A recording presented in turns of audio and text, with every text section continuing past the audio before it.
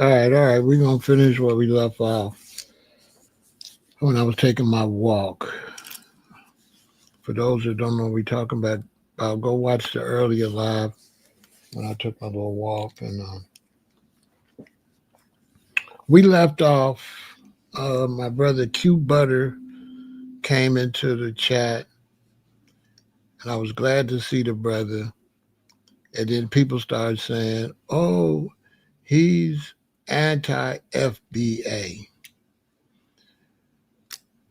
I don't know why they were telling me that because I'm not in that battle. So I didn't understand why people were saying that to me. I'm not known for being in personal battles with people. So I didn't understand that. Because there's nothing on my channel where you see me personally battling anybody. You don't, if you go on my Twitter, you don't see me in the back and forth with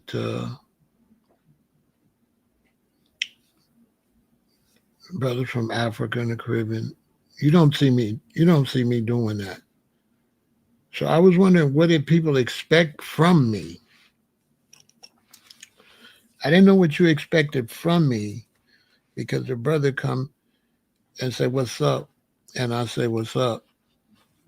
And people were telling me, "Oh, he's always uh, bashing FBA." Well, there's a back and forth going from both sides. So what you want me to do? You want me to pick one side? As far as the argument goes, because I can't verify.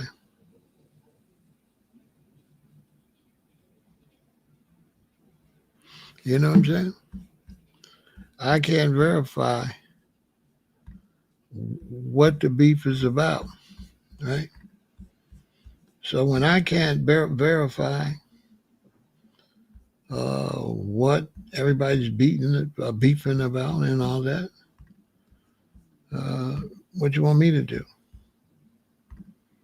Even on my own channel, you don't see me uh, beefing. You don't see me beefing. People come over here, trolls and everything. You don't really see me getting in that beef. I just come, kick my information, and then I keep it moving. You don't see me get into that. I have my own personal conversations about situations, but you don't see me uh, going back and forth or getting into personal uh, dislikes and beefs with people over that. So it was really childish. I haven't been involved, and so people kept saying he be disrespecting FBA. He be disrespecting FBA, and I was wondering why they were telling me. I didn't get that part. And why are you telling me?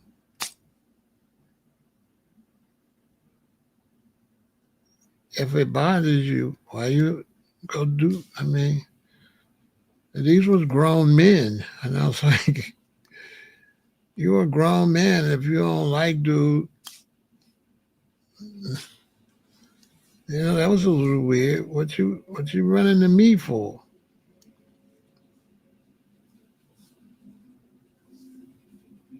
My conversations are in general. My conversations are not personal. I don't do beefs. I'm a vegan. So I don't do beefs. So I'm not beefing with anybody over reparations and FBA. Let's just get that straight. I do not do internet beefs.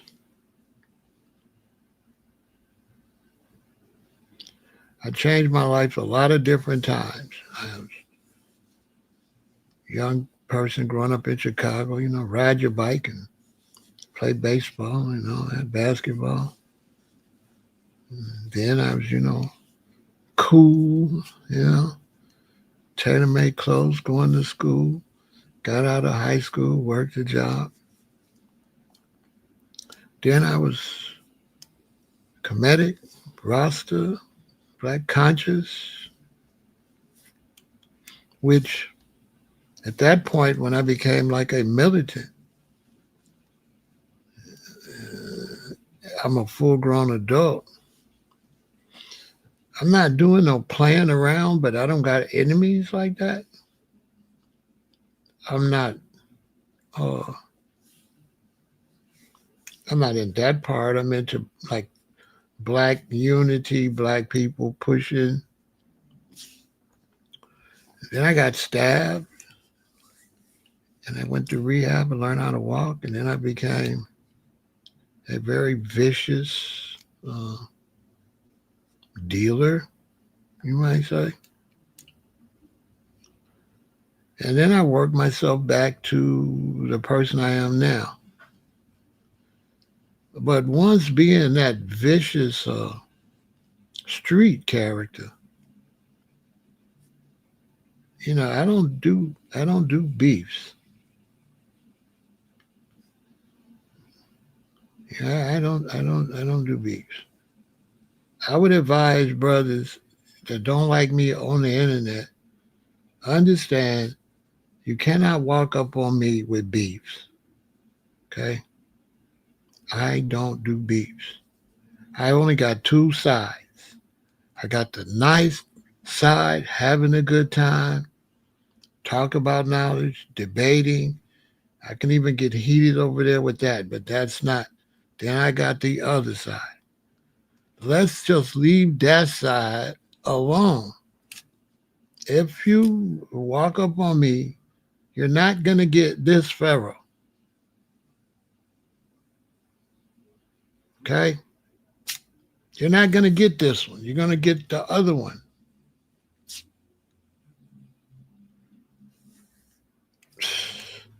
I'm not trying to, if you've seen me in the last one, I'm a very nice person. I'm not trying to do all that. I'm trying to avoid that. I worked hard. I got married. I raised children. I raised stepchildren. I got out the streets. I threw away my scales and all of that. And the only thing I was standing on is protecting my family and my own life. I never was a person that did beef in none of those lifestyles. I never did beef. I don't like beef. I'm the type of person, me and you don't get along. You go that way, I go this way. I'm not the type of person that we just, when you could have went and I could have went. I'm not the type of person, I'm not the type of person on the internet that's not me. So when you get to the beefing part of FBA and all that, that's not me. I'm more the serious, the business side. What's up with the reparations, with the knowledge? What's up with Africans? When y'all gonna get yourself together? I don't like how you Africans are functioning like that. But I'm not for, oh, brother Abdul. Well, I'm beefing with brother Abdul like that. I'm just talking about Africans in general. I'm not doing that. And so if I'm talking about Africa in general, I'm not hating on my African friends. I'm not hating on my friends from the Caribbean.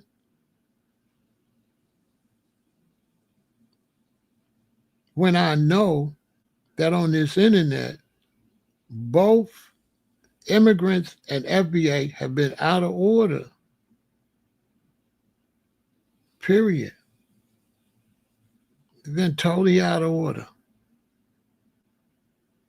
I'm on the FBA for lineage reparations to give a new identity because we don't want to be African Americans.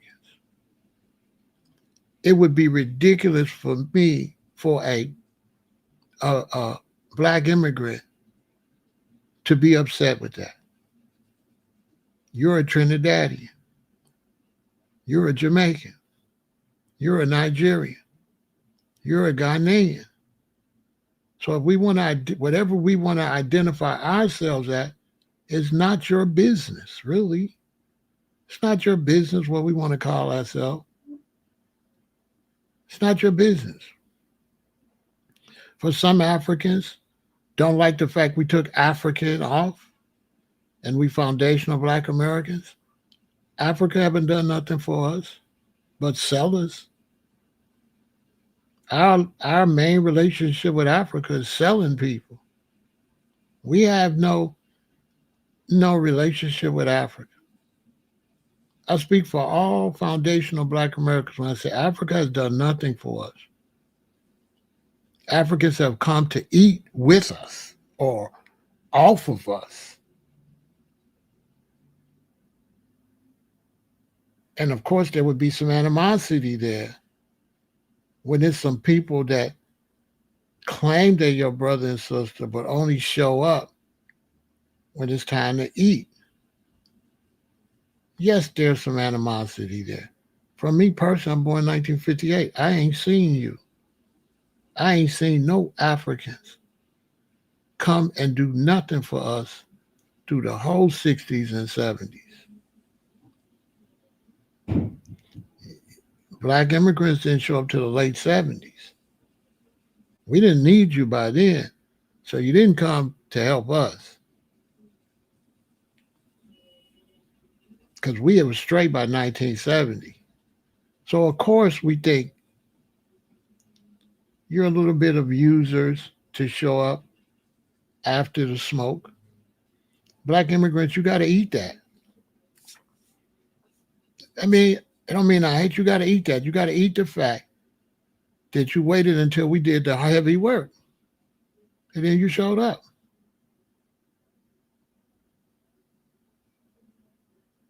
Okay? This might be over your head kind, because you seem to be the type of person I ain't hear nothing I'm saying. You understand? And so, from speaking from Black Americans' point of view, yes, all we've been through for you to show up after the fact of the matter, that is definitely a problem. And like I said, I was born in 1958.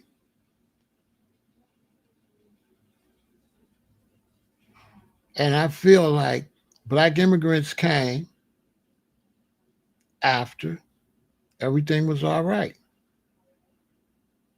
And I think it's fine that all of a sudden we could sit on the front of the buses and all of a sudden we could drink on every water fountain and all of a sudden we playing baseball and basketball and Jackie Robinson, everybody went through and you showed up. But you didn't show up as if all that had happened. And so many of Africans and brothers from Caribbean, especially Africans, walking with your chest stuck out after you came when it wasn't no smoke, you foul. I feel like Black Africans are really foul. That's what I feel. But it's not personal. But I feel that Black Africans are foul. They don't show the respect, right? They wasn't, okay, right. They don't have to be let in. But when they come in, right? I agree with you. They don't have to be let in. But when you come in, what type of attitude should you have?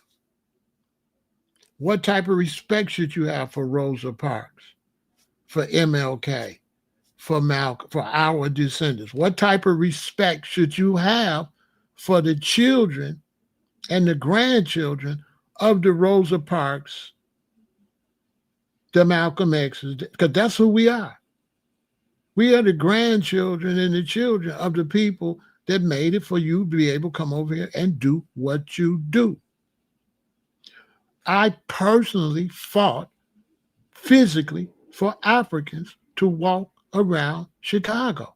This is an absolute fact. They would have got beat up. Martin Luther King said he'd never been more afraid in his life than over at Marquette Park here in Chicago. So if you don't recognize that, we want you to get out. You don't have to bond with us. You have to just respect the struggle. You don't got to come be with me, nothing. But you have to respect what make it possible for you to walk around here, because the same people that fought to make it safe for you to run around here can make you not be able to move around here. I'm going to just keep it real. The same energy we use against racist whites where we could walk around, we could use that on black immigrants so you can't walk around. I don't want to mince no words. We can make it very difficult for you over here. Very. You got no wins. Your number's too little. That's what I'm saying. This is not no even back and forth.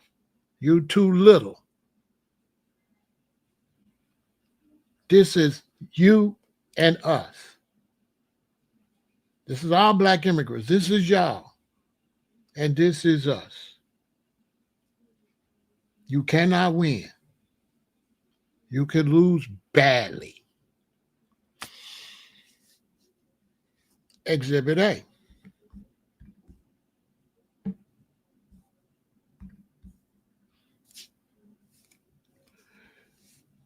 This is the 10 most populated countries in Africa. Nigeria got 233 million people. There's 212 million white people in the United States. There's more white people in the United States than every country in Africa except Nigeria. What y'all think about that? There is more white people in America than every country in Africa except Nigeria. What y'all think about that? How powerful are y'all over here? Not powerful at all. There's 50 million black Americans, meaning we would be the 8th largest nation in Africa out of 54 nations. We would be the 8th. We would be right behind Kenya.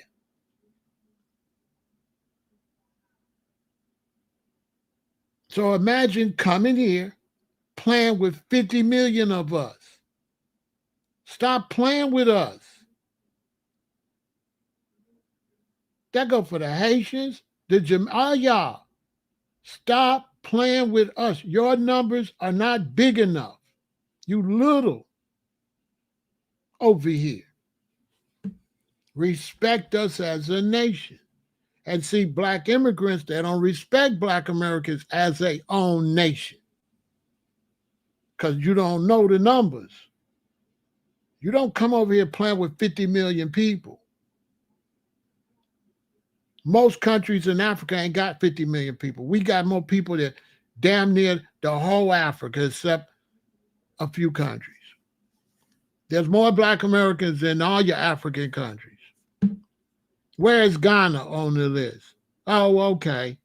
Ghana's not on the list. So it's more black Americans than it is all the black people in Ghana.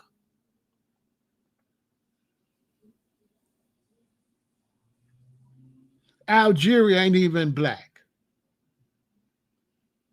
Algeria is Arabs.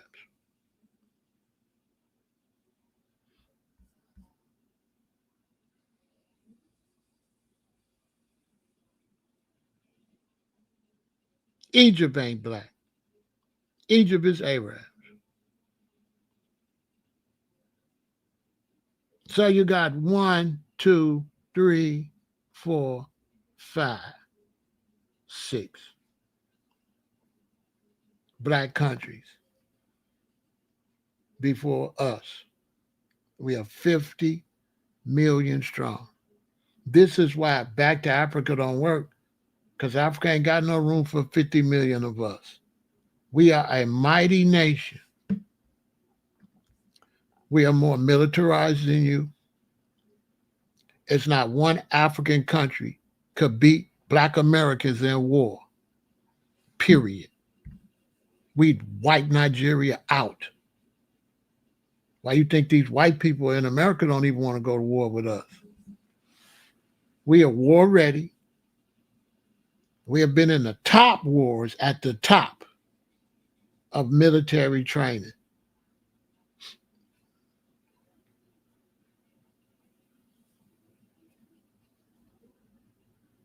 From the Revolutionary War to the Civil War, World War I, World War II, and all the other wars. We fought in them. We trained them at the top. And so one of the problems with black immigrants, you don't know who you're playing with. That's like your problem. I had somebody ask me earlier, do we got a Caribbean community in Chicago? They'd get decimated. They would have to tone that shit down. Like that stuff that Jamaicans and Haitians be doing in Florida and New York, that, you'd have to tone that down.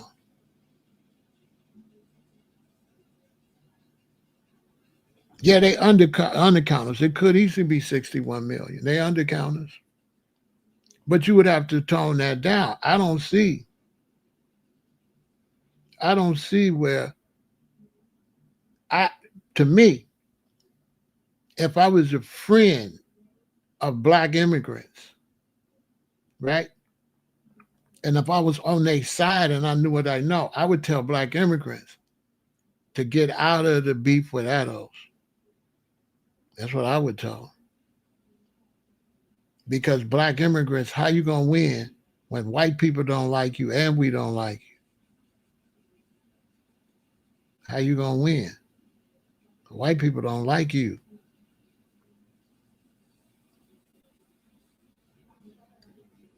And they like you way worse than they like us. They like us way more than they like you. White Americans like black Americans way more than black Africans and black Caribbeans. I don't know what nobody told you. They're going to ride with us. They're not going to ride with you.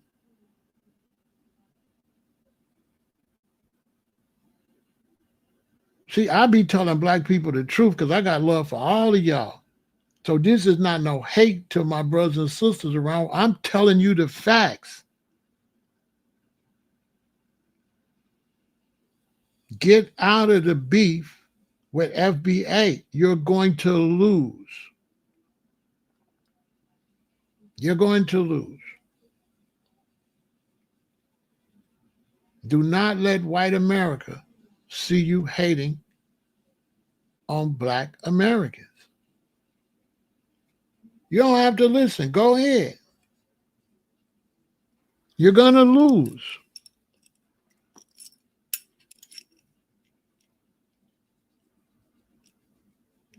You're going to lose.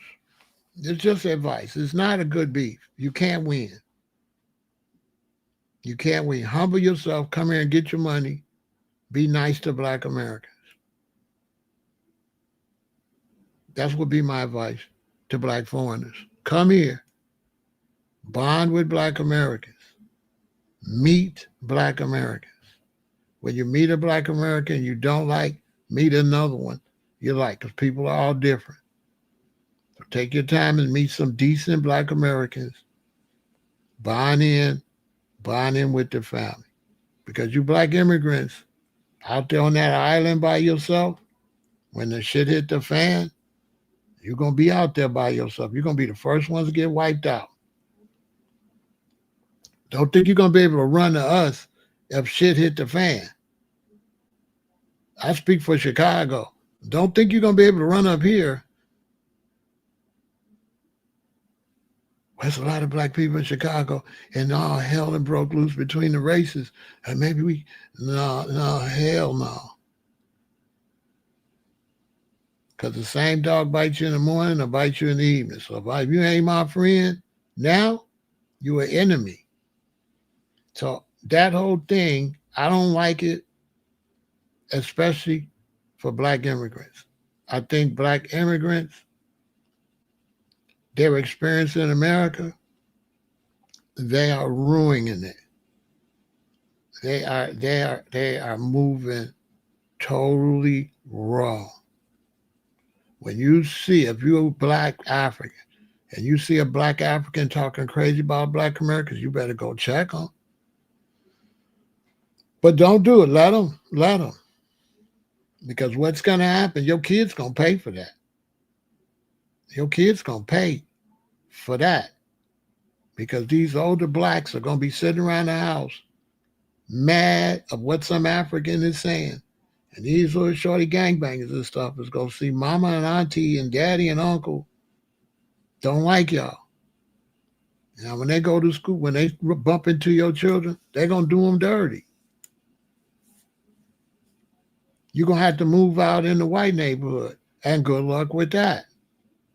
That's not going to work. That's not going to work good because you don't really want to accept the black American experience. So you don't want to blend in with black Americans, but you don't understand white America. So you really think it's cool. You think it's sweet. This is the problem of coming up here in the 80s. Because see, you don't know the 50s, the 40s and stuff like that. You mess around, you from Trinidad, you from Haiti, you from Africa, you're driving your rig out here, you're a truck driver, and you go to the wrong town, and now you're missing. Because all they're going to see is an N-word. Yeah. That's all they're going to see. When you get out that truck, you're not going to be no Nigerian. You're not going to be no Ghanaian. You're not going to be no Jamaican or no Trinidadian or none of that. You're going to be the N-word. When them good old boys catch you out there. All they know is you black. And they don't like you. And if they find out you got an accent, they're going to hate you even more. A black American, if he know how to play his cards right, he could get out of that situation. So I look at black immigrants that's all online hating on black. I look at them as stupid. You know what I'm saying? And I think black Americans really don't need to be going back and forth with them because they ain't nobody. And you don't be wasting your time with nobody like that. They ain't a factor. You know what I'm saying? I don't think black Americans should be beefing with black immigrants. Black immigrants is not a factor. Most of the things the FBA is upset about is FBA's fault. Because if you unify and do what you're supposed to do, can't nobody come take your jobs. But what foundational black Americans got to understand is we're going in the computer era.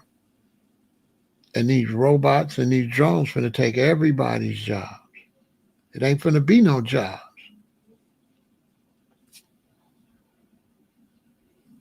And this power structure is ran by whites. And they know it's not going to be no jobs. And they know as the jobs start dwindling, they got to figure out what they're going to do with these people. So they finna kick black immigrants out anyway. All these Johnny-come-lately people, they all finna be put out the country. See, they not telling y'all the truth. The reason they rounding up the immigrants because they don't got no more work for you. The gig is up. They going computerized. What the hell they need with a bunch of Mexicans and Venezuelans for? What they need Africans for? They don't need you no more. They don't need Africans no more. They don't need you. America doesn't need you anymore. Your time is up. They're going to revoke all them green cards. Why you think you got a green card? So they can green light you. You got a green card so they can always know you not an American. In the eyes of white America. That if you have a green card, you could go. That's why you got a green card. It don't matter if you married in or whatever. If they get mad enough, they going to throw you out. And that's going to be black immigrants' fault because you didn't listen to black Americans. We could have told you who you was playing with, but you don't want to listen. You don't want to follow the leader. And so black immigrants are foul. Because if I go to Africa, I got to follow the leader. I got to follow the Africans. But for some reason, black immigrants think they could come here and lead. Don't listen to the person already in the turf.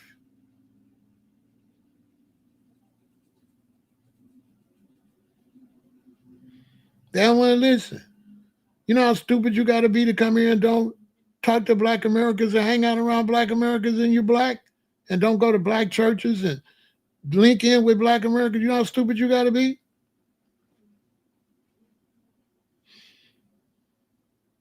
And have yourself out there on the island and think you could suck up to white America? Because this is the vibe I'm getting from some Africans and some black people. They thinking they can come and they thinking you got the white man, they got us, and they believe they can push us out the way and suck up to the white man. Black Americans. Do they know the white Americans? They believe they can be friends with them. They believe they could be up there next to them. They really believe that. They believe he'll treat them better than us. They really believe that.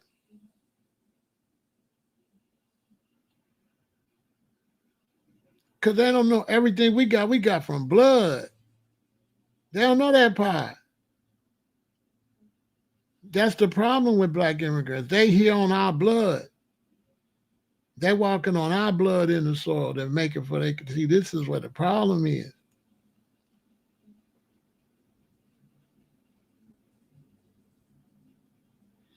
They don't know no better. They don't know no better. That's why. Because they don't know us. And if they don't know us, they don't know white America. There's no way they can know white America without coming to us. XYZ. How could they know America without talking to us? It's impossible. Think about it. It is impossible for them to know where they at. We the only ones could tell them who they over here with. They don't know who they over here with. So Trump get in there and now, listen, what was it, 2 or 3 weeks ago?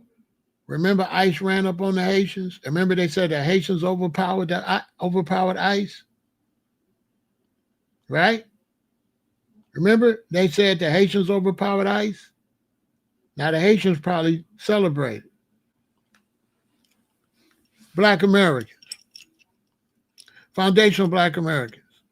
What we thought when we seen them overpower ICE. We was like, uh-oh. They don't even know. Black Foundational Black Americans. Ain't they finna roll on the Haitians heavy? Hey, right when they think it's peace, what's finna happen to the Haitians in America?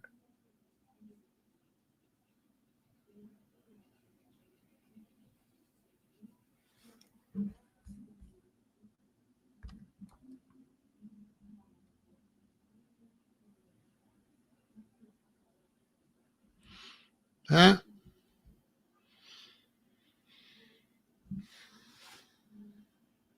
What's finna happen? See, they don't even know. What's gonna happen when they show on the news that ICE ran on the Haitians and the Haitians overpowered them and they put it all on the news? They put it all on the news. Look, the Haitians chased ICE. They overpowered ICE.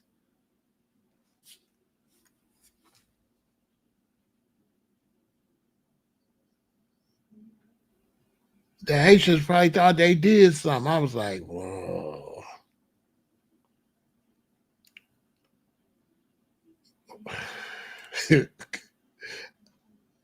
Five, four, three, two, one. They're going to go put a whole team together. Okay, how many of them was it? Okay, how many men we need?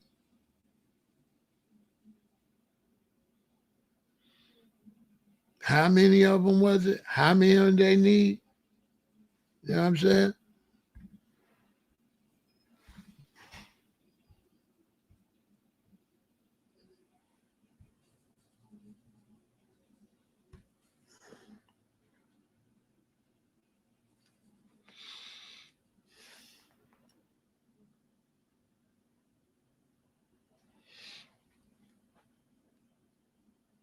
How many of them was it? How many people we need? Where they be at? They're going to do military surveillance. Where they all located at in this country. They'll go in the war room and they'll make a whole operation just for Haitians. And they'll wait. They'll wait. Because what they teach us black Americans, what the white man say? He said he what? He got all the time in the world. He in his mind, he got, all right, we call it hold that thought. But they call it, we got all the time in the world. It ain't gonna be a Haitian nowhere.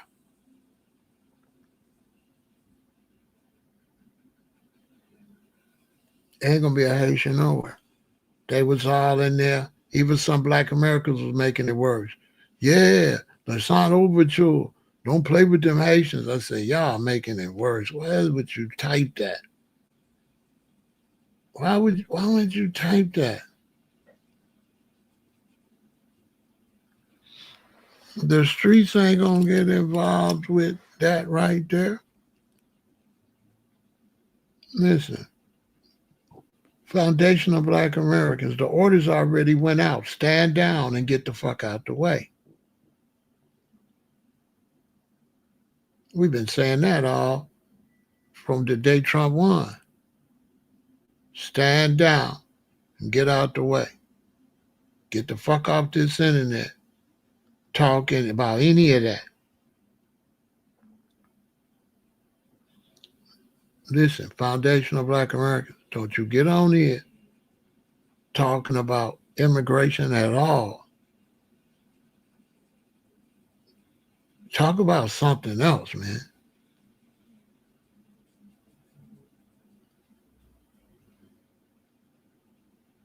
Talk about something else. Don't say nothing. Okay? Don't stand up for immigrants. Don't talk against Israel. Stay out of both of them. Stay out of the Palestinian situation. Stay out of it, man. Stay out of it. Those that listen, listen. Those that don't, hey, make good luck. Stay out of it.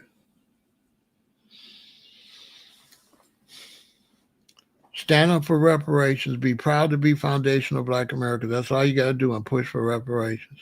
pushing for reparations does not mean beefing with other blacks and stuff like that. So it's real disappointing when I see my man Q Butter and he working in New York with the black youth, teaching them electronics and computer science and all this stuff. And he come into my chat, what's up, Pharaoh? I say, what's up, brother? And people like, oh, he be beef with FBA. He be disrespecting FBA. Hey, what that got to do with me? That's another group of people doing that. That's not me. You never know me in that. I stay out of that. I support foundational Black Americans. I support reparations.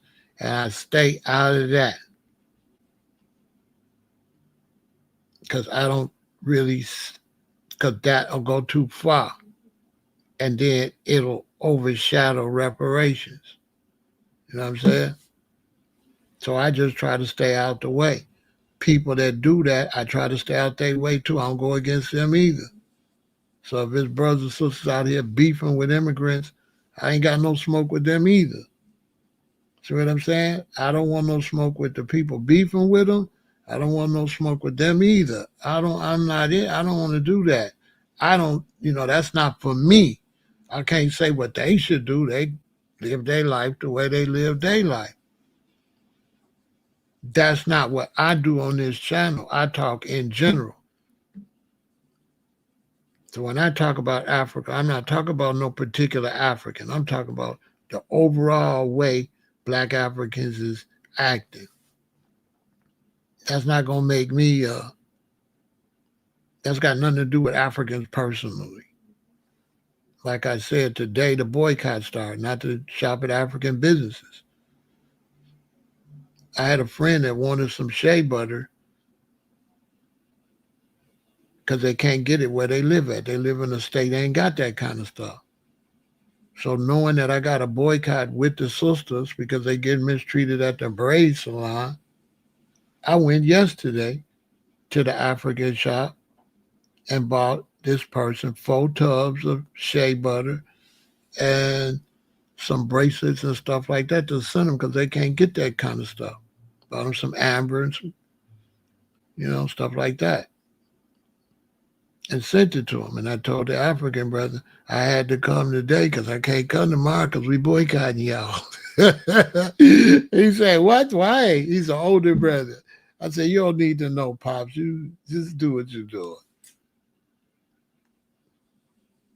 That's what I told him. I said, I had to come and get my shea butter yesterday. I had to come get my shea butter today because I can't come in here. I can't come in here tomorrow because we boycotting y'all. I tell him. That's what I told the African brother, nice older brother. Just got his little shop trying to feed his little family and stuff. You know what I'm saying? He just trying to feed his family, got his shop. You know what I'm saying? He just got to take that L because his people at the braid show be talking crazy.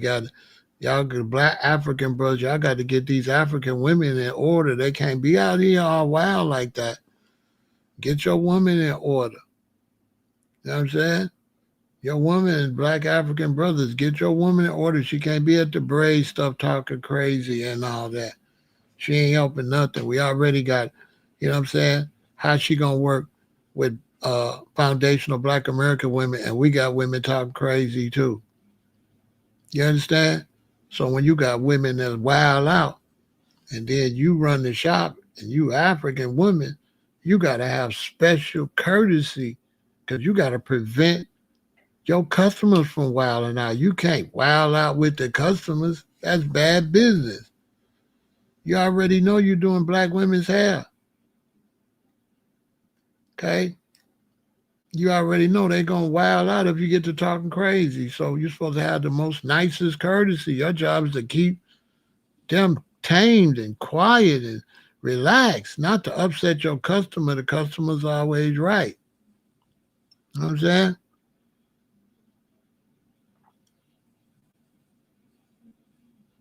You feel me?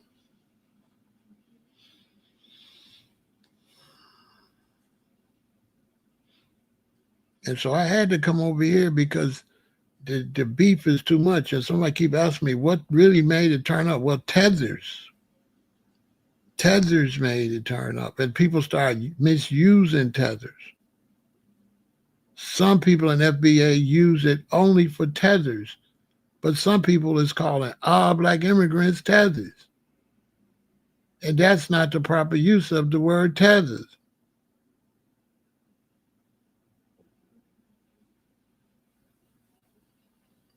It's not going to be hard for them to get in order because they're finna get deported.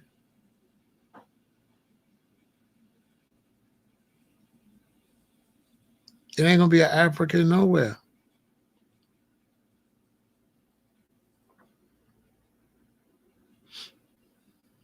It ain't going to be an African nowhere. Their only hope was to bond with us, and they didn't do it. They didn't go bye-bye. They finna kick them out. It ain't going to be no Africans here. You listen. This what I'm trying to tell y'all. When they come in, you got to get in with the people that's here already.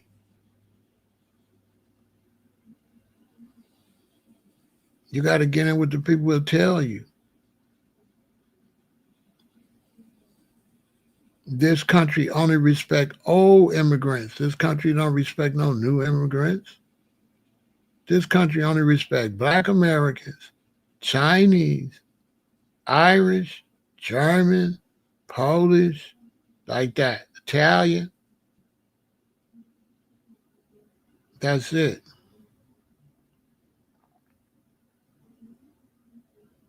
Mexican? No. Mexican? No.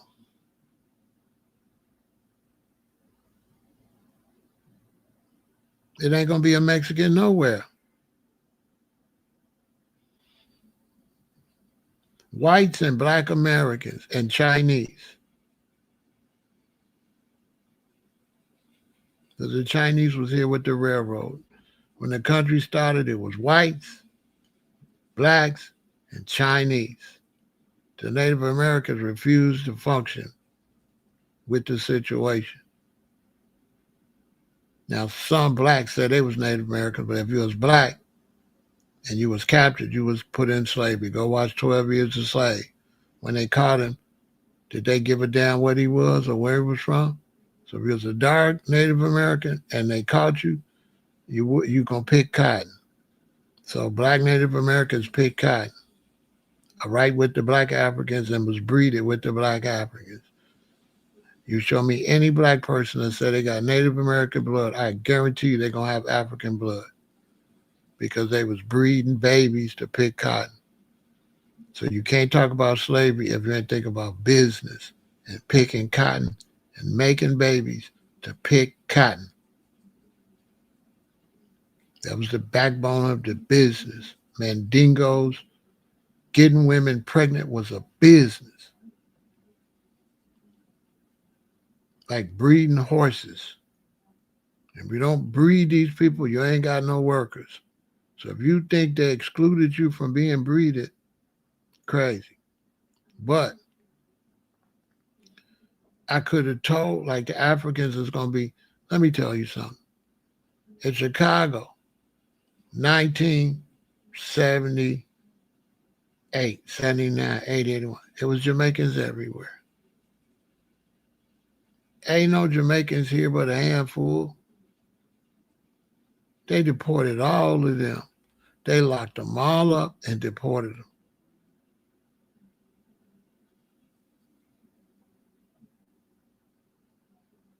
There ain't no whole bunch of Jamaicans in New York like it used to be. They deported them. Florida, Chicago.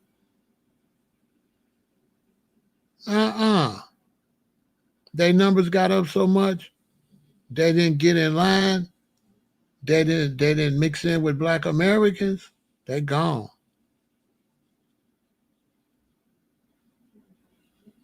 I could name a lot of my brethren gone.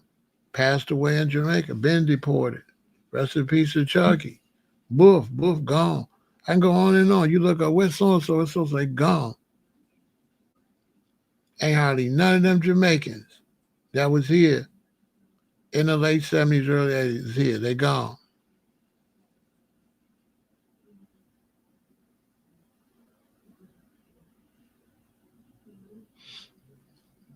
Gone.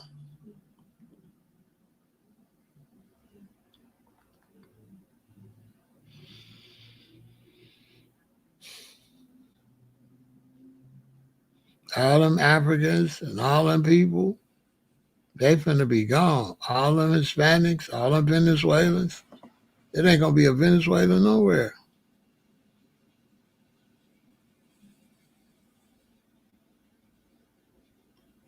It ain't been 1 year yet.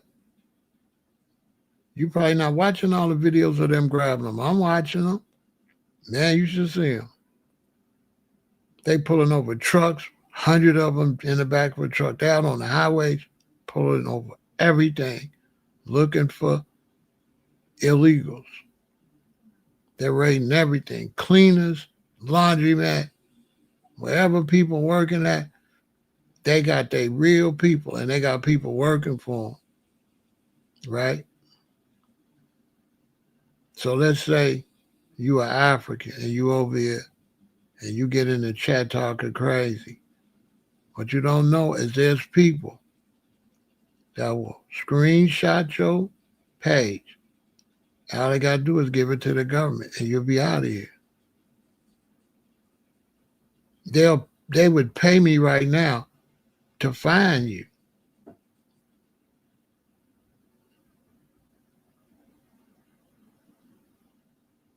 I don't pay no attention to that stuff. I told you I don't look at that stuff. I don't look at that stuff. Blacks that look at that stuff is one reason it's going on. You show me somebody that's involved with that, told Sid, and they're flaming it too. They're into it.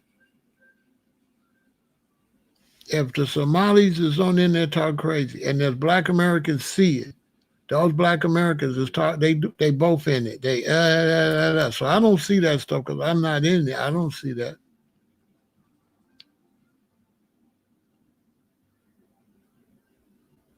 I don't see that. If I seen, like right now, under this environment, if I seen that, I be thinking the Black Somalians is crazy. They trying to get deported. So I wouldn't be mad about it. If you was a Somalian on the internet up in Minnesota disrespecting Black people right now with ICE everywhere, I just look at you crazy. I'd be like, this fool want to get kicked out the country. You know how stupid you got to be a Somalian on the internet beefing, bragging about being a Somalian? Any Black American mad at that is crazy as hell. Why would I be mad at that? Why would I be mad at somebody that's trying to get themselves deported? You know what I'm saying? I'd be looking at them crazy. I'm the type of brother to be like, hey, bro, get off of here. You're going to get your ass deported. Click. He'd be like, you Americans are nothing. We Somalis. Bro, stop telling everybody you Somalians and where you at. See, that's why they need the Somalians. Y'all see, they hating. It's gonna come back and get them because we the one could tell them how to stay over here. No, they letting Trump and them see we Somalis and we proud that we're taking over. Unbelievable. We Somalis, we taking over. Man, listen, that would not upset me right now. I'd be like this.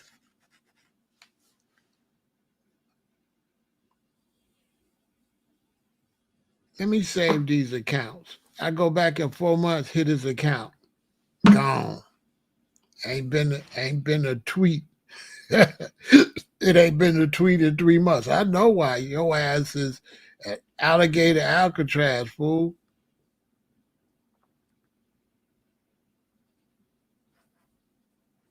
Because they don't talk to us.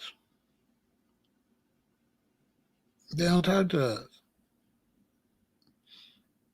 They too busy beefing. If they was talking to me, I tell you just like this. This is what I would tell to all the Africans and all the black Caribbeans. I'd be like, listen, they finna put all the immigrants out. And y'all, the black ones, they for sure gonna throw your black ass out of here. You need to go ghost. You need to get the hell off social media. Because you on social media and then you talking to all other Somalians, and then now they gonna get all y'all. They got all y'all. Because you're on there. Yeah, I'm a Somalian. I want to get deported. You stupid foundational black Americans. I am a Somalian right now while they looking for people like me. It's like, hell no. Hell no. I wouldn't even go over there because I don't want my name to pop up where ICE is looking. ICE looking, I don't want my name popping up over there. I don't want them to see me. I want to go ghost. My name West, and I ain't in that mess. Good luck, because it ain't going to be an African nowhere. It ain't going to be no Africans like all them Ethiopians in Washington, D.C. They could kiss their ass goodbye. They don't know nothing about it. They don't understand. They don't understand fiscal years and shit like that. They don't understand, this is 2025. They don't understand the face of America by 2027. They don't understand that when you blink and look 2027, there won't be an immigrant nowhere. And people not playing. Trump ain't been in there nothing but 5 months. Boy, by the time January get here, boy, you know what I mean? People they gonna be done through out here. They dude is the one that worked for Obama. They throwing people out of here. They don't need you. You in the way. You cost some money, and they got robots. This is what people not understanding. They going robotic. You're not even needed. And the government is like this. We gotta figure out what we're gonna do with Americans, because if Americans find out we take their jobs, Americans have a revolution. But we can kick these immigrants out of here. They ain't gonna do nothing. So let's get them out of here first.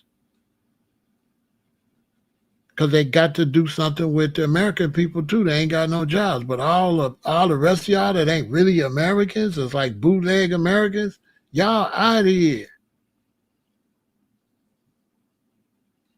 Somalians is gone. Minnesota not, them white people not finna let Minnesota be Somalian. Y'all don't know that? Y'all believe white America gonna let Minnesota be Somalian? Who believe that?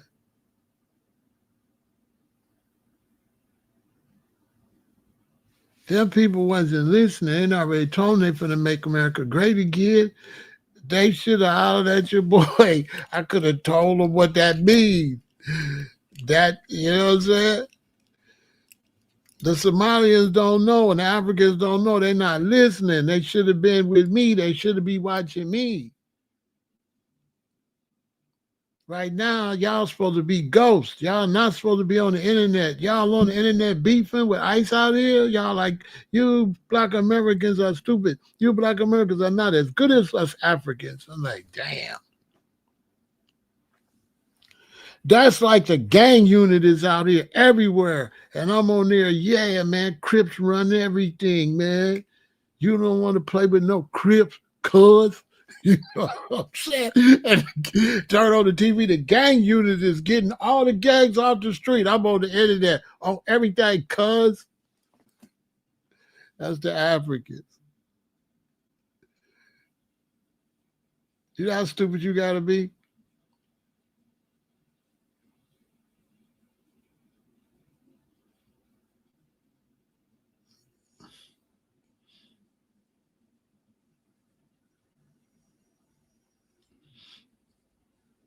Somalians think they own Minnesota. They don't even, Minneapolis. Minnesota and Somalia don't even go together. They don't know. They in Minneapolis. Who run Minnesota? And what you think Minnesota think about Minneapolis? They're like, you know what? They think about that just the same way Mississippi think about Jackson. How Georgia think about Atlanta. How Illinois think about Chicago. They don't take all this shit back. Black Americans, we know you got to have your own. You'll be fine. You'll be fine if you have your own.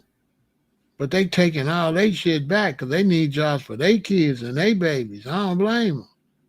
White America got to feed white America. They got children too. They cannot keep feeding everybody. I don't blame them. A lot of blacks is mad at white America because white America doing what Africa won't do. Africa need to look out for Africans the way white Americans look out for white Americans. Don't be mad at them because they doing what they supposed to do for their people.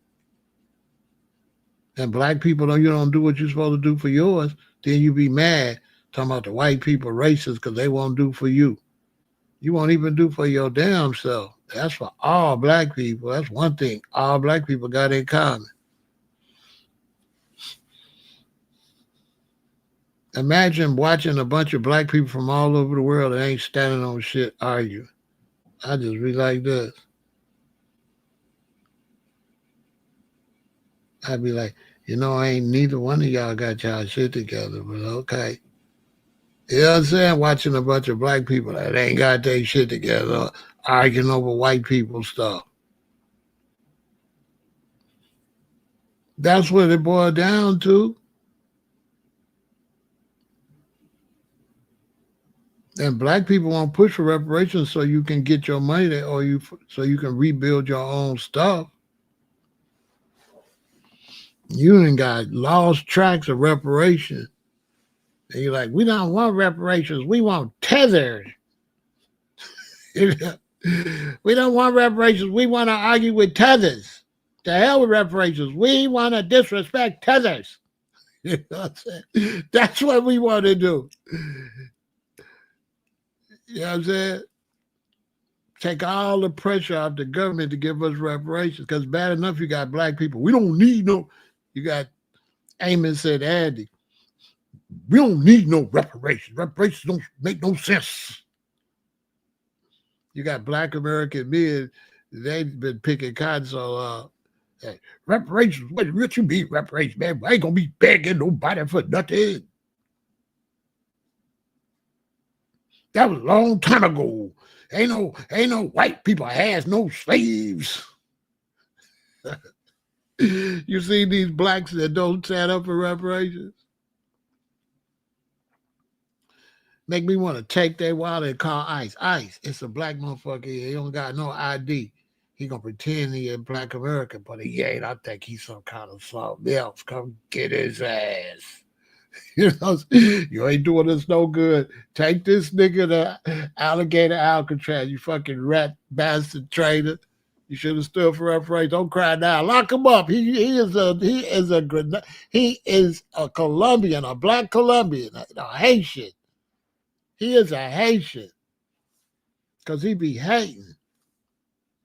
He be hating on reparations. Lock him up. He's a Haitian. Because he always hating. Hate is all what he about. Lock his ass up. We should call ICE on all you niggas that's against reparations. Hello, ICE? It's an illegal Jamaican over here, but he don't talk with no accent because his mama snuck him up here when he was little. He'd come get his ass. He had 1439 Normandy. He got on a blue jacket. They call him Reggie. but his name Junior. You know what I'm saying? His name Junior. Motherfucker, you talk about you ain't for reparation. Get his ass. I'm an American. No, he not, because black Americans, we want reparations. He don't want no reparations. He ain't us. He not us. Lock his ass up. Lock up all these niggas that ain't for reparations. I hope y'all all be an alligator Alcatraz. Every black person that ain't stand up for reparations, we should call ICE on you. On my soul.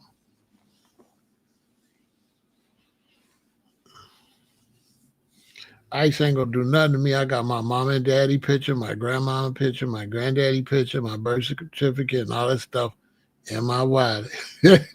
No, I don't, but it's funny. I should have it. I should have all that stuff. But I'm not finna argue with no Africans. I'm not finna argue. I'm not finna be arguing with no Africans and get in that beef for you tell me, oh, this brother he's going back and forth with FBA. I mean, it take two to tango. So he can't go back and forth if y'all ain't doing that goofy arguing. I don't see internet beef, and I don't see it where it is beneficial.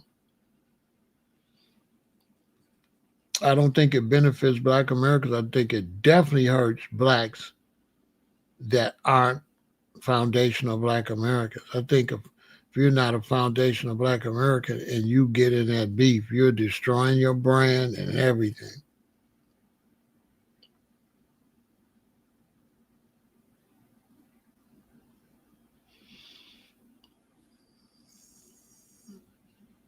We just stay out the way, let them do what they got to do.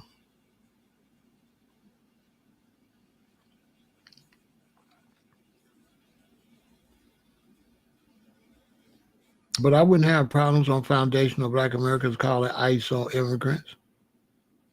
I would do it. All his friends love him. Well, you don't like me. I don't gotta be nice to you. Hello, ICE, come get him. He's right here. I sure would call ICE on your ass. Period. Bye. Don't be wishing bad on me and wishing death on me and wishing bad stuff for me as a black American. And then think I ain't gonna use whatever gangster shit and whatever war I could use on you. All is fair in love and war.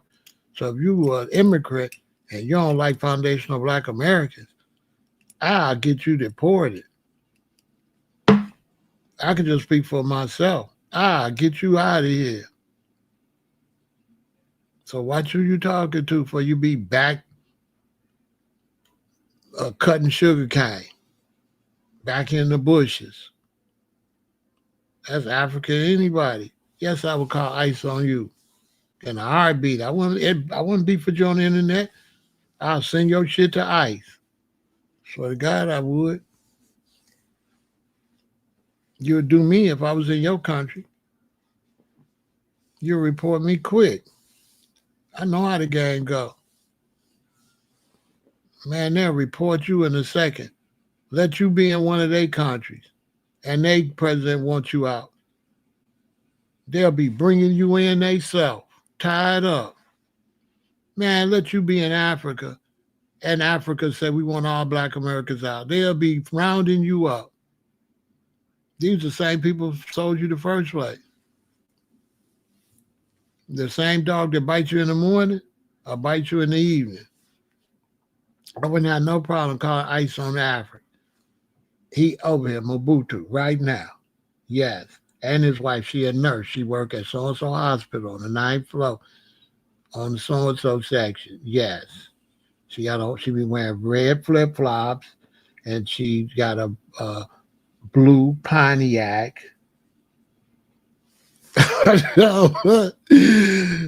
Bitch, get her out of here. You know what I'm saying?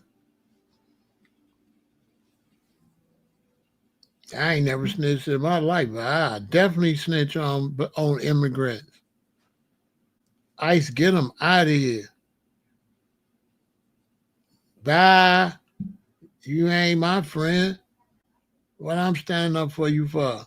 You ain't my friend. You don't like me. You want to take food out of my mouth. You ain't got no respect. You disrespectful. And this way, I ain't got to do nothing to you and go to jail. I could just send you to jail. Why would I fight with you and brawl with you and go to jail when I could call Holman or what's the leader name? Oh, what's his name? I call him. That's all. What's bro name? Playing with me. I'll show Tom Holman. Yeah. Yes, I would call the police. I would call ICE. Quick. On a Mexican or anybody. I sure would.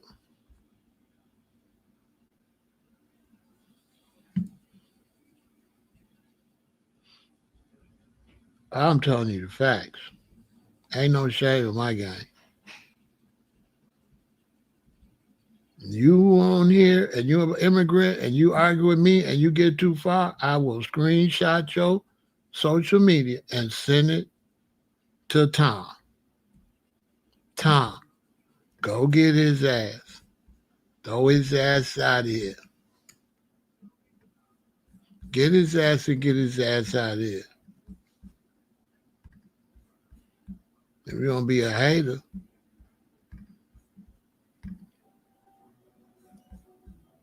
straight up, I will call the police on you. I'll tell everybody. I don't care. Man, all of this liking somebody that don't like you, man, fuck that. If you want to go to war, all is fair in love and war. That's what I say. I'm not going to sit up arguing with you back and forth on the internet in my motherfucking country. And you done came over here on some shit that my family been working on for generations. And you pop up over here talking crazy. You think you could just come to Chicago and talk crazy as long as I've been in Chicago, making Chicago work how it worked, and you just come over here some Johnny come lately talking crazy? Man, now I'll call the police on you. I'll call ICE on you. I'll do you just like you'll do me. They'll call ICE on me. Man, them people would call and have you put out their country. Every last one of them. Come on, man. Nobody, I be real. I be keeping it real. Ain't nobody gonna do nothing about it. Most people be scared to say this. You know what I'm saying? Man, I would call my man Tom. It's a Jamaican or it's an African or it's a Venezuelan right here on 97th and Loomis talking crazy. Get him out of here. He'll think his mom and all that. The two flat with the red in the front. Swear to God. Stop playing with me. Stop playing war with me. If you want to go to war, we're going to go to war. That's what I would tell all you immigrants. Y'all want to go to war. Stop playing with black Americans before we start calling ICE.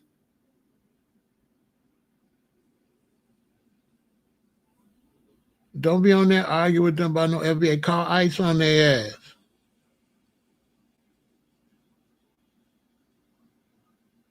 I don't care what the reason you don't like me. Get out. Ain't no rules in all this fair and love and war. If you keep telling me you don't like me,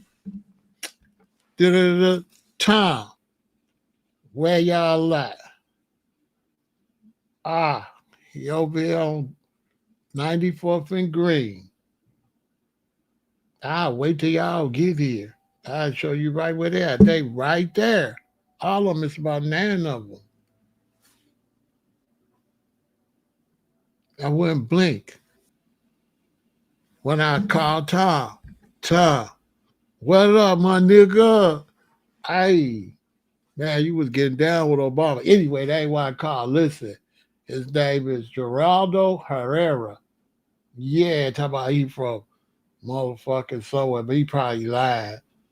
A Spanish nigga. He right here, 1842 Loomis. It's a green van in front of us, about 32 of them in that two-bedroom. Y'all need to pull up from the front and the back. Bring a lot of people, okay? When y'all coming, I'll be here. I'll be down on the corner.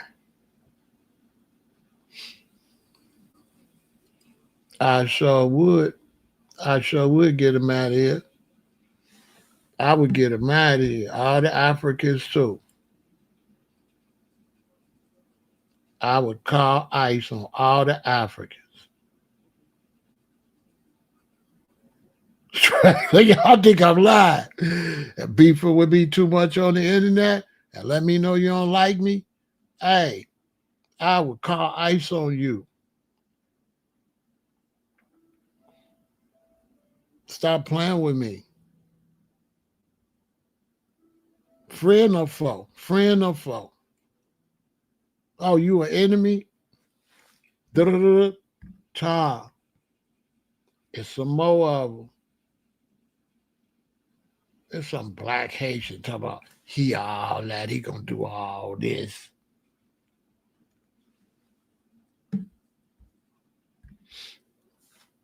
Yeah, you a Haitian, you talk crazy, I'll call ICE on you right now.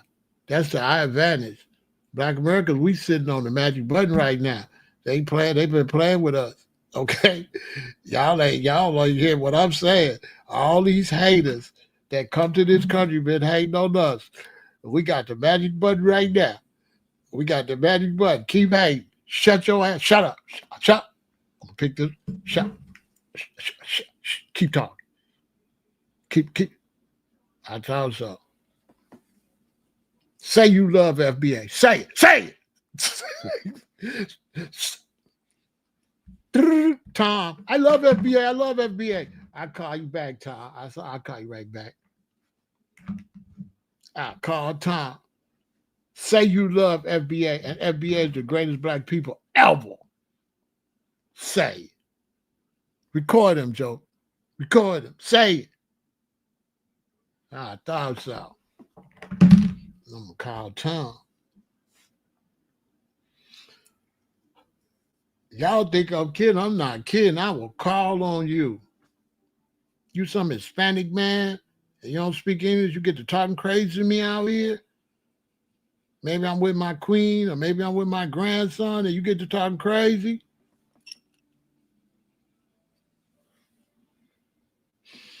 Call.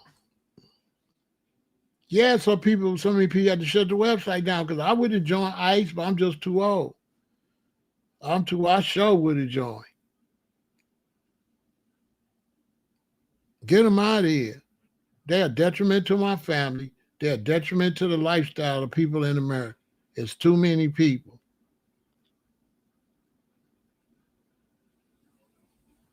Everybody that's messing this country up, I call out. Hello, Tom. Some white dude. I think he ran across the border, got makeup on to his name, Joe Biden. He looked kind of old and stuff, but y'all come get him. I believe he fucking the country up. You know what I'm saying? I'll call ICE on Joe Biden. He the first one they need to arrest. Obama locked all them people up, was putting them in cages. Joe Biden came and let everybody back in. Obama had ran everybody out. Obama ran everybody out. Trump kept them out. Biden go, let everybody back in. Call ICE on Biden.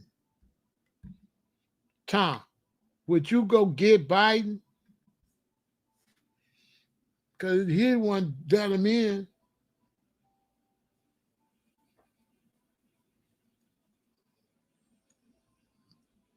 Yeah, I would call ICE right now. Much disrespect as Black America's been taken. I love Jamaican brothers. Call me a Yankee now. I dare you. I dare you. Call me a Yankee. I dare you. Call me a Yankee. Call me a Yankee right now. Hello, Tom. He got on a roster. Talking about his name, Livingstone. His name, Livingstone. His name, Livingstone. Yeah, he on 75th. Right here, right off Stony Island. When y'all come, I'll be here right here till y'all get here. There he go. Right there. Yeah, blood clot that. blood, blood clot that. You know what I'm saying? He ain't no roster. If he was a roster, he would have loved me. He a dready. Get him. Send him a backyard where I belong. Boy, bye. We got a chance to get all the haters out of here. Black folks should have ice on speed dial the way people be hating on us. I ain't gonna lie. I ain't gonna lie. Venezuelan, you looking at me crazy? Why you looking at me crazy? Tom, he over here. I think he a Venezuelan. He one of them. Come get him, okay? Send him wherever. Send him to Alligator, Alcatraz, Crocodile County, wherever. Send him to Crocodile County Jail, Alligator, Alcatraz. Okay? Send him somewhere, but come get him the fuck up out of here.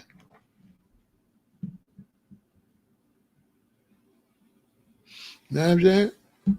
That's how I feel about it. You couldn't dare be no like black immigrant arguing me about FBA. Tom, it's some nigga here arguing me about reparations. Yeah, his mama Trinidad and his daddy from Belize. Come get him out of here. I don't believe he belongs here. I don't think so. But y'all come check him out. Grab him anyway till you find out if he belongs over here. He needs some straightening. I sure would call him on your ass. Tell everybody, chop it up. Tell everybody Pharaoh said he would call ICE. I'm proud of it. Tell him Pharaoh said he would call ICE. All of this, you my enemy, but I got to go by rules. We don't go by no rules in the street. We pop you. That's bad. How come I can lay somebody down, but I can't call ICE? I figure that's the best way other than me fuck you up. Why would I fuck you up? You over here from some other country talking crazy to a real G. You know what I'm saying? I'm not going to jail touching you.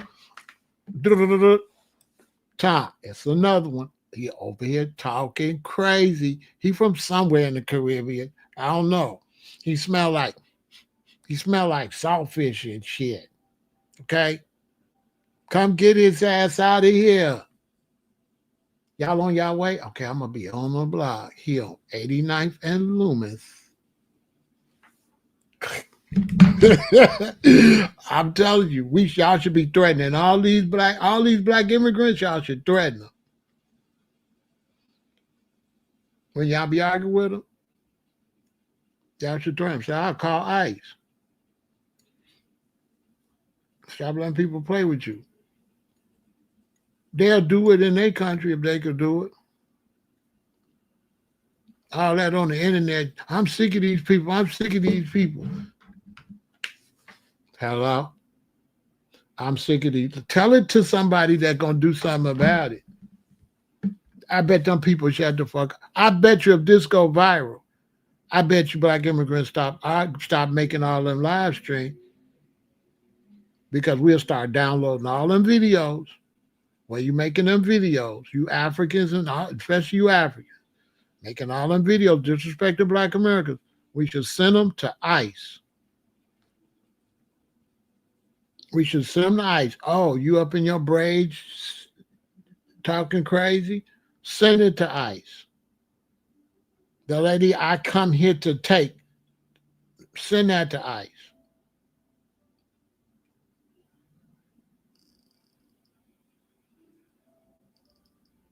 Send it to ICE because don't nobody, enough is enough. Okay? Enough is enough. And if you stupid enough to not be a natural born descendant of American relatives, and you stupid enough to be on here with it, and you ain't really a solid American, right now under these conditions, you dumb anyway. You need to be deported. Cause it ain't no way, I swear to God, if I was from another country, I swear to God I wouldn't be on here. Ain't no way I would be on here arguing with nobody if I was an African or something in this country with that came, because that green card don't mean nothing when you're dealing with dictators. You'll be like, I came here, I got a green card, married my wife. They'll take your marriage certificate and tear that shit up and deport your ass. Say that shit don't count no more. That shit over. Get out. You know what I'm saying? I don't understand what's wrong, especially black immigrants. Black immigrants, especially if you ain't no citizen yet, get the fuck off social media. And then if you in Africa and you own X and you disrespecting black Americans, you need your ass. Boy, listen, you gonna get your people over here deported. Crazy.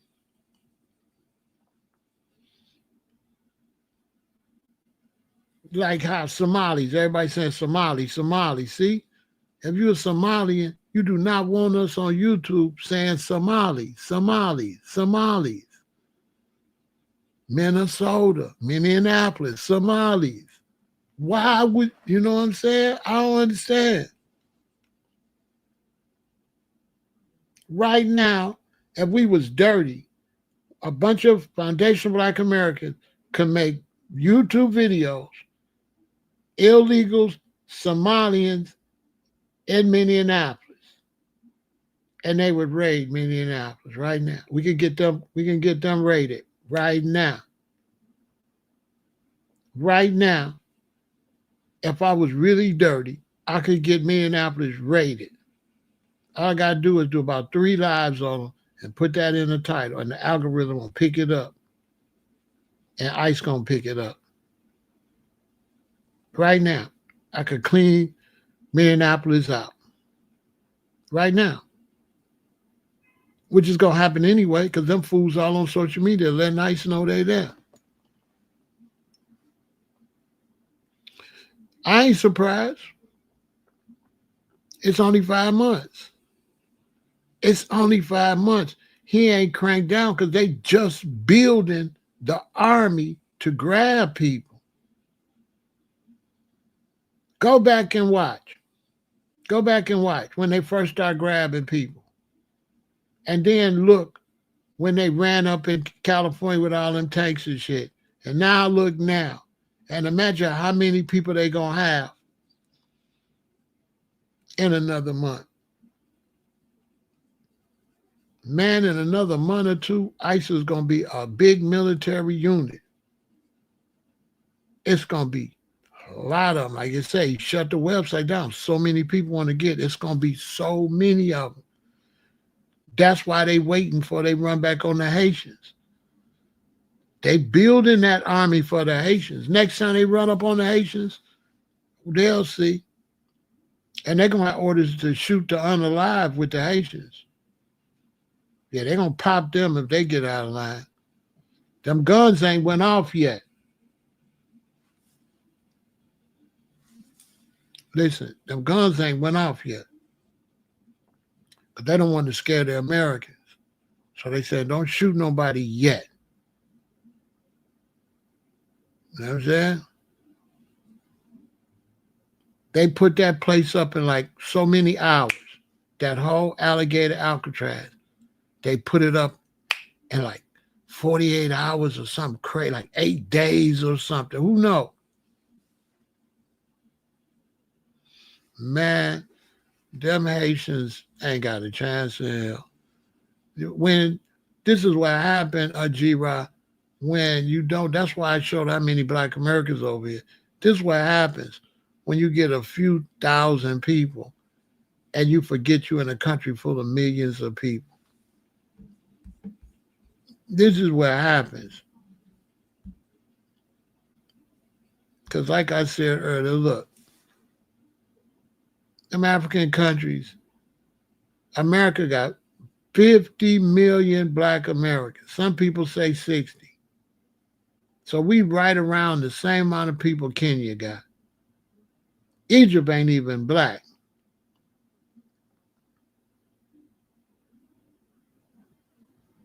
And there's 54 African countries. And out of 54 African countries, we would be number 8 out of 54. So that just shows it's enough Black Americans to have a whole country in Africa. This is why I say y'all don't be beefing, because these people don't know. Because we live in America and because America not developed like Africa, they don't understand Black Americans is a real big nation. They don't understand that. You see, a lot of Black immigrants, they don't know Black Americans is a nation. We got more people than most of Africa countries got. They don't understand that. You understand? We 50 million strong. Look, we 50 million strong. We got more people than Uganda. We got more people than Uganda, Algeria, Sudan, and everybody under that. Foundational Black Americans is not no joke. Like, that's not no joke. It's a powerful. But because we in America, they don't know. Because white America got the same amount of people damn near as Nigeria. And that's just the white ones.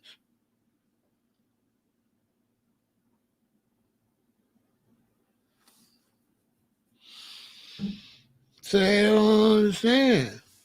It's like, you come over here, you know what I'm saying? That's what happened to Jamaicans when they came to Chicago.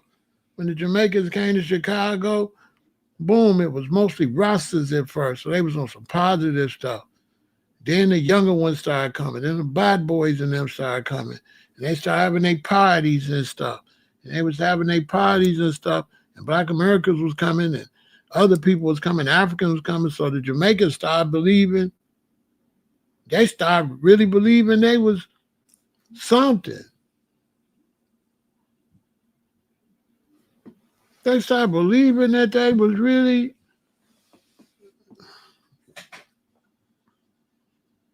They used to have a place called Union Hall. Man, I'll never forget it, man. And I would go there like late, because, you know, if you hustling, I'm hustling all from in the morning all till late at night. I don't really get off ever, but I could pass up that late night money if I want to party. And, you know, by the time I'm ready to really get off and I get to the clubs down, you know, most of the clubs close at 2. I'm still making deliveries at 1:30, 2 o'clock, so I can't go. But Union Hall would be open till 5 in the morning, 4:30 in the morning. So I could go to Union Hall and get there at 2:15, 2:30, be to make all my money all day and kind of relax. And I remember being in Union Hall. Jamaicans had this big party going on. I'm standing out there. I'm foundational Black American. I'm a Rasta. I'm Kemetic Rasta. So, you know what I mean? But all these Jamaicans and stuff and the few Trinidadians and them in there, they don't know nothing about Chicago like that. So I'm standing in there and I see 4 brothers come. See 4 brothers.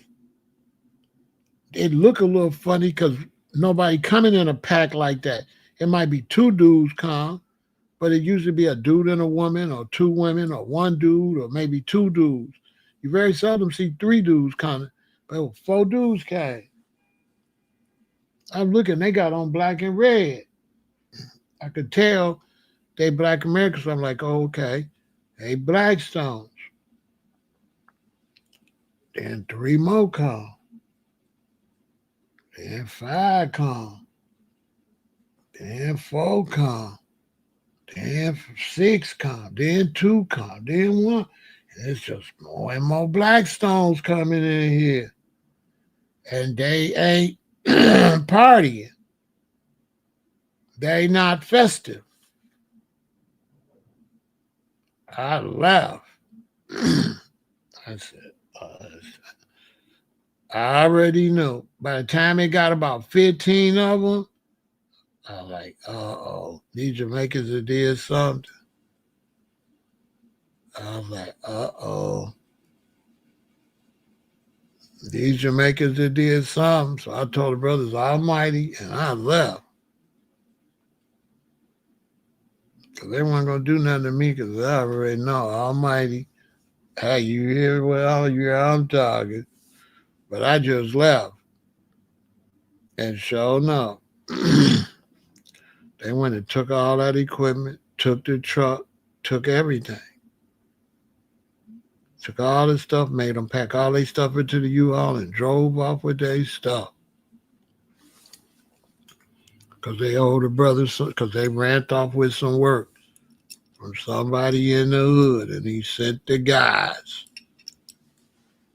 They even grabbed one of my associates, Jamaican brother. They kind of, Talibaned him, kind of held him hostage. You know what I'm saying? Took everything. Took the truck and all the equipment. Playing with the guys. Same thing in L.A. When the Jamaican rustlers went out there and started playing with the Crips. Got did real dirty. You're not. You start thinking your numbers big. You not. Come on, man. You went to foreign land. You don't even know.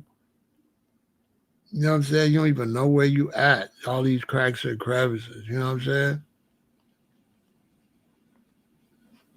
That's why I keep saying that. Black immigrants, they should be trying to come in and learn what the do's and don'ts in the country is. The way they be functioning is bound to be a clash, especially with social media. I don't know why you would get on social media talking crazy, putting your people in danger. I don't know.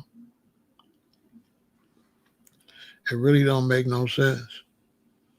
But then it got worse with the tether. They just start calling anybody a tether. And a tether is a specific person. It ain't any African and any is a tether. But at the same time, the brothers from the brothers and sisters from the Caribbean and the brothers and sisters from Africa kind of be upholding the tether. You know what I'm saying? Somebody call you a tether, but then you be tethering. You know what I'm saying? You be kind of adding to it, kind of making it legitimate sometimes. It's like, like the Essence Fest. Like, what the fuck made you think you're going to turn the Essence Fest to some African, like African? How we not supposed to take that as disrespect? Like, that's disrespect. It look like you trying to make a power move. It don't look right. Especially when we don't got no good relation. We don't got no good relationship with your culture. Why would you come try to take over the Essence Fest?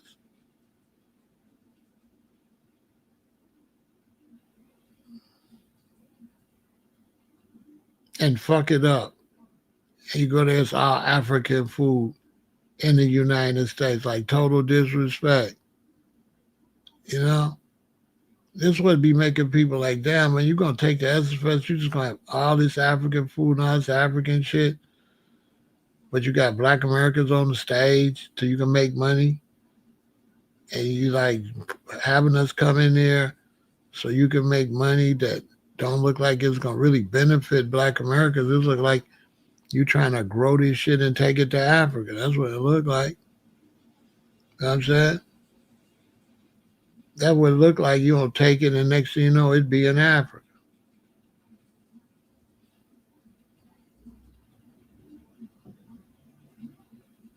You know what I'm saying?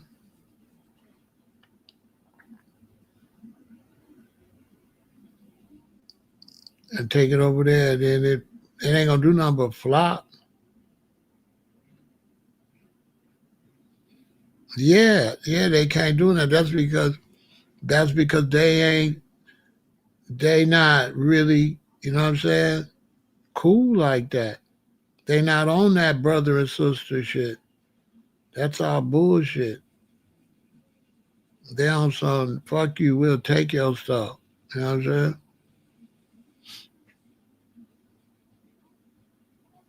So I agree with Star. Let them have it. Let them have it. Let them take it wherever they're gonna take it. Let it crash. Yep, yep. Call ICE and tell them it's a whole bunch of illegals at the Essence Fest.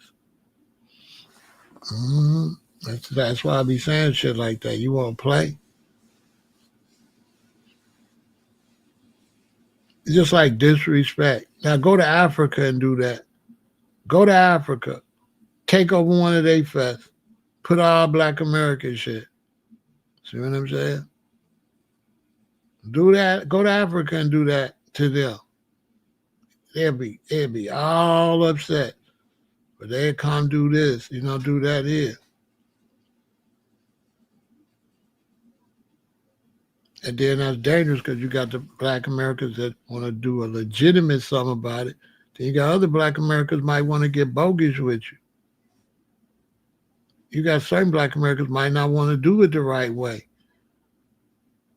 They might want to send people to your fest on some other shit. Fuck the fest up. You know what I'm saying? I'm just saying, playing like that. What if somebody don't want to be nice about it? See? Now you can't tell me that's an ally. That's not an ally. And it's like Africans is weak. Because if I was an African, right? If I was an African in America, I'd be beefing with Essence. I'd be like, y'all don't come here and do that. Y'all making it hard for me to live here. Like if I was an African, I would hate that shit. Because I'd be like, man, I'm already living over here with all these black Americans. Why would y'all go try to fuck they fess up and piss them off? And they got no kind of hospitality or no motherfucking decency. You want to buy some shit, take some shit, and you don't want to keep it traditional like it was. You want to make some black American shit African.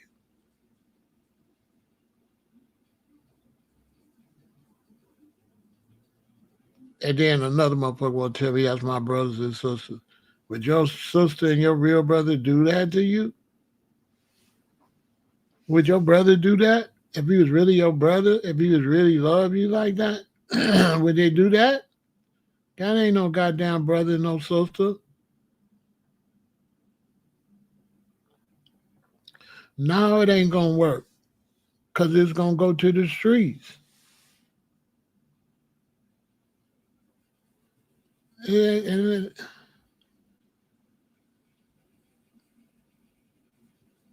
no, it ain't gonna work. Godfrey cool. Cause he know they making it hard on him. Ain't nobody gonna want to go see Godfrey. Fucking his money up. Fucking his whole shit up. People that don't know Godfrey be like, man, African motherfucker. See what I'm saying? Shit gonna backfire. I mean, it's crazy. I don't know, man. Shit gonna backfire. Essence Fest gonna be real interesting next year, though. I tell you that.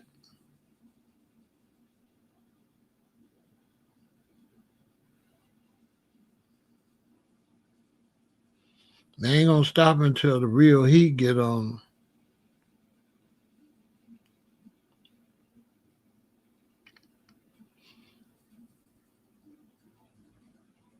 They need to just take it and change the name of it.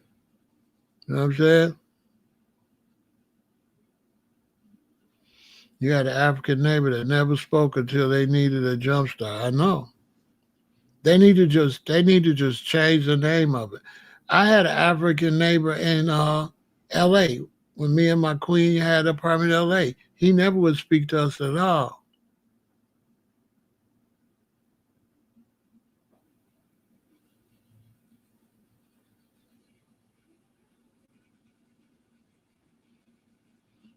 You know what I'm saying?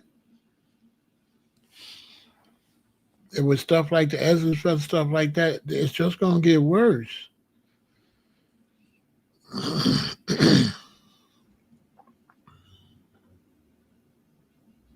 It's just gonna get worse. Especially with the Africans, they be kind of tripping. I don't be seeing the brothers from the Caribbean, they numbers, but the Africans really sometimes be thinking they bigger than what they are. You know what I'm saying? They gonna need a little bit of straightening. They're just overdoing it. You know what I'm saying? Like something like they got a chip on their shoulder. I don't know what's wrong with them. It's like they mad about the condition of Africa, so they always act like they trying to prove something. You know, that's the vibe I get. Like they always trying to prove something everywhere other than in Africa. You know, which is weird. We live here. You live in Africa. You know what I'm saying? Why you leave all the way from your homeland and you proud to be an African for Africa? Makes some sense. And then you want to talk crazy until that shit go in the streets. Like I said, I was at that festival and that African called us slaves. And then when I got in his grill and got on something, he apologized people festival. I didn't want to mess the festival in the street. This shit would have went left. I didn't go see that shit. I don't want to see no African lady acting like Harriet Tubman, paying her less. That's another thing too. They get in the movies, they can pay them less than a black American, a foundational black American actor. They got to pay them more. They can give an African actor crumbs. So they use it to undermine us too and to pay them less. You know what I'm saying? And you trying to portray, you know? I don't like it. So you can have somebody portraying a black American that don't even like black Americans. You know, it's like, well, they might be at home talking about you like a dog, but they playing your heroes and your powerful people in the movie. You know, it's just weird. You know what I'm saying? And from the conscious point of view, it's just sad because they supposed to be Africa. You thinking Africa's supposed to be on something. So, you know, this is why Black Foundation Black America, we got to separate, because if Africans ain't on shit, it ain't no hope for no black unity or no, that whole thing, man, make no sense to dream about that. We need to just focus on that, us, because that black diaspora shit, that shit ain't going nowhere. You got blacks pushing that black diaspora, man. If you want to waste your life, that's a total waste of time. We'll starve over here trying to wait on the diaspora. How you going to work with some people that come over here and won't even speak to you?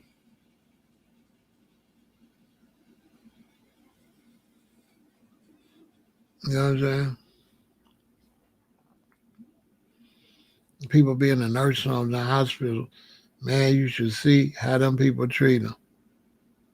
Them Africans and them Filipinos is the worst. Man, they treat you bad in there. I remember I had an African nurse when I got stabbed. You know what I'm saying?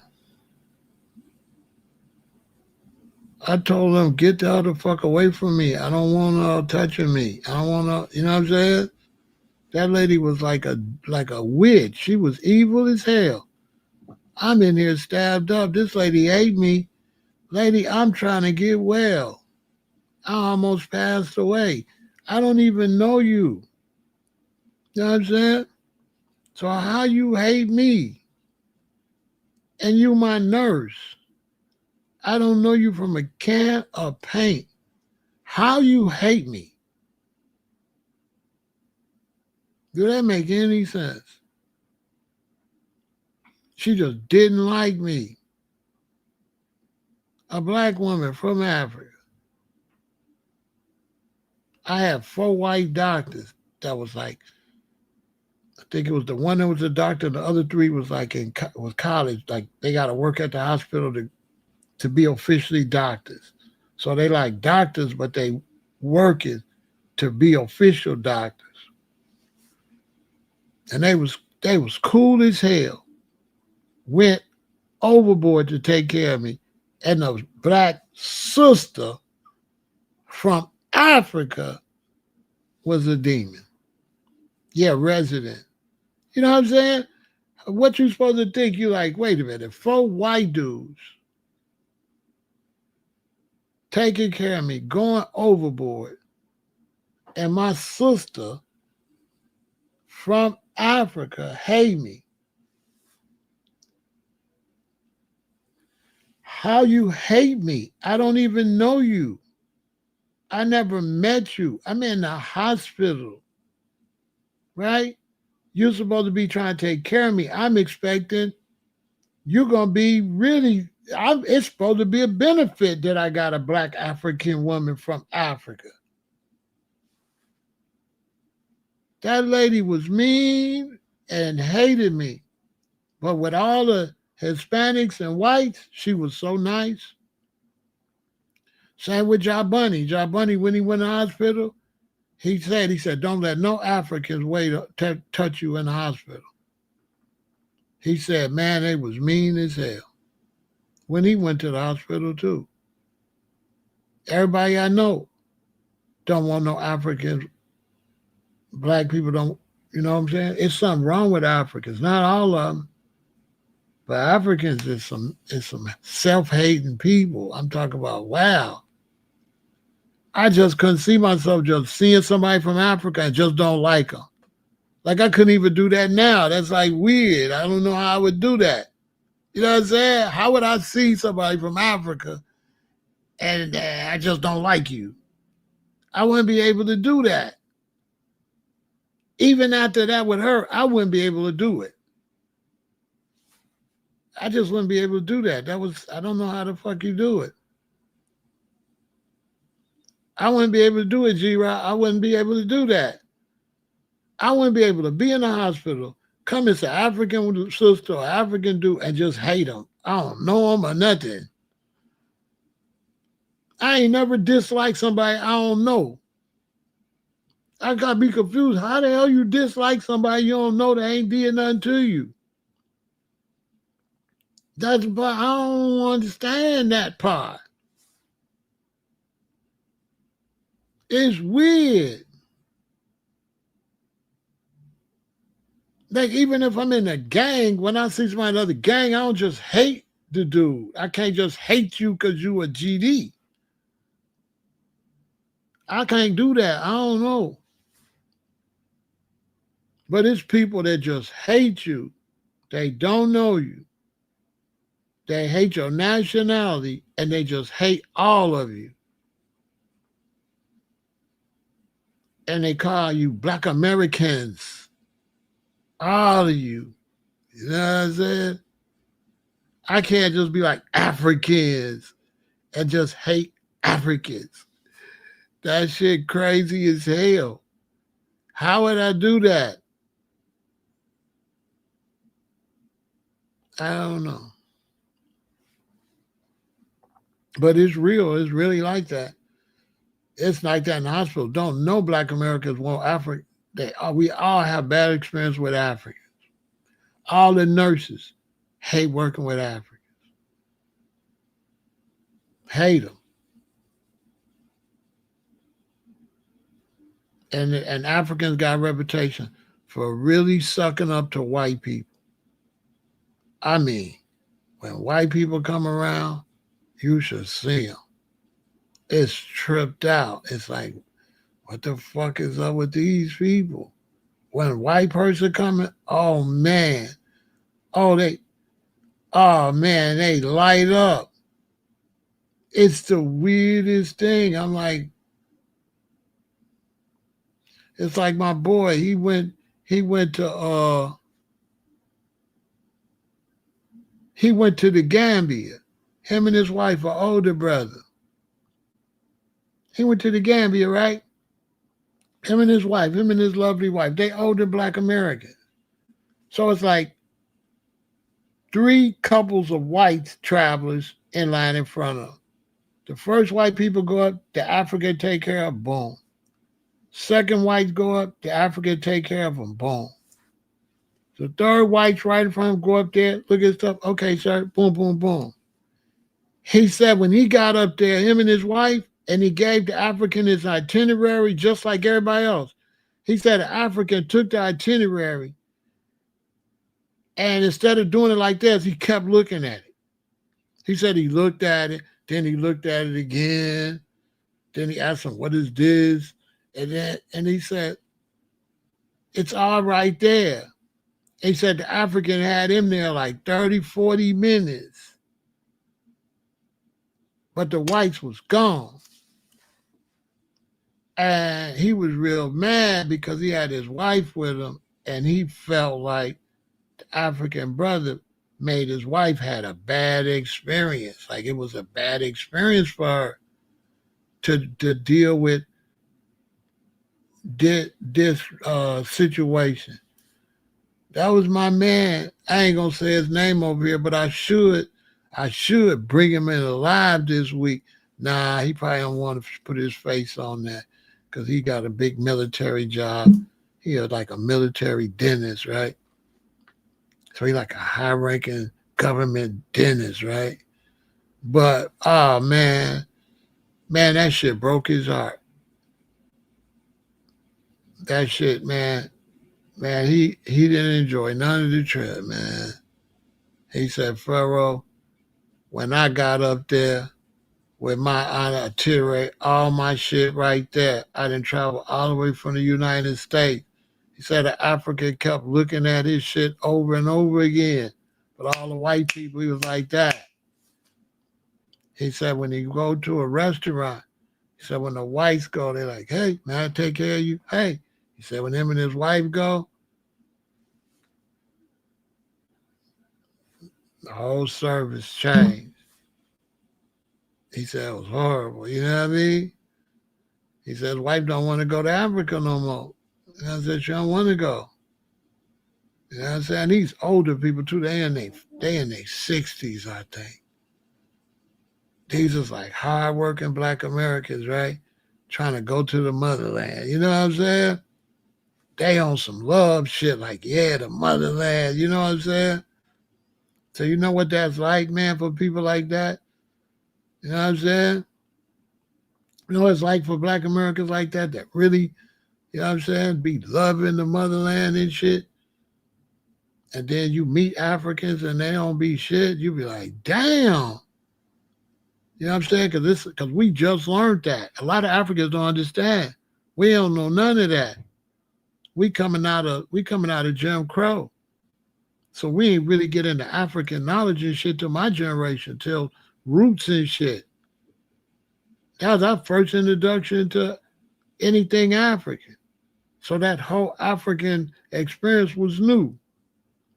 And then we say, yeah, okay, cool. We go back to Africa. We bought that.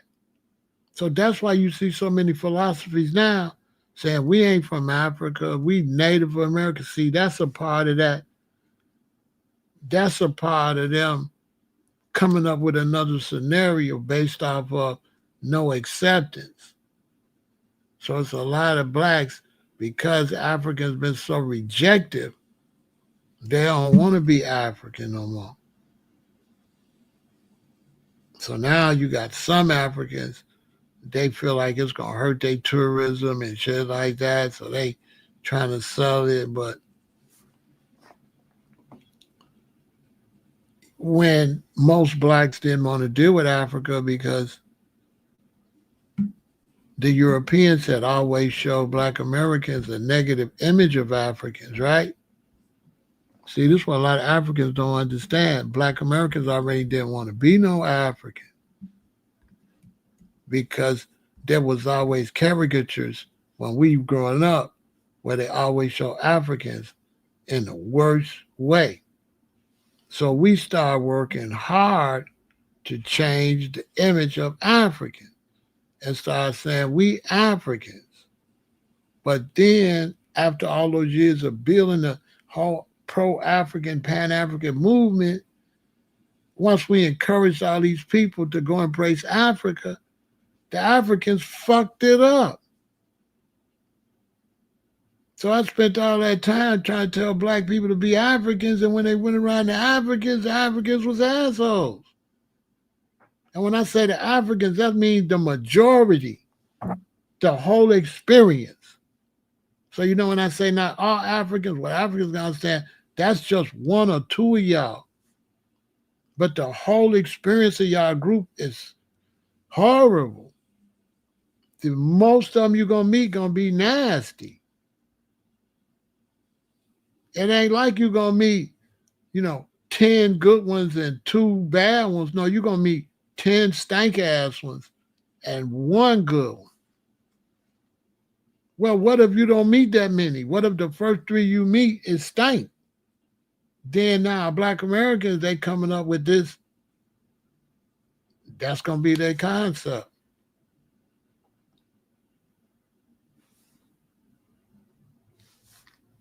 And that's me. Look, I've been around a lot of Africans. Man, it ain't. The only cool Ethiopians you're going to meet is when you go to their restaurant. Man, listen. The only nice, cool Africans you're going to meet from Ethiopia is when you spending money with them. But in real life, you ain't going to meet no Ethiopians. They not going to talk to you.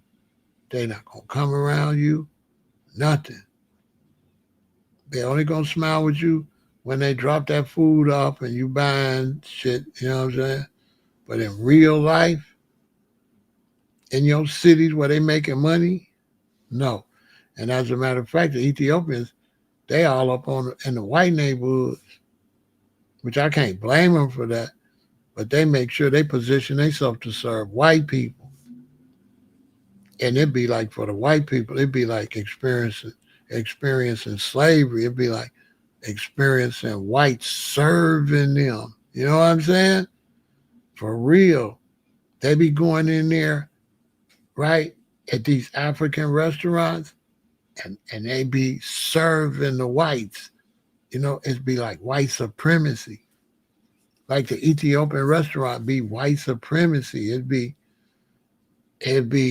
them serving them and being very nice and very better act, very nice. Because I'm master. That's what it be like. And they flock in there because they love them Blacks serving them. You should see it.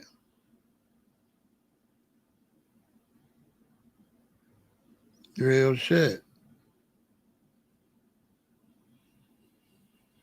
When I walk into my favorite Ethiopian restaurant, you should feel the vibe. You know what I'm saying? With all the white clientele, and now this Ethiopian, and Ethiopians is Black, and then I'm in there. It's the dynamics of it is real deep. You know what I'm saying?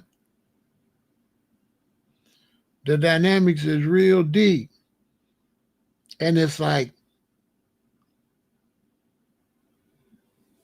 when the Ethiopians serve me, they get a lot of pleasure out of it. They really like it because they serve white people every day, all day. So when I come, the Ethiopians do really enjoy to be able to wait on me. I ain't gonna lie. They treat me really well. They give me the best service, but it's because the establishment is set up for the employees to serve whites. Facts. So when they get to serve me, oh man, they serve me. They be so happy. As a matter of fact, every time I walk in there, it's like I'm VIP. But everybody else in there be white. It don't be no black people in there. And it be packed. They making big money. It's like one of the top ones in the city. That's why I go there. But it's all black servants serving white. Straight slavery shit. And they flock in there. You know what I'm saying? In that African environment with Africans serving them. You know what I'm saying? And when I come in there, you know, like say they white and the vibe be moving like this and they vibe be in there like that and I come in there, the vibe cut off. Like if it was a cloud, right? Imagine a bunch of white folks and it's a cloud and they in there and black serving them and the whole restaurant cloud. When I come in my section, all the clouds move and they kind of just stay over there and it's almost like everybody nut up, you know what I'm saying? Especially with my stupid ass, because you know I come in there real dominant, right? So I come in there, I be coming in there like King Nickel and shit, right?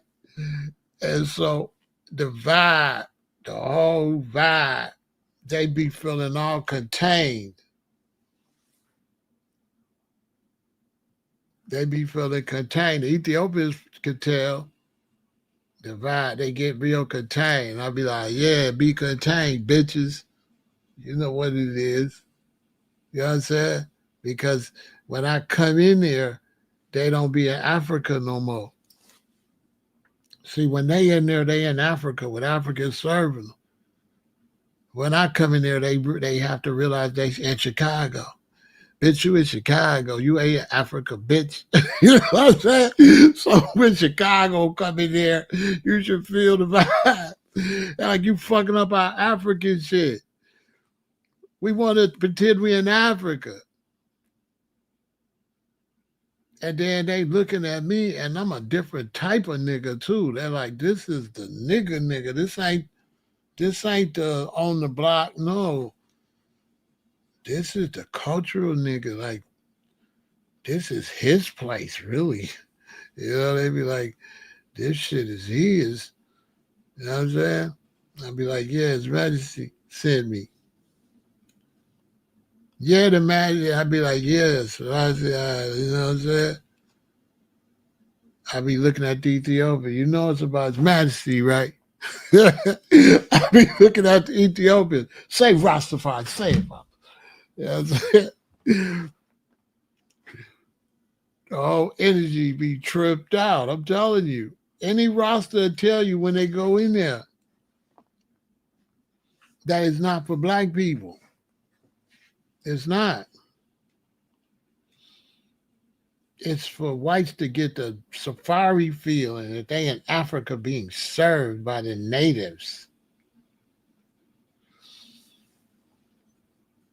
That be the vibe. One time I went in there was when they was having the war between Amara and Tigrayans. That's why I be telling y'all don't know about Africa. And my waitress family had just got abducted in Tigray. Yep, her family had just got abducted in the war, so they was real sad. They're like, the war is so bad, and they grabbed our family and stuff. I was like, oh, it's gonna be all right. You know what I'm saying? Because they over there killing each other too. They all look alike too. It's black people crazy, like Eritreans fighting Ethiopians. If I put a Eritrean right here in Ethiopia, I bet you couldn't pick them. You'll be like, wait a minute. It's Eritrean fight Ethiopia, and they all look like Ethiopians. It's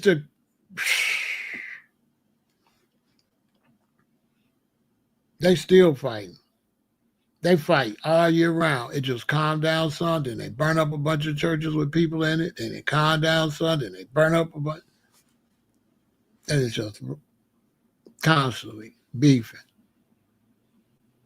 This is life in Africa, tribalism. This one against this one, against this one, against this one. If it ain't the tribes, it's Nigerian against Ghanaian. That's the whole thing. So when they come over here, they bring that shit with them. They bring that energy with them because they do not mess with each other at all. They do not. If you go to an Africa Fest, you're going to see a bunch of dark people like Nigerians and Ghanaians. You ain't going to see no East Africans there. You would think it's an African Fest. You would think it would be East Africans there, South Africans, and West. It'd be nothing. West Africans. That's it. It'll be no East Africans at none of the African events. So it really don't be continental like that. It'd be West Africa.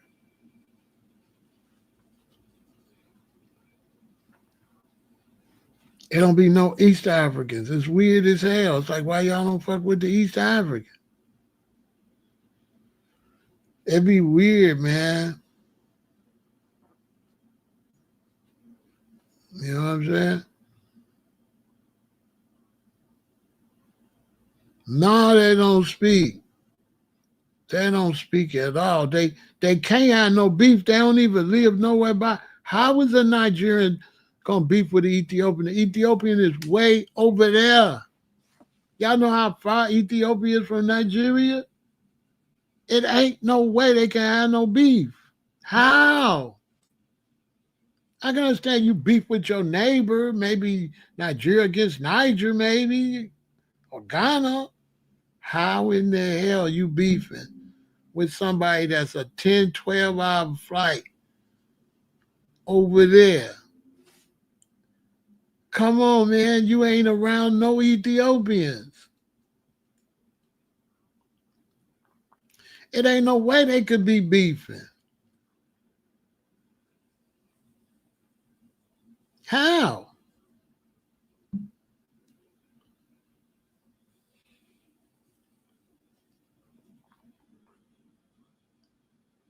There's no way they could be beefing. That's what you saw. It's mental problems. It's something mental. I say this all the time. I was driving Uber, man. And one evening, I'm walking in the big Starbucks on North Avenue. I see a West African brother and an East African brother. And you don't catch those type of moments. We in the United States, right? So this is a moment you barely catch. Right? And so then I watched because I speak to all the Africans, no matter what. If you're black, I speak to you. So I speak to all the African brothers. So no matter what's happening on this internet or what happened, when I go outside and I see brothers and sisters from different places, if we pass each other and the vibe is right, because you can't just speak to people all the time, it might not be easy to speak. But when you are close enough to speak, I always speak to the brothers. So I'm watching, because I speak to all the African brothers, so I'm watching the East African and the West African, and they walk right past each other. They did. And I was like, wow. I couldn't believe they didn't acknowledge each other. Because it just seemed to me, if I was way over there from that continent and I seen somebody else from the continent, I would at least say, hey, my brother, or something. I'm so far away from home, and we from the same continent, man. Them people, and that was the final straw where I learned about Africans. That's when I said, oh, I get it. They just fucked up. Hey, ain't no need of me think they don't even speak to each other. I said they didn't even acknowledge each other. I just knew they was gonna say, just wave. Hey, son, man, listen.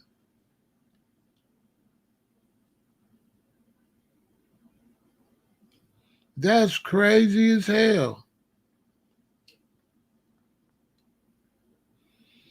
That's crazy.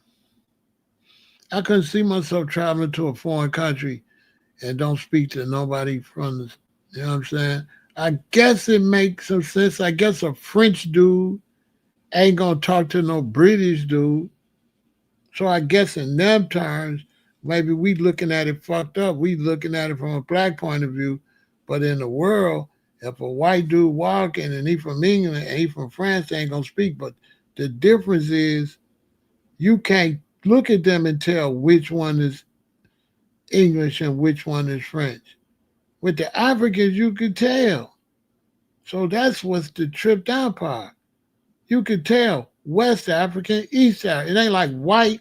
A lot of times, white people, they just white. So they can't just speak. They can't just speak to any white because they don't know you a different white. But the Africans know they different African. And you know you black. And you know you mistreated in the world more than anything. So it's like they didn't even speak. I said, what the hell kind of weirdo shit is this?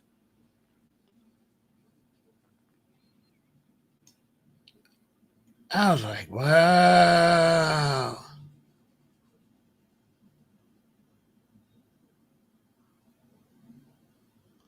Maybe it is a black America thing. It blew my mind.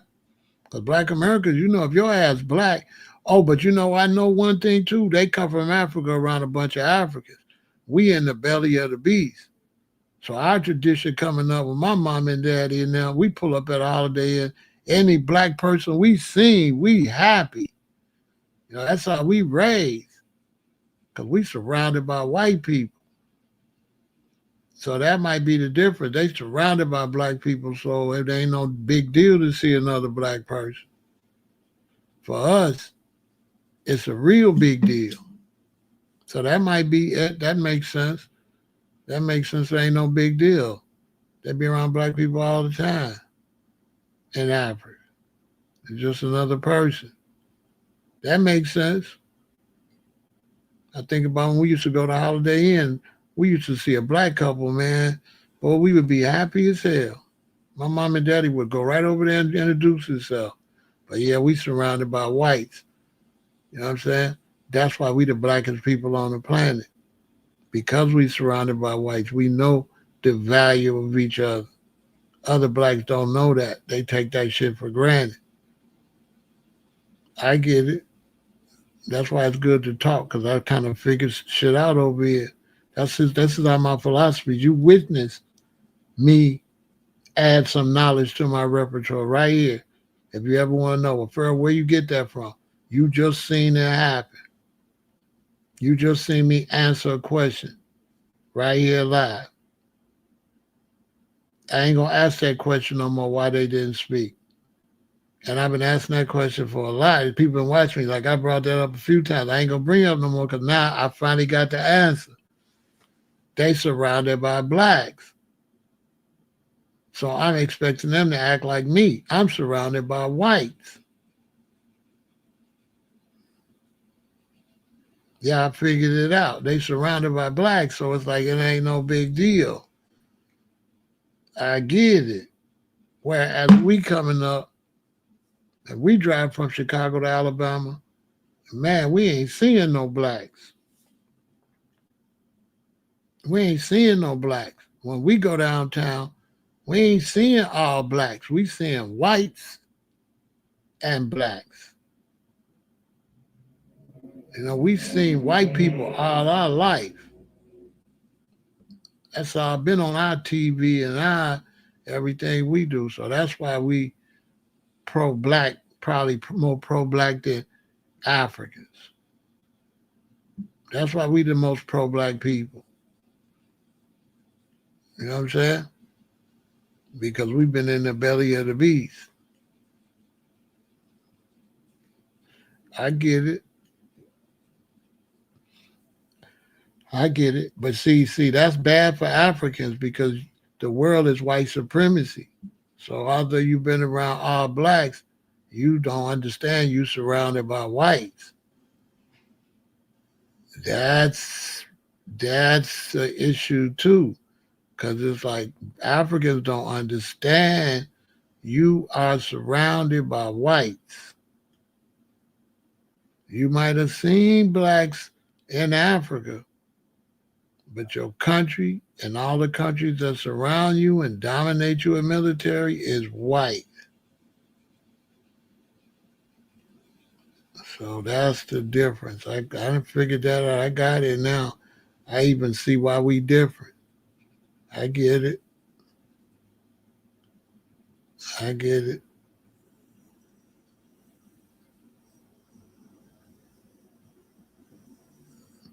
The world is definitely based on race because money is given to a certain race. Because I have people say it ain't about race, it's about money. You know, I have Uncle Mike say that shit to all of me. It ain't about white, it's about the 13 families. I keep telling them the 13 families is white. Then he be fucking quiet. He keep telling me it ain't about white, it's about the rich that run it. I'm like, the rich that run it is white. Fuck you mean it ain't about white? If it ain't about white, why the ones that run it is white? Why ain't no black ones? Then he be quiet. Yeah, shut the fuck up. Mike, you don't know what you talking about. What you mean it ain't about white? Tell me it's the 13 families, and the 13 families is white. I'm like, dude, if you don't shut your dumb ass up. But I get it with him too. How would he know? How would he know what it is to be surrounded by whites? He white, so he don't know if they fucked up or not. I figured out his shit too by figuring out the Africans, Uncle Mike. And I'm surrounded by white. We wouldn't have gas bills for the motherfucking car, and we wouldn't have car insurance. He's like, "Oh, you always good?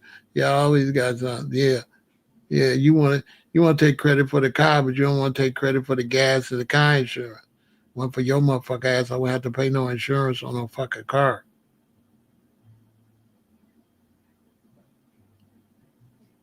It wouldn't be all these automobile accidents out here.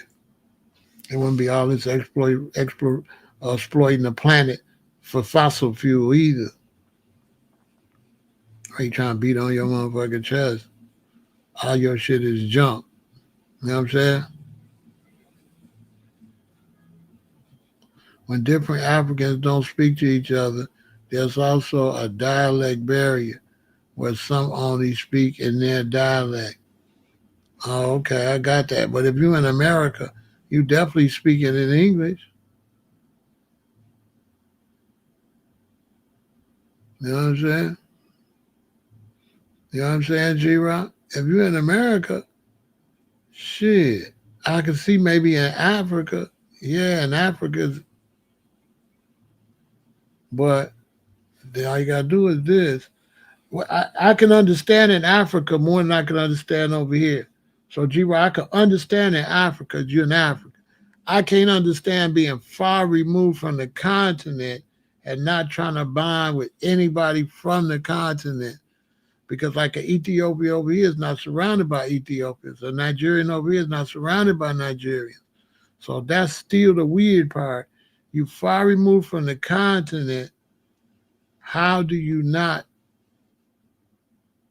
you know what I'm saying? Or for example, if I go to China and I'm in China and I'm walking around and I see somebody with a major league baseball outfit on and they speak in English, I'm going to naturally lock into them because they from America and they ain't even got to be black. But the fact I'm America from this land and now I'm way in China, if I see anything from America, it's going to have some interest. Now, because we got racial issues, I might not speak. But let's think if I'm all the way in China, I'm a black American. I'm from Chicago. I'm a tribe Chicago. I seen a black dude. He from L.A., but he got on some America shit. If I get close to dude, ain't no way I'm not gonna speak to dude. What up, bro? Where you from? He'd be like, I'm from L.A. But that might be because we used to being surrounded by whites, so that might be what it is. But it's the distance from home still is a little weird. Man, you a long distance from home. You a long distance from the continent.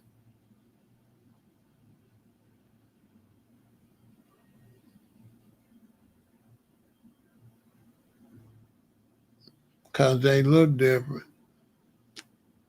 I guess so. It tripped me out for sure. Because I'm thinking, damn, they both a long way from the continent. But I get it. Don't none of them motherfuckers speak to us. The only ones speak to us is the Ghanaians. The Ghanaians is the only ones that speak to us. They cool as hell. The Ghanaians is the coolest Africans by far. So it makes sense that Ghana invited us to Africa. Because I ain't gonna lie, the Ghanaians cool than the motherfucker though. The Ghanaians is cool.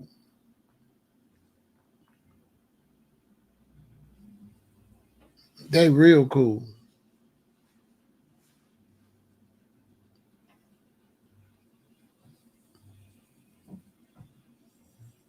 The Ghanaians is real cool.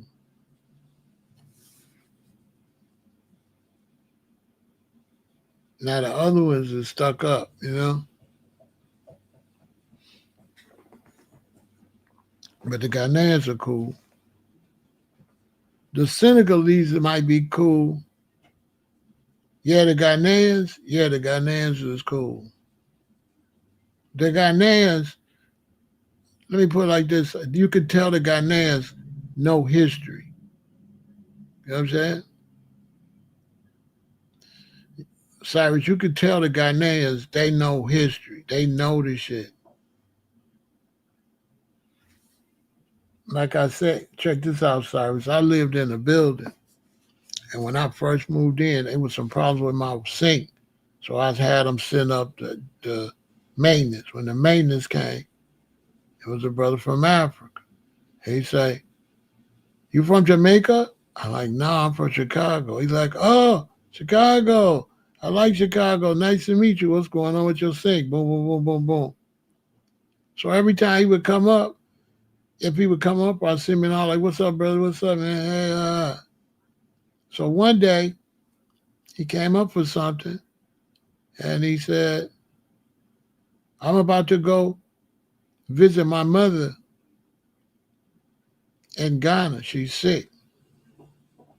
Right?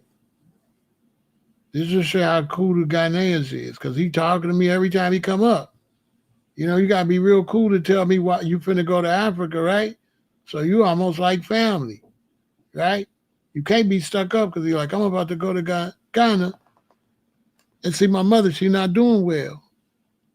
So I had just found out about tiger nuts. So I said, hey, bro, when you go get over there, would you give me some tiger nuts? He said, I sure will, my friend. And left.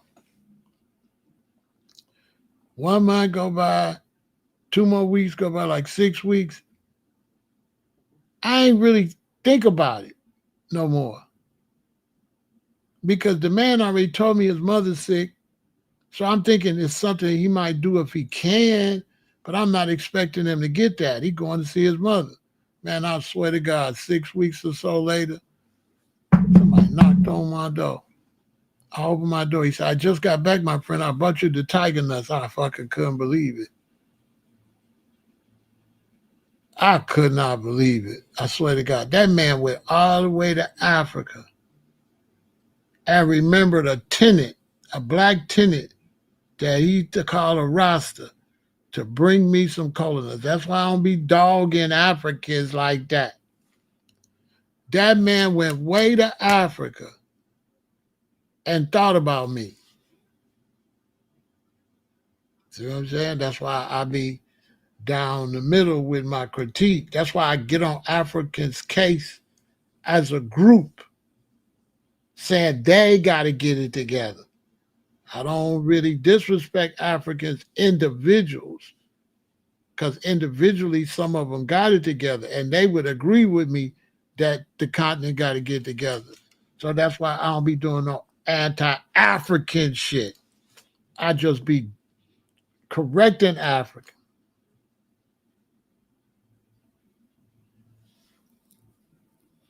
That person probably is approachable. No, that's a lie. A lot of Africans is fucked up, bro. A lot of Africans is fucked up. Mystic Mortal. A lot of Africans is fucked up, bro. Ain't no such thing as approachable. You're a black man, I'm a black man. The elevator open up. I'm in the elevator. You're a black man, you get in the elevator. You ain't gonna say shit.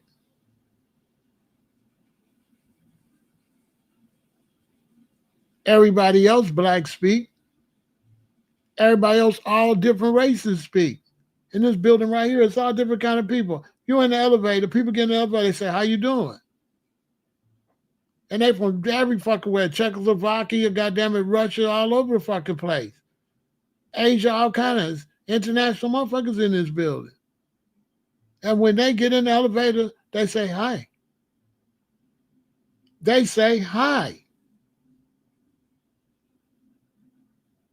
If you get in the building downstairs, they'll say, what floor? They push your floor. Everybody. An African won't say shit. Nothing.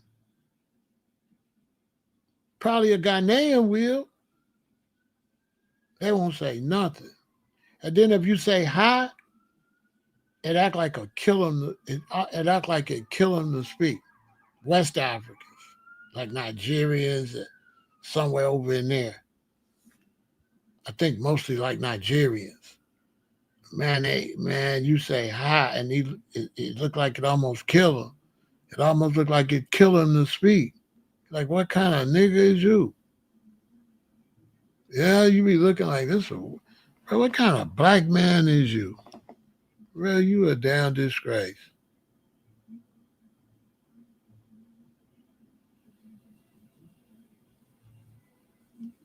Mystic, you talking stupid shit. Where you from? Where you from, Mystic? Because you saying a bunch of weirdo shit. Where you live in the backwoods or somewhere. You don't live in no city, do you? Yeah, he's saying stupid shit.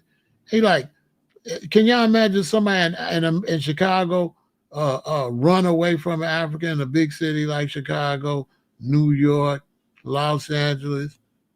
He from some little fucked up place, ain't he? He ain't from no. Where you from, Mystic Mortar? You from some little bullshit area, ain't you? He not from no big city. Ain't nobody running from nobody in no big city. Bro, you sound stupid. Like, these big cities is international. Is he kidding me?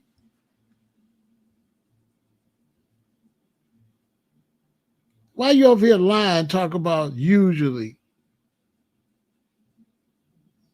He lying. He talking about usually. And he ain't even in the world like that. Listen, you got a people liar. Look, usually it's people run away from Africa.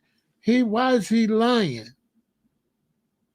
Don't nobody run away from nobody in no big city. Y'all ever heard of somebody running away from somebody?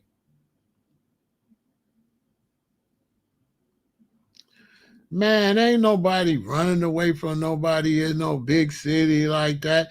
They either speak, don't speak, or ain't paying no attention. But you don't bother them. Like, you don't bother Africans on the elevator when you get on. They just don't speak. You know what I'm saying? But nobody's bothered in these big cities like that. Ain't nobody bothered because you from no damn where. That sounds crazy in a big city. You'd be bothered all the time. That sounds crazy. Robert, he said usually people run from Africans. I said, what? Where you live at? Y'all ever ran from an African? I ain't never seen no African talk and feel like, oh my God, I gotta run. It's an African. What?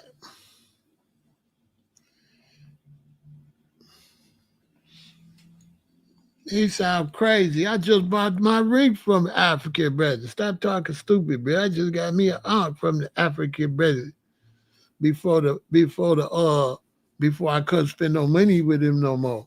I said I ain't gonna be able to spend no money with you no more, Papa.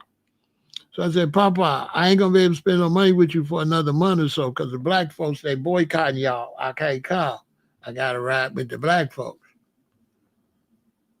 He said, why is that? I said, don't worry about it, Papa. I come back as soon as they let me know I could come back.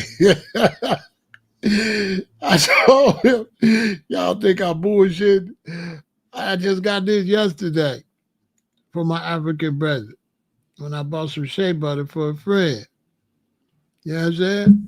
I bought some shea butter for I had to went in there. I told him, hey man, I gotta get my shea butter, man, because black ladies been getting beat up in the African shops, Papa. Stop that. And so I had to come in here because they boycotting y'all. And I can't come back. I'm with the boycott. So I had to go yesterday. I picked this up. I picked up my friend 4 tubs of shea butter and a couple necklaces and stuff. I said, I can't spend no money with you, Papa, this month. So I'm gonna spend a lot right now. Okay, you good? I spent a little extra money with him because he an old man. He an old African. You know what I'm saying? It's my boy. Well, he really not my boy because he like my elder. He older than me. He's an old African, a real nice man. You know. Every time you spend with him, he grab your hand like this. You know. You gotta love pops, man. You know what I mean? Yeah, look, he got a little stuff and got his little dresses and stuff in there trying to make his little money. You know what I mean? But one thing, yeah, I use shea butter, but I didn't keep none. I sent it all to my friend. Mine empty. Mine empty. I sent it all to my friend because they'd all fit in the box. And she lived way out in another state and she can't get the shit. So I really bought 3 for her and 1 for me. But I can always get some more when the month over. So I just gave it to her. You know what I'm saying? Because I got cocoa butter and I got all these great oils. You know what I'm saying? I got this from the sister. Y'all go get the scalp. Scalp. What is it called? I can't read it. See, she should have made her sure you could read it. Baskin Lather. Yeah, y'all go support Baskin Lather. Boom, she got the good stuff. Bam, bam. Then I got the hair growth serum. It's empty. Support the black businesses though. So I'll be using that. You know what I'm saying? I use that on my face. You know, right now I'm using this on. I use this. Boom. I use the Botana oil. Boom. Botana King. Go holler at Botana King.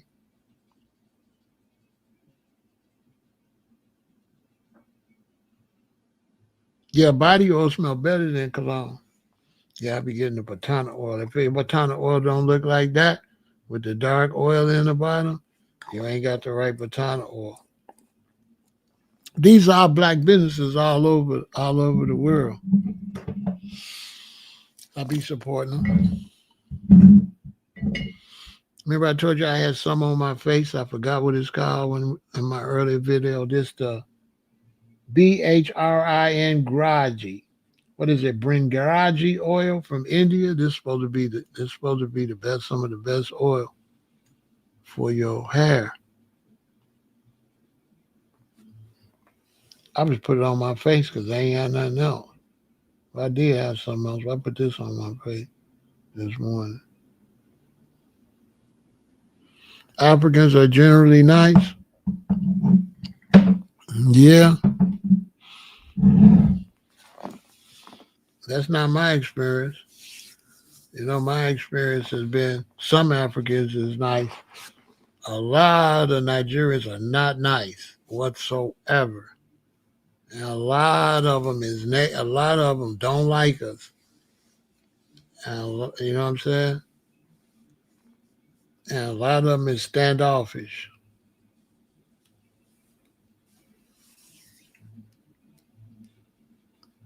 But the ones that be having businesses, they gotta be nice, cause they got businesses, so they gotta be nice. You know what I'm saying? But as far as a lot of them being nice, now that's you overstating that. You know what I'm saying?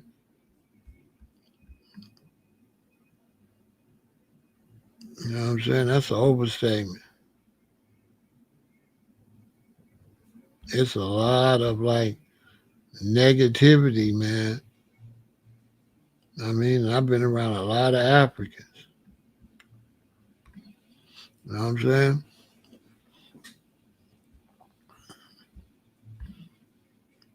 A lot of that nice stuff is, based on, money and, are you spending money and stuff like that. But as far as being friendly and open, uh, that's not really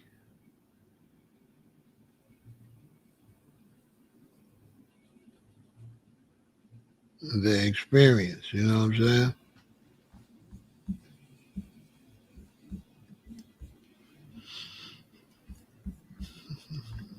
I mean, if you say so, but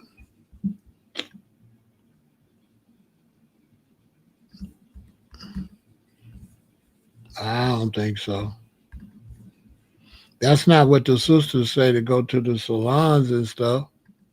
And one thing only that African people care about, including me myself. I come to your country. I don't care where it is. I am here to make money. That's just the sad reality. But it is the reality. Me as myself, when I went to Nairobi, when I lived in Kenya, I went to take. When I went to South Africa, I went to take. When I went to Dubai, I went to take. I did not go to build the countries. Because in my country where I come from, I am poor and I left my country because there is nothing for me to do.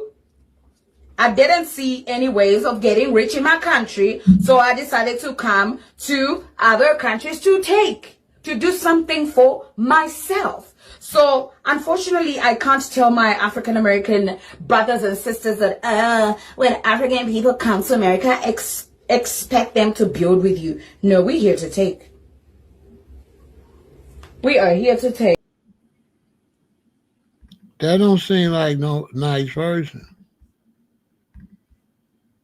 to me. That don't seem nice.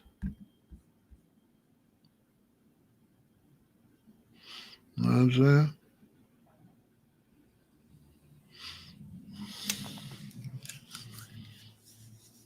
saying? They're not getting a nice reputation, but we do know that there are some nice Africans. We know that. We know that that's not all of them. But it's too many that don't like black people, kind of like it's some kind of something's going on. You know what I mean? I don't know what it's some type of tribalism or some type of self hate. You know what I'm saying? It might be because they come from a place where it's so many different tribes or something. I don't know. We come from a place where we just black Americans. And the shorties be trying to have tribalism with their gangs and stuff. If you take away the youngers with the gangs, black Americans are pretty much just black Americans. So we don't have all that difference like that.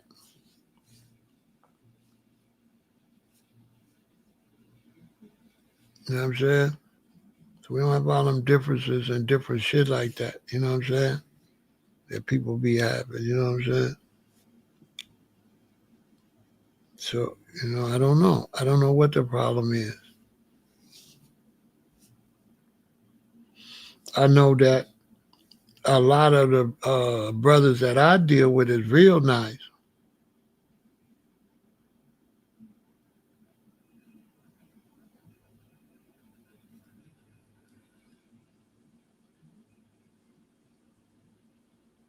The ones that got the big numbers.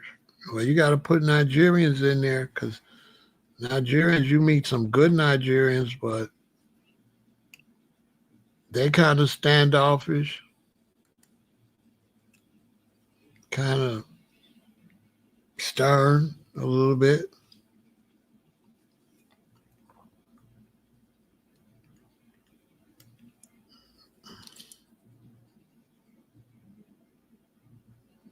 The Ethiopians is weird for sure.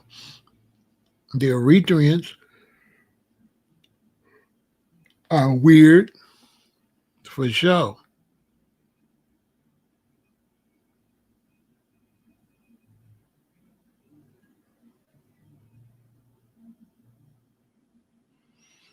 I don't know about none of that. They believe everybody walk around with guns and all that. I don't know.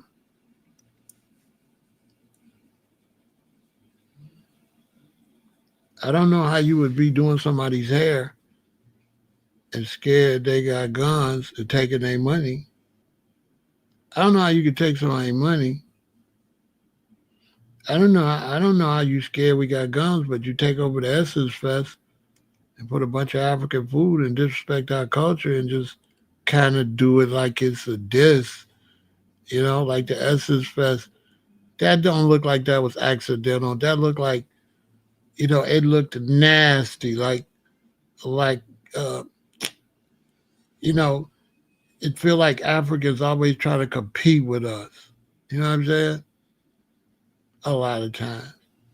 Seem like they just always want to compete.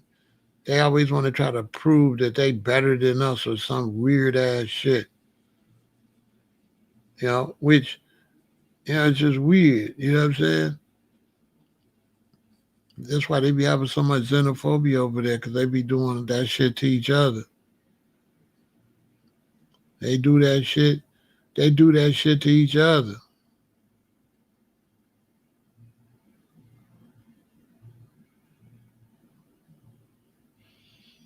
She said that they look at other tribes the way blacks and whites look at each other in America. That's interesting, Lil Hebrew. I don't know what it is. It's something. But when what a lot of Africans don't understand is they be doing that to Pan Africans.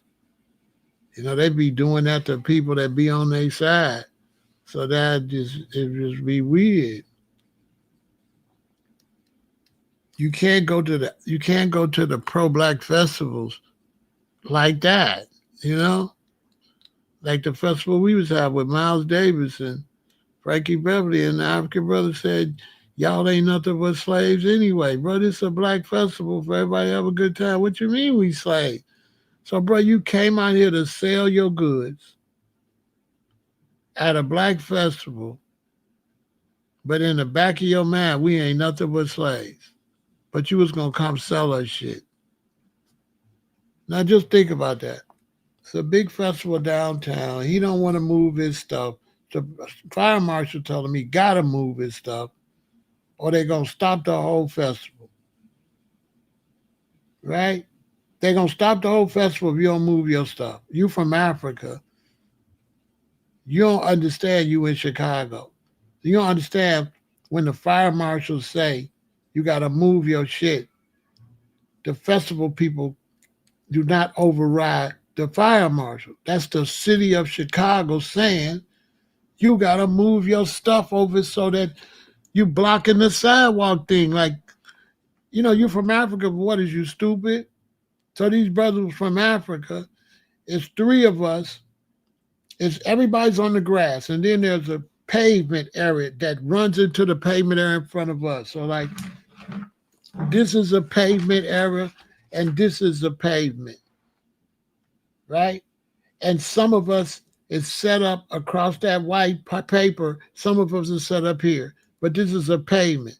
The fire marshal come and say, us right here, we got to move over because they need this pavement in case somebody gets sick or something at the festival and an ambulance got to come. So I move over, this one move over, this one move over, and this one African, he don't move. Bruh, the fire marshal said you got to move so an ambulance can come. You in Chicago, you not in Africa. The fire marshal is going to shut these people's event down. They done paid thousands of dollars to book Frankie Beverly, Miles Davis, and all other acts. It's a 2-day festival. Grand Park, downtown Chicago. Black people, foundational Black Americans throwing a festival. The African don't want to move his shit. If he don't move his shit, when the fire marshals come down, they'll shut the whole shit down. They don't know nothing about the fire marshals. When you have a party in Chicago, the fire marshals come and do a count because there's a building capacity. And if you don't do what they tell you, they turn the lights on and they shut it down and they call the police and the event's canceled. This is the fire marshal. So the brother and sister during the event, they come and plead with the African. Just move it over right here. No, I don't want to move. Da, da, da, da. Now they got to either move it or shut the festival down. They call security. Security come with a big thing. Big brothers get out, grab their shit, throw their shit, kick them out the fest, basically at this point. The African brothers say, you African Americans ain't nothing but some slaves anyway.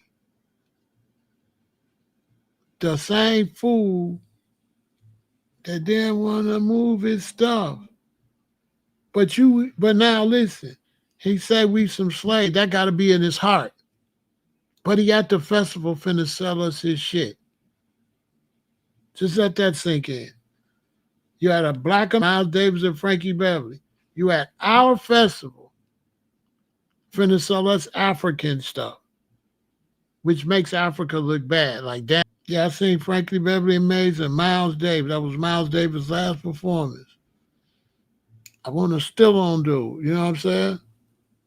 I want to still on him. You know what I'm saying? I'll run up. What? Slave? What? Woo, woo, woo. You know what I'm saying? The other black people say, no, brother, no, brother, no. You know what I'm saying? You know what I'm saying? Especially when I grabbed, I had, it was one motherfucker. Wow, bow, bop, so I didn't grab the African brother up, you know what I'm saying? Oh, woo, woo, woo, woo. And then they I said, I'm trying to save the festival. I'm going to fuck the festival up. So I just slung his ass, Boy, I want to whoop dude out there, boy. Boy, I want to whoop dude. So, when you vending like that, it's the same people. So, like the next week, we had another festival. They come up. My brother, I'm sorry. I said, boy, you better get the fuck out of my face, dude. Get the fuck out of my face. All summer, he tried to apologize, but I was like, dude, get the fuck out of my face. You know what I'm saying? That ain't no apology, bro. That's how you feel. You can't come and say, you sorry, you let me know how you feel. Okay? It's a wrap, bro. You said what, ain't no way. Listen, if I get mad at an African, it's limited what I'm going to say. You say, hopefully one day we put our differences aside. The Africans got to do that. Not us. We don't got to do nothing. The Africans are the majority, right? The Africans are the majority. If there's going to be peace with the black people, the Africans got to initiate it. It's 1 billion Africans.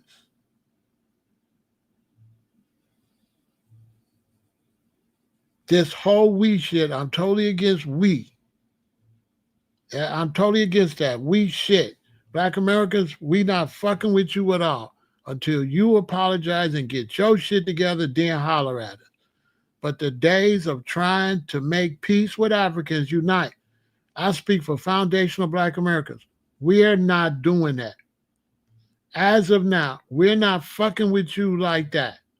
We no longer want to be peaceful with Africans. We no longer want to have no brotherhood with Africans. We don't want none of that. We want you to leave us the fuck alone, stay the fuck away from us, and don't get on our goddamn nerves and go about your way. Because the 50 million should not have to fix 1 billion. We should not have to fix 1 billion Black people. We only 50 million. And we surely not going to have you come on our turf and disrespect us on our turf. And if Africans, if you don't stop disrespecting us on our turf, it's going to turn into some other activity. Understand, you got Blacks that's like FBA and Black businesses and shit like that that's dealing with that. Then you got niggas like me that's connected to the streets. We handle shit differently. If Africans in America, if y'all don't cut that shit out, we're going to take that shit to the streets. That's my word is bond. If Africans don't tone that shit down and you keep disrespecting Black people in America, we're going to get at your glamour. We're not going to do this shit on the internet. I ain't saying we going to hurt nobody, because I can't say that.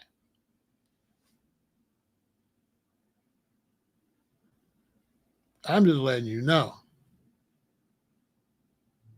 That shit, I'm speaking definitely for Chicago. Don't fuck around and find out. If you ain't got nothing good to say about us, keep our name out your motherfucking mouth. Because we can get our respect. You could give us our respect, or we can make you respect us. That's a fact. And that's for any other nigga from anywhere other than the United States. Nigga, respect our turf. Do not come on our turf disrespecting us on our turf. And do not make us defend our turf. And if we go to defend our turf, don't cry like a bitch. Ask the motherfucking Koreans at they nail shops what that happened to them. Why they so quiet and why you ain't hearing no more. Okay? See, y'all don't know in Chicago, it's been some action with the Koreans. There's been some straightening. Shout out to Tyrone Mohammed. See, the Koreans play with our women like that. Okay? The Koreans play like that. I don't know about other cities. I just know in Chicago is the blackest place in this country. And I'm telling Black immigrants, stop fucking around before you fuck up in Chicago and get fucked up. Stop. Everybody's not going to argue with you. Everybody's not going to be calm about no disrespect. People will fuck you up. This is the United States. We will fuck you up. Duh. We not from Africa. We not Africans.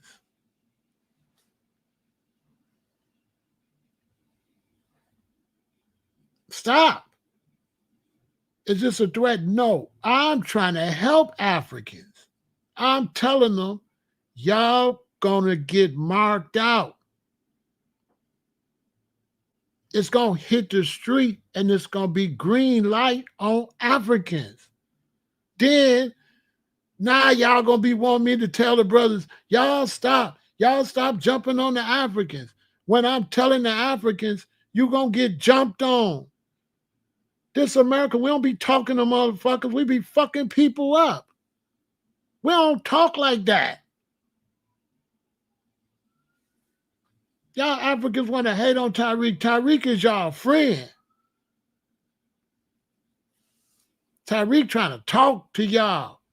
Niggas like me, we'll fuck you up.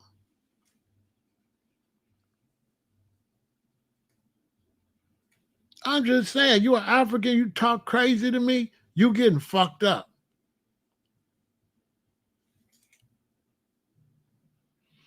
They getting disrespect because we ain't been concentrating on them.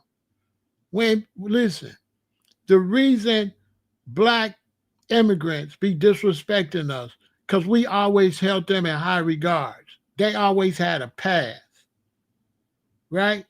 So although we had all our gang banging and shit going on, we never fuck with them. So they think shit's sweet. You know, we gave Jamaicans and Africans and them a pass over in this motherfucker. That's why. You see, I speak for blacks in Chicago. Whites don't got no pass. White Americans don't got no pass. So you say something to us, it's up. It's all the way up with whites. If white Americans talk crazy to us, it's up. But they was black.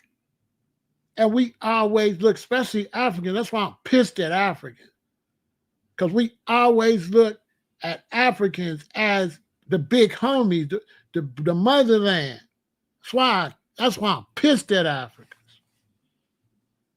I am pissed at Africans. Because we, black Americans, we held Africans down. Always have. We always considered Africa the motherland. Even blacks that say they Native Americans still refer to Africa as the motherland. But them motherfuckers came over here and didn't carry themselves like the motherland. Didn't carry themselves in the position we put them in. How you the motherland and you a bitch? And you hate like white people. You hate us like white people hate us. Worse than that almost. And you all the way from fucking Africa? So it's more egregious a nigga come all the way from Africa, hey? You gotta look from our point of view. Bruh, tell me you didn't come all the way from Africa and you supposed to be the big homies and shit and you hate it? And you trying to stunt on our turf where we gangbang and shit? Turf we allowing you to walk on? And now you just think I don't know what the fuck you think.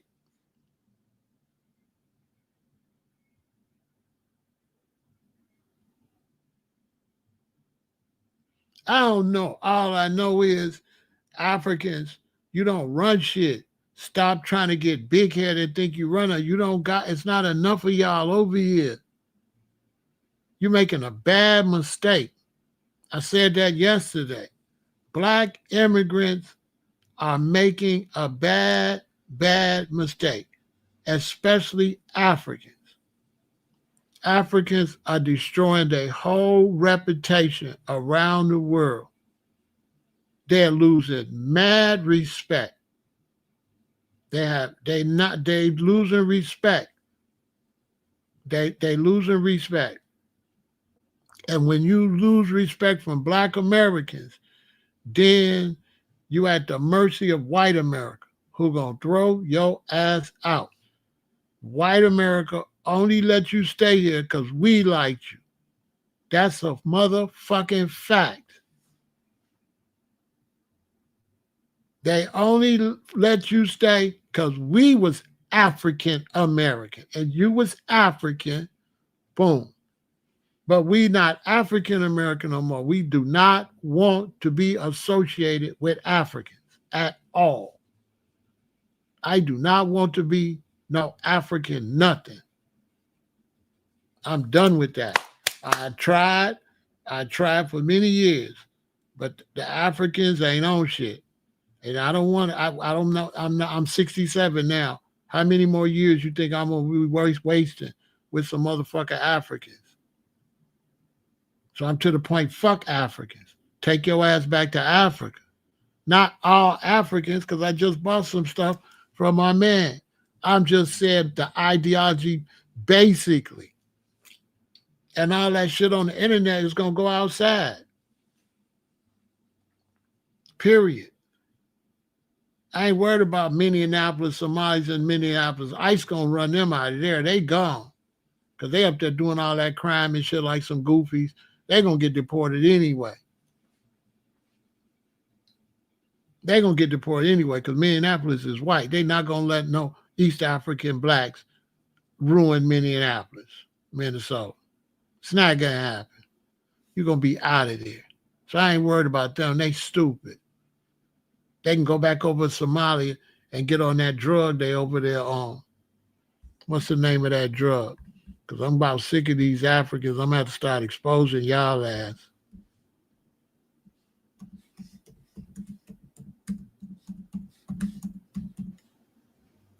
Because they all over there high on that shit.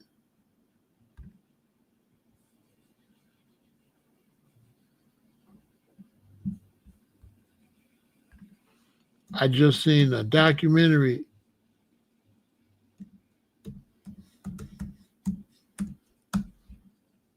on that.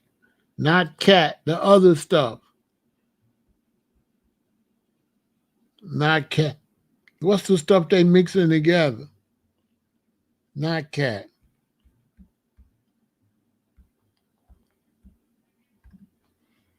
Y'all know what I'm talking about? That new drug they on. Kush. Kush. Kush.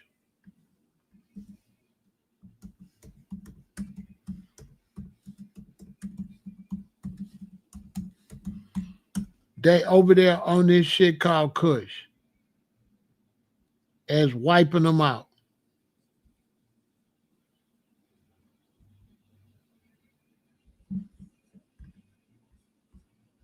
Wiping them out.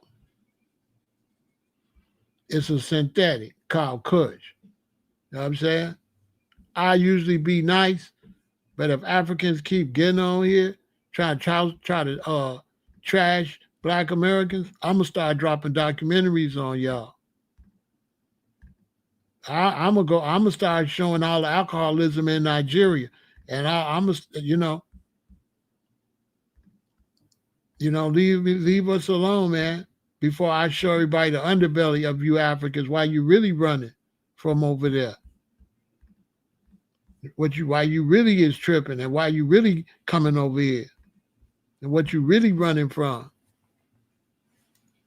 Don't be playing with us and y'all over there raggedy and like that and all them dirty environments over there and coming over here trying to act like you some great Africans and y'all over there strung out from the top to the bottom. You feel me? I'm just saying, I might do it all month anyway, just for the hell of it. I might just do it all month, just while we protesting. I might just do it all month. I might do Kush now. You know what I'm saying? I might do that. Y'all know about Kush over there in East Africa?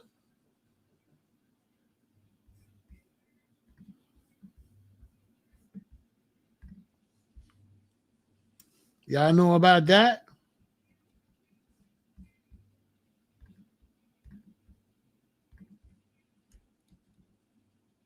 Y'all know about that in Sierra Leone?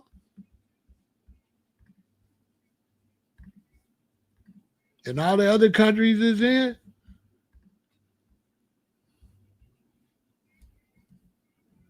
Y'all know about this? The synthetic drug Kush is walloping Sierra Leone. And this is an old article. They got newer articles now.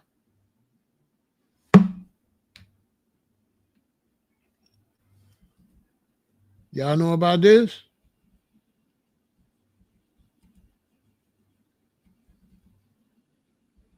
Well, they done made up some stuff and people over there devastated.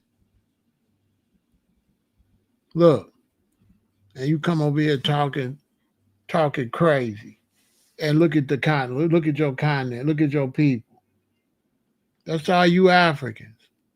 Coming over here beating on your chest. Look at your continent. Look how dirty that is. Don't come over here talk crazy. Go home and sweep and tear all that shanty shit down. The black African man. What, you can't build? What kind of man is you?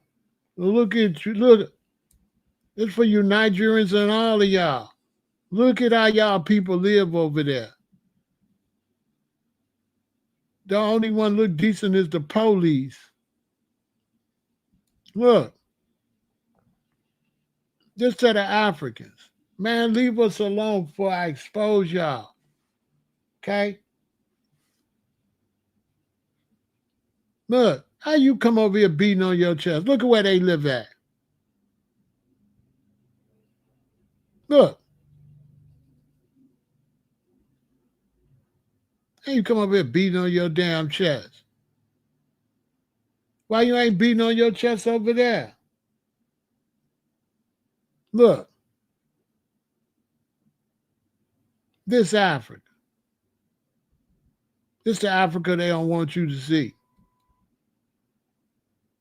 Look at their little bootleg military. Look at it. Look at their military. Look at their police and their military. Just any dudes you just say he's the military. Look at them. They couldn't stop crime if crime slapped them. The whole damn country is bootleg. Look. Look, this is how the people living. They always running their mouth over there.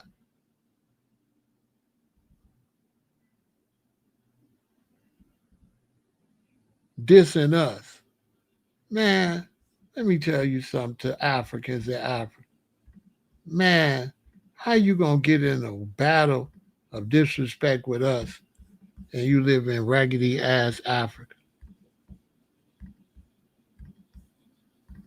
And Africa ain't shit, okay?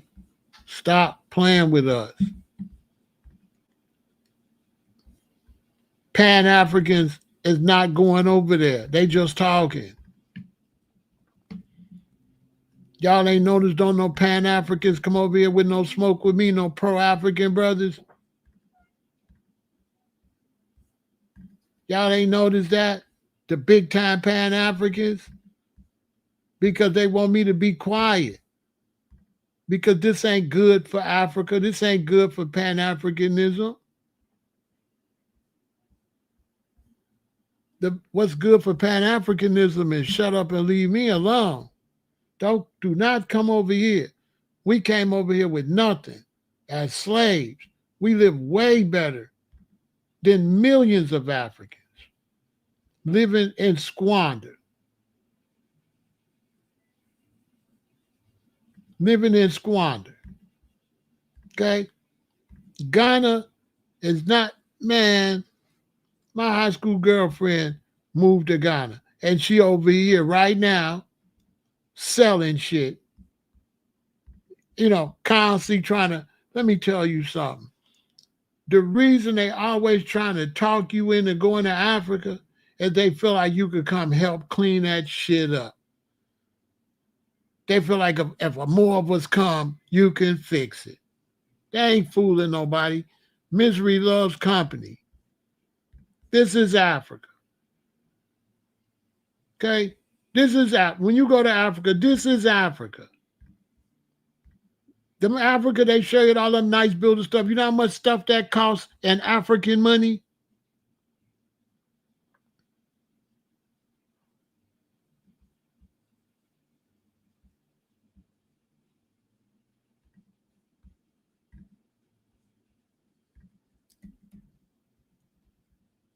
Do you know Ghana, when you get an apartment, you know you got to pay a whole year's rent on January 1st. You can't pay no month. Ask somebody. If you get a nice place in Ghana, you have to pay a whole year's rent up front.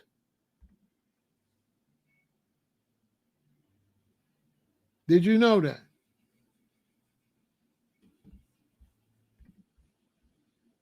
This Africa. You got to pay the whole thing. You understand? So a brother like me, they say, well, are you anti-Africa? No. I know when I see brothers and sisters leave Africa, I know why they left. They trying to get a better life. I supported that. But it's foul for me to support you to come get a better life and then you come over here and start trying to trash me. I'm like this, if we over here talking on your behalf and you know we going to back you up, and whites and everybody know they can't just mess with you because black Americans going to jump in. And let's say you came from Africa and a bunch of y'all start doing good. You're supposed to throw a hand down for black Americans. What's up, Luby? If you come over here doing good, you're like, good looking out, y'all. Yeah. I'm working. I'm here in America. I'm from Nigeria. I'm working with my brothers and sisters from Detroit and Oakland and this, and we doing big things over here in America the same way you would want us to do. We went to Africa. No, you want to bring your ass over here from Africa, be some kind of doctor, something, get money, then turn up your nose and don't reach back for the black Americans.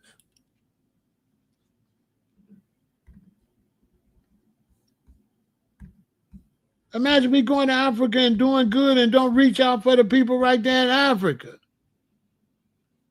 on their turf. And don't be like, man, good looking out. Because no matter what Africans say, we the reason ain't nobody fucking y'all up. If y'all would have came over here in the 60s and the 70s, y'all would have got fucked up. And y'all would get fucked up now if we wasn't here. If we wasn't here, Africans wouldn't be able to come over here with these races like that. Y'all think y'all would be able to come over here if we would have let white supremacy get out of control over here? If we would have let white supremacy and the Confederates get out of control over here, you wouldn't have been able to come here. This would have been a white man's country.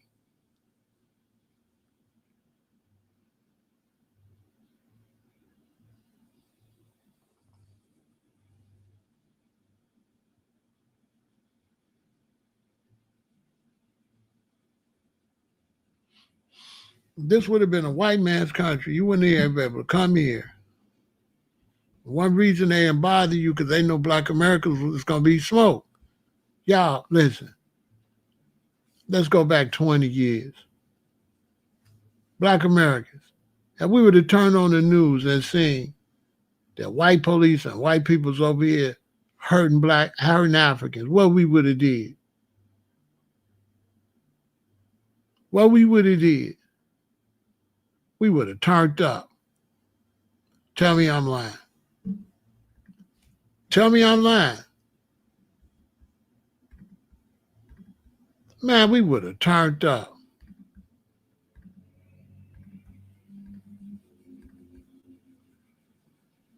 Man, we would have turned up for them. We would have turned up.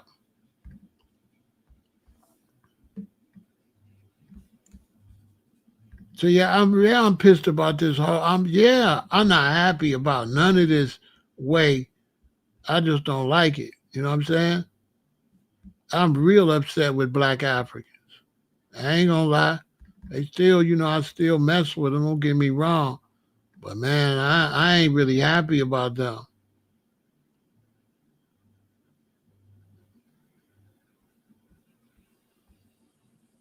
I ain't really feeling them.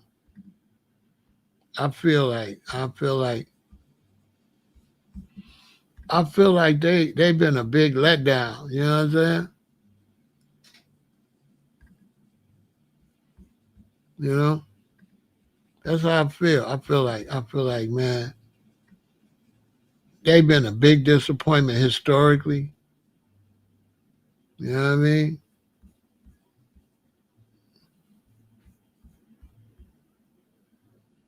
That's how I feel. I feel like, man, they're very disappointed. They've been very disappointing.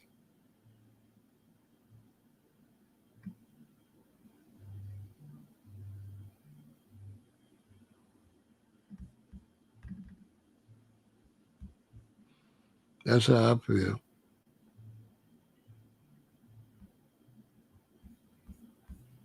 I ain't gonna lie.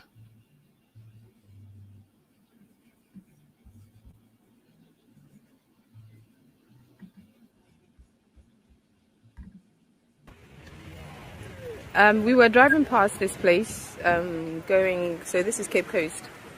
Not quite sure what's happened. They've just come and knocked somebody's building down, just like that.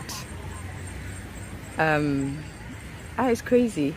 So apparently the people who sold the land to him are saying his lease is up, but we all know he hasn't been here for as long as they're saying. They're saying 50 years is up, but we know he hasn't been here for 50 years. And people are here looting it, like looting what they can out of the building.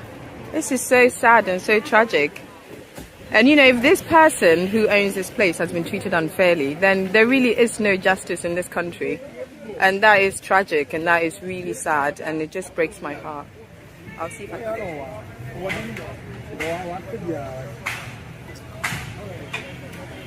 So this guy whose face I'm not going to show, he's saying that he had a 50s, and then the MCE, who is a government official in this place, has sold the land and has just turned up and is knocking the building down. There he is, the guy in the checkered blue and red. That's the MCE. Absolute disregard for justice. If this is how authorities act in this country, then they're trying to steal our roofs and the sidings and stuff. So what? They just turned up, no notice? This morning they turned up. I wasn't here early when they turned up. Right. Our people were cooking in the kitchen. They turned the electric off, and then they started dismantling the building. Wow. They took the grates. That building right there. Yeah. That one, yeah. The building right here that's destroyed right here. Yeah. I just heard when I was in Cape that somebody put it on our site that that building was still, I have pictures of that building. It was still up. But they'd taken all the windows out, all the doors off, and the grates, the security grates. That was the only building we had that was secure. That building back there behind the water tanks is the kitchen. So they were preparing food there this morning for the lunch that we do every day. There's a vegan restaurant that people order food from and come and pick it up here. And that's how I found out what was going on. I called to order some food. And that's when they told me they had shut down everything. Oh my gosh. And that how are you still standing? You're impressive. How are you still standing? Oh, well, you know, we have to be strong in situations oh like my this. gosh. That's a brand new light pole they turned down right there. That light pole just got put in. They're gonna pay for all that, bro. All that new wood, they got that shit we just got to put in this spot. Yeah. Now they got the scavenge all these that feed the sharks over here. That's what they in rubble, man. Yeah, they're gonna pay for all of that. Yeah, they're gonna pay for all of that. Yeah, they're gonna pay for all of that. Yeah.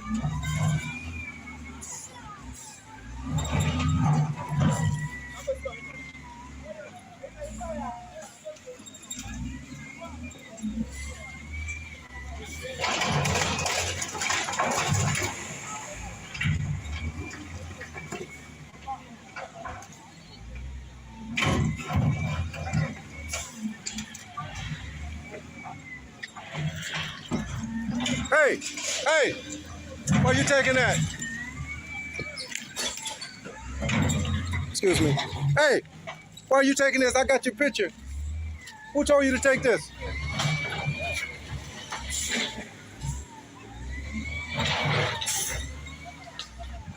Are you secure? Are you with them? You see them taking this stuff here?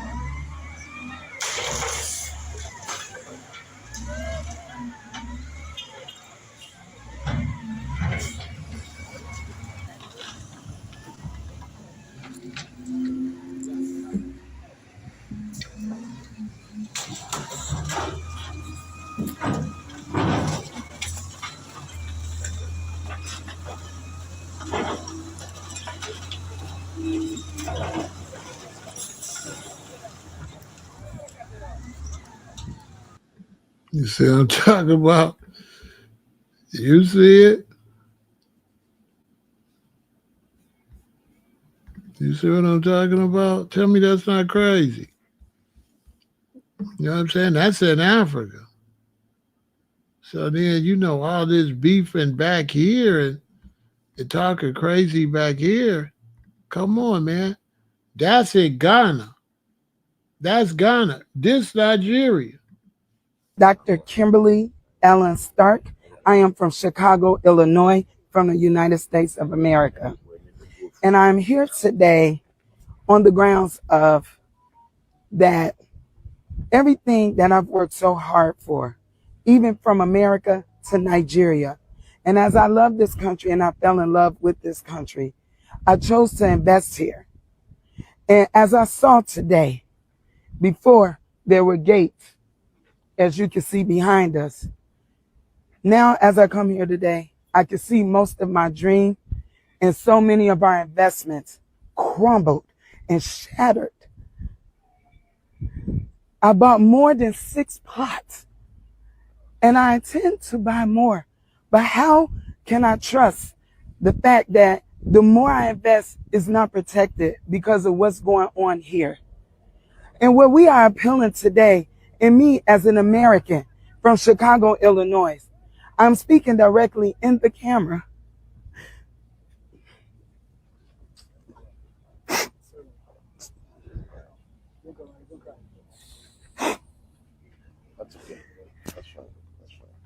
As I'm here appealing to the Honorable, the President of Nigeria, Bola Ahmed Tinubu, to please come to our assistance, come to my assistance, because I can't make a reputation back in America as I have for this country.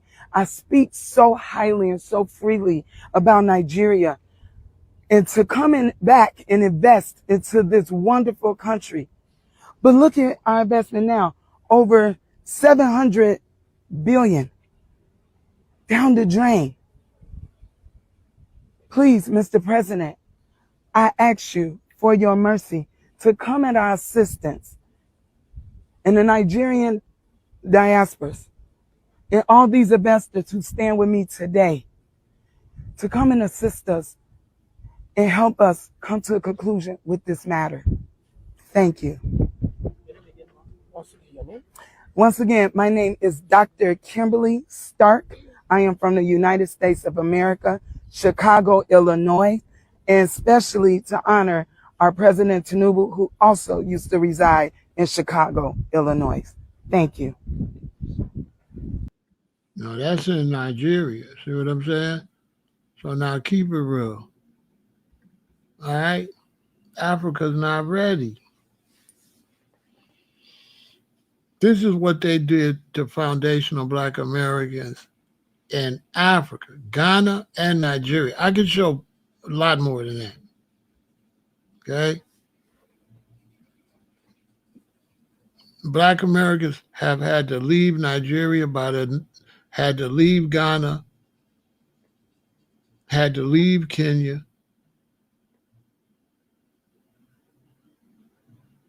because there's no law over there.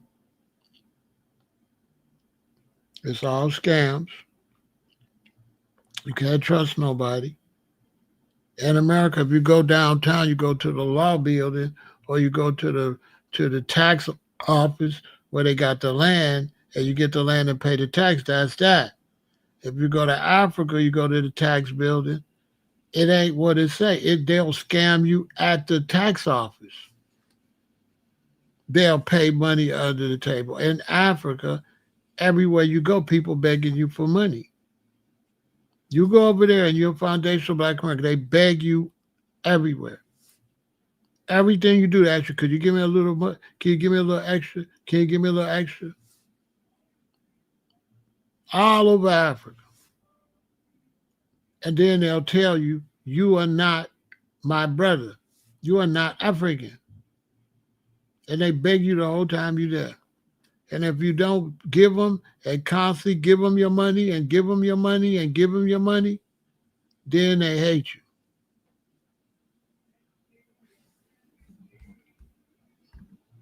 Then they hate you.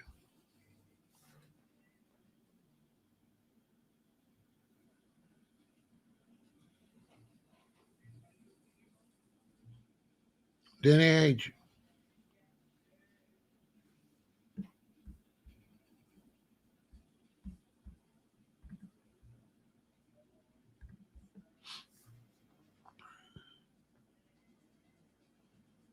Straight up.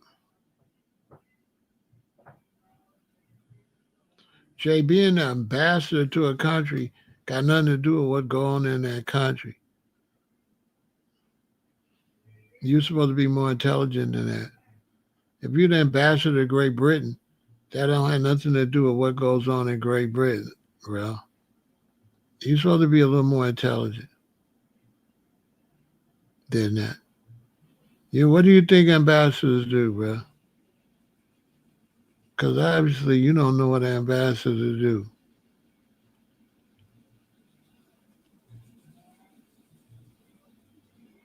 When you make posts and you got ulterior motives and you try to throw other people into it, you don't look very strong or very intelligent. You look like a person that can't take the subject for right where it's at. You want to start muddying the subject with Michelle Obama, which got nothing to do with Africa, bro. You're looking real bad. You know what I'm saying? You're looking real bad. The distractions from the seriousness of the situation. Get yourself together, bro. Get yourself together. Stop thinking you can mix subjects and mix conversations and throw people into conversations that don't fit the conversation. Because I got to get you out of here. If that's the level of your mentality, let me know. I'll just block you. Because you bring down my audience. You dumb down my audience. You know what I'm saying? As a matter of fact, come back tomorrow, bro. You come back tomorrow. Because you're not good for my audience. You know what I'm saying? You come back tomorrow. Like, I'm trying to make sure my audience be intelligent. Especially if you're a man. Yeah, you come back tomorrow. It's just something about people that they just gotta let me know they hate Obama. No matter what the conversation is, which is weird. You know what I'm saying? It's just every conversation you gotta try to disrespect the black people, but you over here watching black people and you ain't throwing no white politicians around like that. No, these be black people. These be black people that hate their own race. But if he not black and he's some white person, well then, he, you know what I'm saying? It's just people that, just, weirdos. Got obsession with, just got an internet obsession. I mean,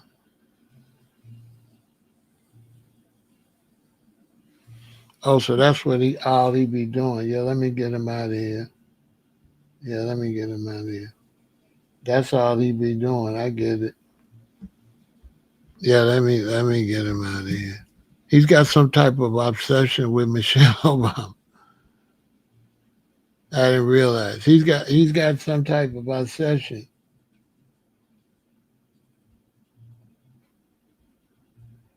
He's got some type of that's crazy. Let me find him and get him out of here. He's got some kind of obsession.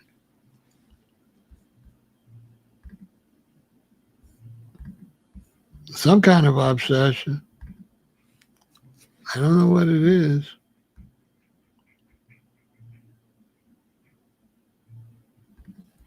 He can't even stay on subject.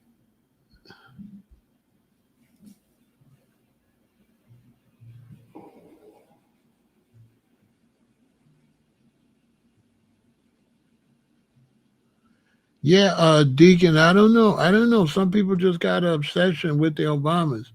It's really a slick way to disrespect black people. You understand? So black people get a black president and a black first lady. And what they want to do to put down black Americans is say, see, look, your people ain't no good. Your people, that's what it is. It's really not to disrespect Michelle or Barack. It's to disrespect black Americans. They don't, it's not really, it's supposed to, it's a way to try to disrespect me. Right? But if you're a man and you're doing that, you look like you wear panties. I'm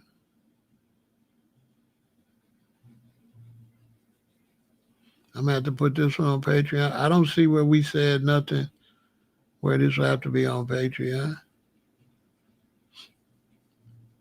I don't see where YouTube would be bothered with this one. Maybe.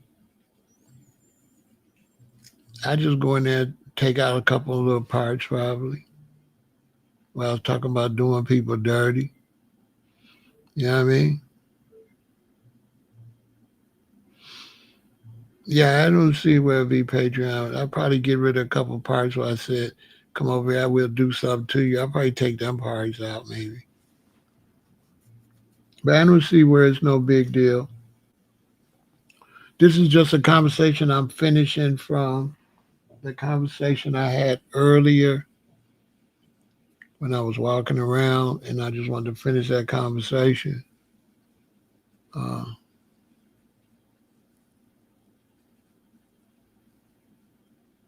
I don't know where this situation is going to go with FBA and Africans and reparations, but I know that it needs to be focused on reparations more.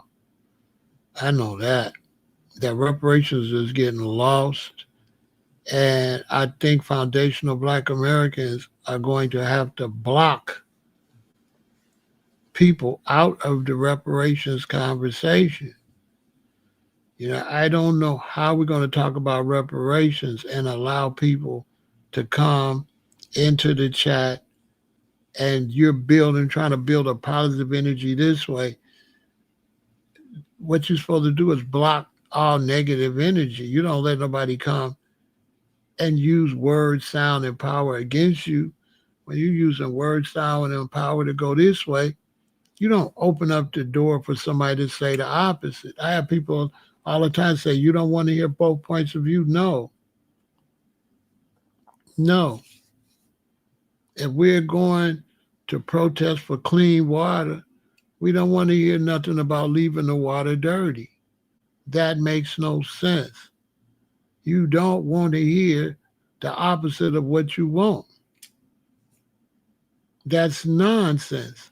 What they really mean is, why don't you give them a floor to go against you? I'm not giving you no floor to go against me. That's not going to never happen. If I'm saying going this way, I'm not going to let you come and say go that way and try to say, well, you need both opinions. If you need both opinions, go stand in the mirror and say both opinions. I don't want to hear the opposite opinion of what I'm saying.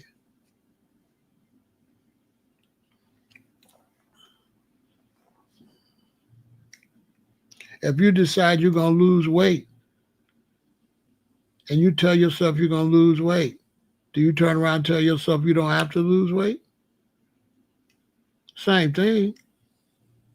If you decide you want to lose weight and you know you're too fat or you got too much fat on you, is it cool to turn around and have the opposite opinion and tell yourself you don't have to lose weight? Will you lose weight if you tell yourself you got to lose weight and you don't have to lose weight? So when people come to me talk about two sides, that's the devil, because you got God, you got the other side of God too. And I don't fuck with that either. So don't come tell me about the other side. Because when we talk about righteousness, and you talking about the other side, you talking about wickedness. And you telling me I gotta listen to wickedness. I don't gotta listen to wickedness. Okay? This is when you're a parent, when mommy say you can't go, daddy say you can't go. Daddy don't turn around and say you can go.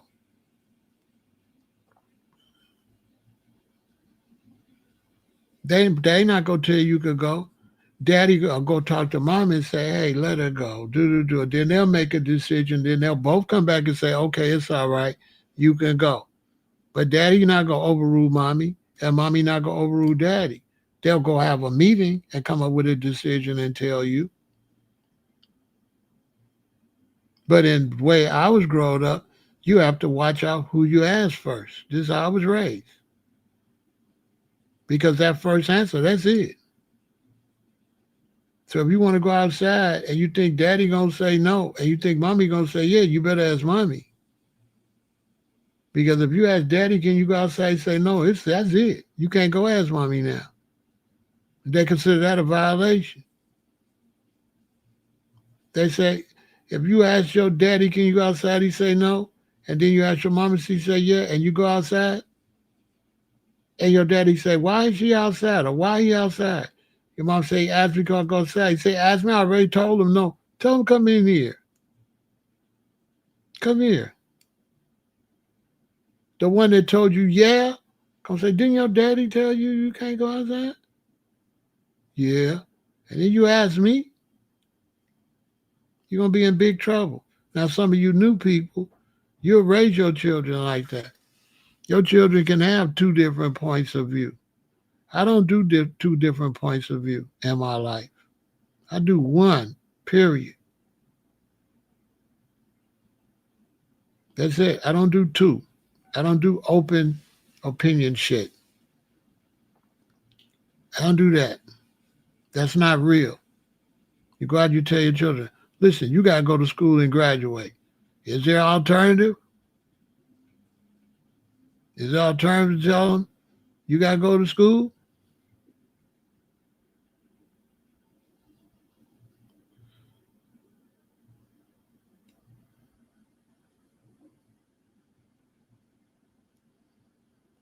The new parent ain't got no kids.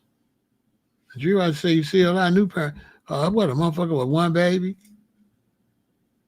Them now ain't no parents. These new people ain't no parents. They ain't even got no kids. They got one baby. That ain't no parent. What kind of parent is that? Who's a parent? The man with 3 children, 2, 3, 4, 5 children, or the one with one child? That ain't no real parenting. That's a weirdo. That's a weirdo situation anyway. When you got one child, that's weirdos. These are people that love money more than family. So they don't want to have another baby. It's too much economical drain. We just gonna have this one weirdo that ain't got nobody to play with. That's weird shit.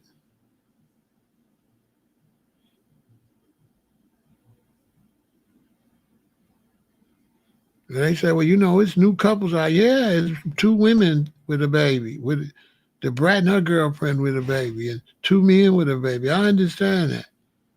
I understand you doing different stuff. Do I believe it's going to work? No, I believe all your new shit is a failure. It's one thing to do new stuff. It's another thing to show me it's going to be successful. The new way of raising children is failing tremendously. In America, these are the dumbest children in history. Dumber than we were when we was doing arithmetic. When we had less books, we were smarter than this group with all the new sophisticated computers and everything. This is the dumbest group in American history. These are the most failed children in American history. These are the fattest children in American history. These are the dumbest children in these are the most children that graduate from high school. These are the most dope fiend children. So the new people They've been failing.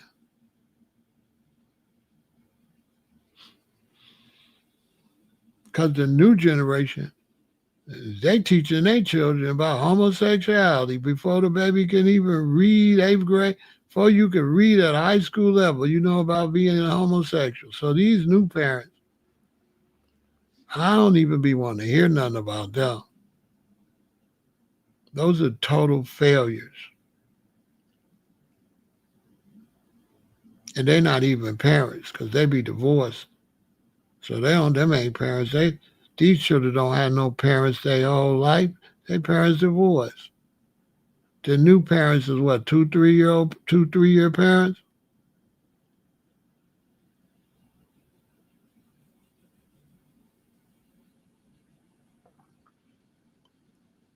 All that expensive excuse. They ain't got no money. New parents ain't got no money. A lot of the people that got money, they think the world is like how they live. You know what I'm saying? So a lot of people got money, G-Rock. They have no idea about life really. They live in a bubble. Ain't nobody got no money. Man, ain't nobody got no money. Think about it. If you got money, you live in a house, right? Boom. All right. A lot of people that's working hard and barely making it, they live in apartment buildings, right? All right. 3 square miles of homes versus 3 square miles of apartment buildings. Where do the most people live? Most people live in the 3 square miles of apartment buildings. So when you look at the nice homes compared to the people living in project buildings, apartment buildings, them people don't represent nothing. Them people with them nice house stuff, they don't represent nothing. That's just a minute group of people. There's more homeless people than there is people that's those people. There's homeless people everywhere. So that model they give you of a family, that's not even a legit model. That's not even the real world. Right now in America, the real world is apartment buildings. Houses. Fans that live in houses, they live in a dream world. They don't live in the real America. The real America is apartment buildings.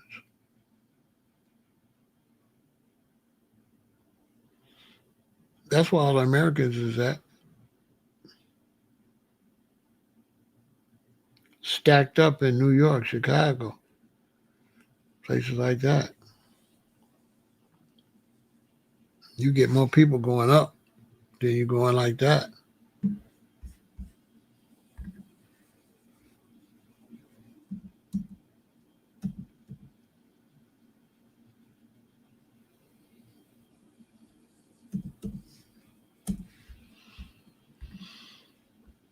They trying to make you think, They be lying. They try to sell you that America, homes, you know what I'm saying? That's all bullshit. Americans live in buildings.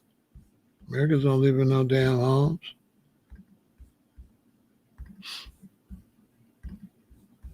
That's the illusion. They be selling illusions and lies and shit.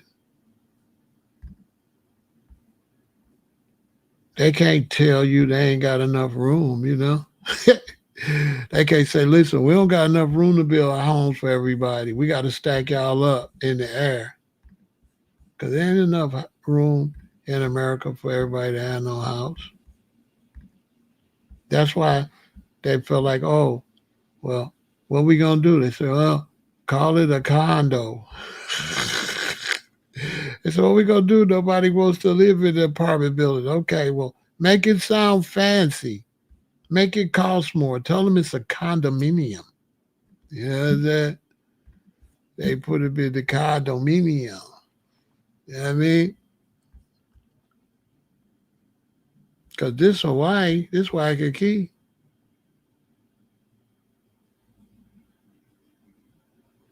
and that ain't even a good picture of Waikiki. It's worse than that.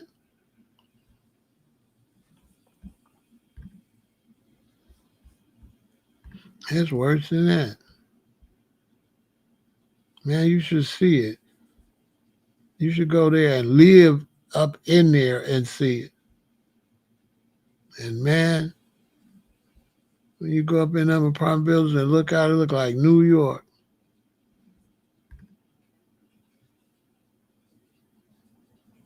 Man, it look like New York when you look out the window. And you're like, damn. You would never know it's Babylon like that.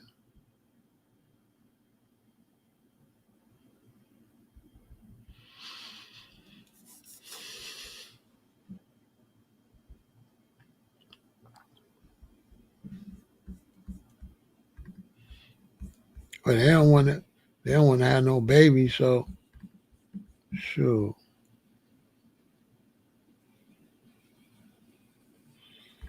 They don't want to, these new generation, they don't want to have no babies and shit. You know what I'm saying, Pharaoh? So you've never owned or lived in a house throughout your adult life? Have I ever lived in a home? I mean, my parents had a home. I didn't live in no house.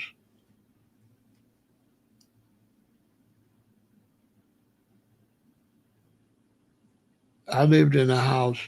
I lived in a house like the house we had in Harvey. I had a house in Harvey. So I lived in a house.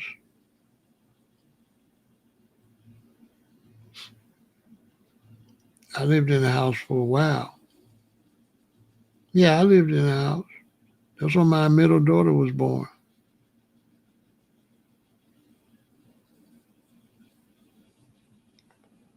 I lived in a house.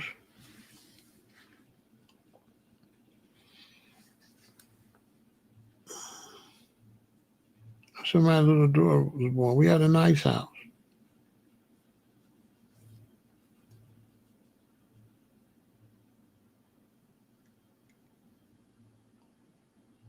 I mean, it's not a matter of not my thing. My life just didn't go that direction.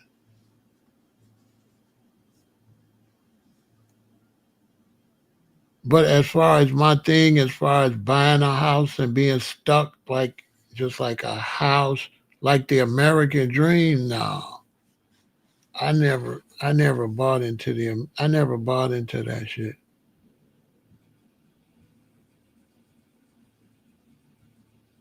like that. I never bought.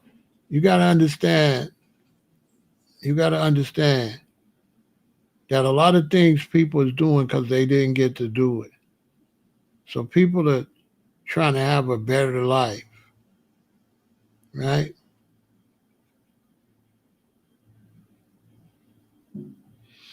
My videos on the Black House, that was my father's house. That wasn't my house. That was the house I was raised in, though. That wasn't my house. That was my father's house. When I had a house, there wasn't no, I don't think it was no damn YouTube.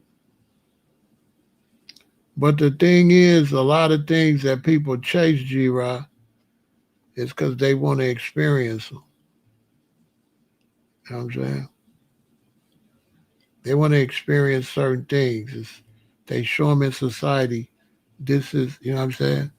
You got to understand, I was raised in a house. I was raised in Cadillacs and a big house.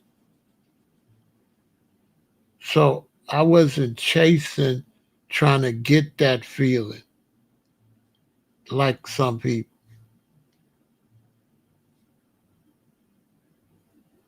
I already, you know what I'm saying? A lot of things, like when I get into relationship stuff, people chasing things I'm not chasing because of their poverty situations in their life. And so people that come up in a poverty situation, right, they want to get out of poverty, right? And they want a big car and they want a house and all this. But when you born like that, when you born with that shit, you don't have that empty space in you don't have that empty space. You don't have that, I don't have that. I don't have that drive to chase for a big car, or I already did that. You know what I'm saying? I don't have that.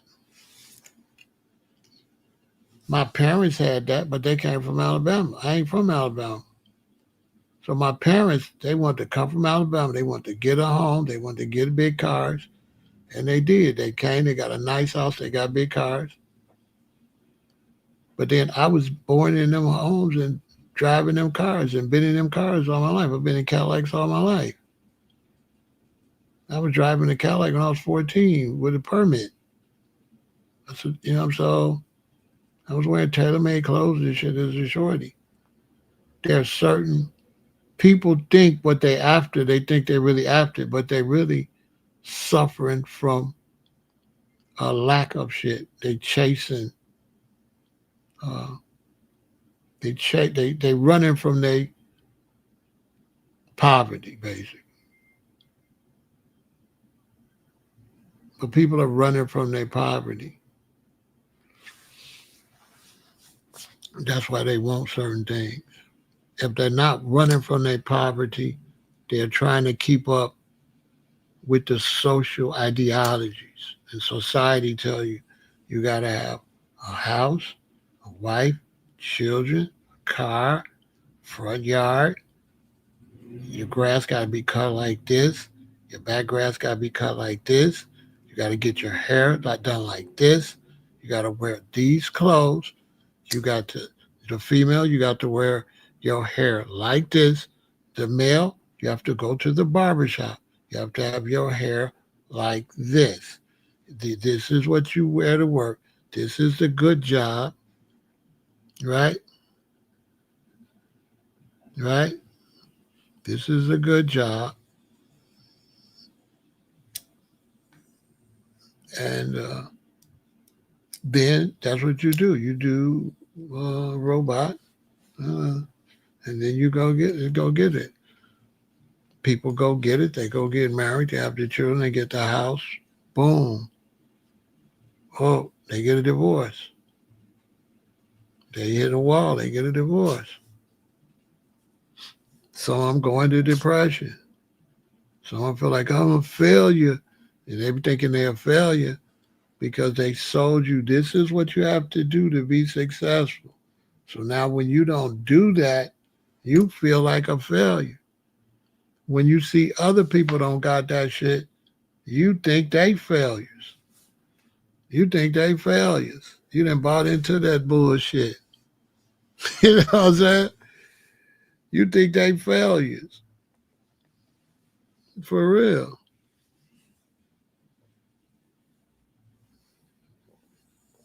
You be like, you think they fail? You really believe that?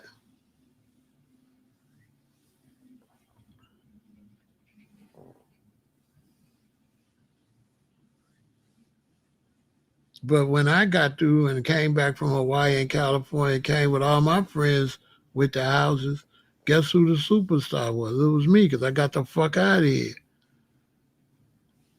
I didn't do the slave mentality. I left. I'm in Hawaii. I'm in LA. I'm in Hawaii. I'm in the mountains. I'm growing weed. When I come back in my 30s, all my friends, they've been in the box. Go to school, get a house, get the kids in the box. I come back, they still in the goddamn box. And they stay in that box till they be 65, 70 years old. And that be their life. That's it. That house, go to work, children, and that's it. So then They know it ain't shit. So now they gotta go on fancy trips. Cause this ain't shit. See, me and my wife, we get to Spain, you know. Me and my wife, we went to the Bahamas. So they go try to do what I lived. They can't live it. They gotta like take a vacation. You know what I'm saying? They gotta take a little vacation to try to feel a little bit of freedom before they bring their monkey ass back to the slave camp. So they got you in the box and you do that shit, you look up, you 65, 70 years old. And that's your life. Went to school, got a house, got married, and stayed in that motherfucker house and paid for that motherfucker house. And that's it. And you was very successful. Just like all your neighbors. Y'all was all successful. So now the only way you can feel successful is you got to say everybody else ain't. Because you got to make it feel like you did better. So you got to be like, oh, if you don't got this, I get it all the time. If you don't got this car, this house, if you didn't do this, if you don't got this much in the bank, if you didn't do that, you're not successful. And then I'd be like, you real successful. You real successful chasing it. You've been chasing it your whole life. So I guess you successful. You've been chasing bullshit all your life. You know what I'm saying? How's that working out for you? Why you ain't happy? Why you worried about me? You should be thrilled.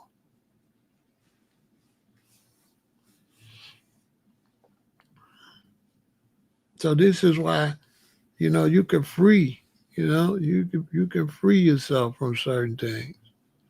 But you got to have the right mindset for it. All that shit ain't nothing. You can have a 2-bedroom apartment, a 1-bedroom apartment, a 3-bedroom house, a 5-bedroom house. Hey, man, it's going to be the same shit when you get to. You know what I'm saying? Anybody live in houses? I lived in a house. A house ain't shit, but some shit you got to take care of. And after so long, you got to replace all this shit. And then you come on, right? You have a big-ass house, right? You be sitting right here in this spot. You go sit on the couch in that one little spot in the couch. Now, you got a nice big house, but you're not really enjoying the house. You sitting in one big spot, watching TV or whatever, in a big-ass house. So it's a big house, but you're not really using it. You don't really use the house. Not really, if you think about it. You don't use the house. You just be sitting in that motherfucker and sleeping in that motherfucker. You sleep in there 8 hours a day. So you have nothing but in a little spot in the bed. It's like this much in the bed. Right? And you sleep.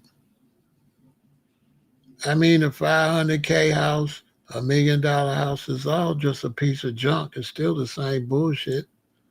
$500K, $50K, cabin, it's the same shit. Okay, you got a big house. Okay. You have to look into yourself and ask you, what does that really do for you? It don't do shit. It's an imagination. It's an illusion. But now you're a brother from Africa, so of course that's a big accomplishment. So this is why a lot of people, this is why there'll be a dysfunction between you and your children. Because you have all this nice stuff and your children raising that shit. So you can't get it to be a big deal to them because you didn't have it and you went and got it, but they born with it. So it ain't no big fucking deal to them. You know what I'm saying? You'd rather have a $500K Oh, you rather have 500K cash than a house worth 500K. I mean, it's the same thing with money. If you got 500K cash, it ain't really shit, really.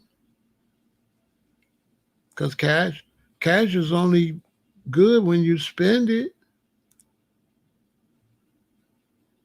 And then when you spend it, it ain't really nothing to spend it on.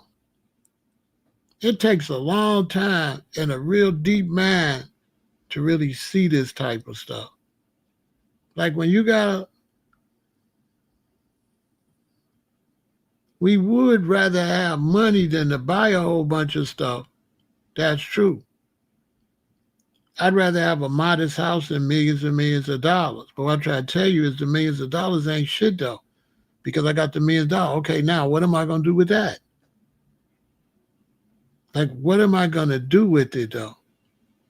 Because at the end of the day, the house and the money is material thing. So when you get a lot of money, it ain't what you think.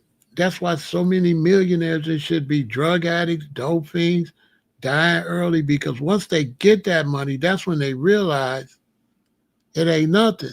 So they go and they say, oh, they buy a yacht. And then they go and they buy a yacht. Then they'll go and they'll maybe buy a plane. And then they'll buy this and they'll buy that. Because if they don't do that, they got to face the reality that the money really ain't shit but just to live. The only reason you want generational wealth is so your children can keep a roof over their head and eat. Once you take away roof, once you take care of, get rid of food, clothing, and shelter, there ain't nothing else. I challenge anybody else to show me what else there is besides food, clothing, and shelter. I challenge anybody. What else is there?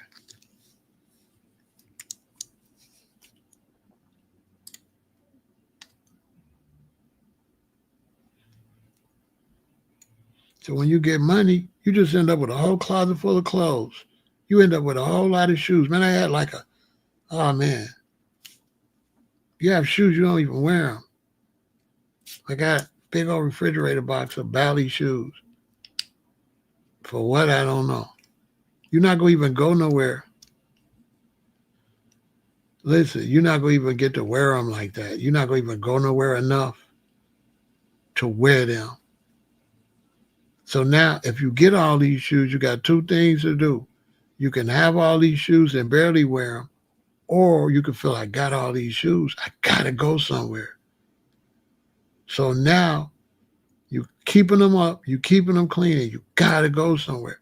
So you ever see these, you go to these people's house, they open their closet, they show you all their shoes. Some of them show you all their sneakers. They show you all their closet with all that stuff. And that's what that stuff be. Their whole life. That shit be there. That shit, they be taking care of that shit. So like once you get the money and get the stuff owns you. Okay? Even if the stuff owns you, like you don't own the stuff, like you don't own the car. Like you don't own the car. If you owned the car, right? If you owned the car would take care of you. But you got to take care of the car. So who owns who? You got to take the car. You got to baby the car. You got to wipe on the car. So who's the boss?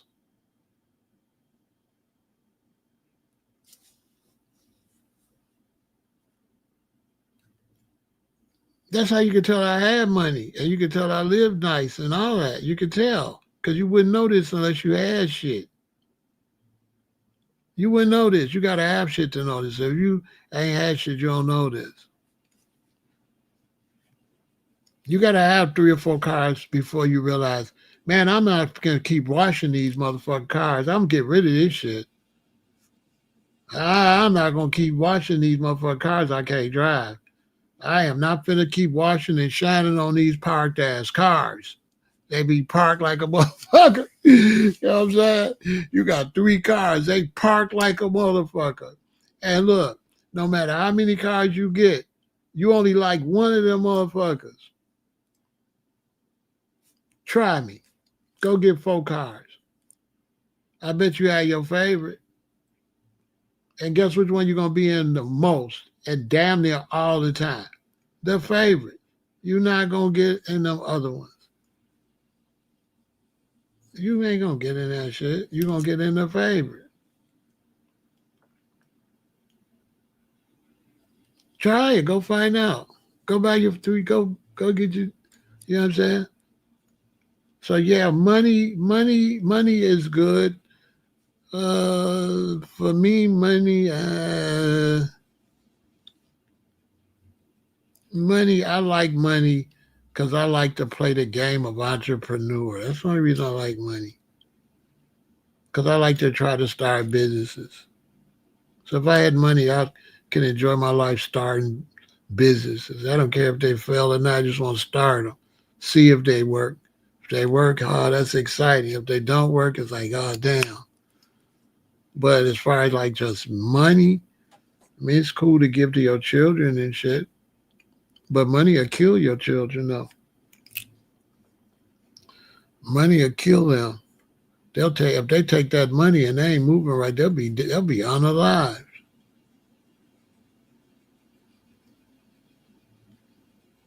You know what I'm saying? It'll kill them.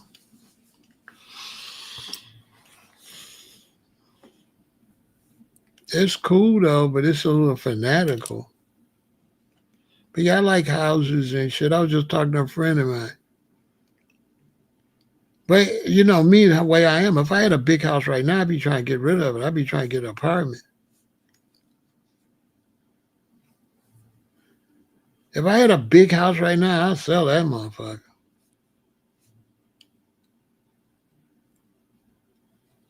$67 years old, me and my wife, we ain't cutting no grass, motherfucker. I don't give a fuck about no gutters, no grass. I need an apartment. Pay my motherfucking rent and chill. I'm not taking care of no motherfucking house. I'm not taking care of houses for young motherfuckers. Houses is from, you know, your young years to about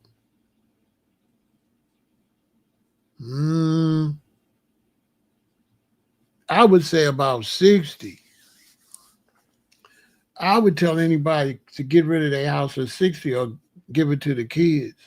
I would tell an older person, get an apartment. They'd have a much better life. They ain't got to worry about shit. You ain't got to fix shit. That's their shit. Let them fix this shit. All you do is just live your life. Shit. Your house, you know, you got to take care of that motherfucker.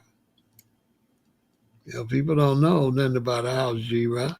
People think they can buy a house and they think the plumbing gonna last.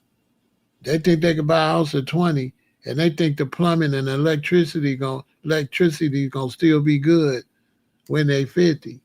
They don't know they gotta gut that house. They don't know they gotta dig up their yard and get them roots out the water pipes. They don't know all that. They don't know about how many times they be to change the furnace. They don't know how many times they be to put a roof on that motherfucker. They don't know they got to change the whole electrical system or that bitch going to catch on fire. You can't have no 30, 40-year-old electrical system. That bitch got to be redid from the bottom up. They don't know nothing about that. They don't know that concrete not going to stay like that. You're going to have to get that shit repoured. You got to get that concrete repoured. And that's cool. Like when I had my house, when we had our house, we was young, me and my queen, we had our house. That was cool.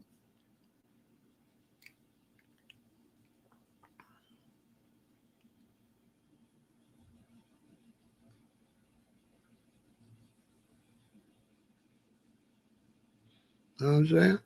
So a house is cool. I ain't against houses or no shit like that. I just wasn't never stable. So I wasn't stable, so I couldn't think like that. I didn't live a stable life. I never lived a stable life. The most stability I had is from 40 to 60 probably. I didn't have no stability from 18.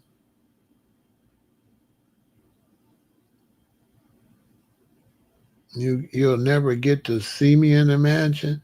I'm not the type of person, if I had a mansion, this was all you would see. Like, let me give you an example. Nobody knows where I'm at right now. You got to guess. Think about it. Nobody knows what it looks like in here.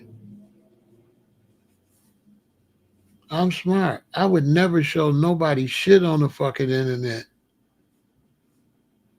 I would not get a mansion and get on the internet and show nobody shit.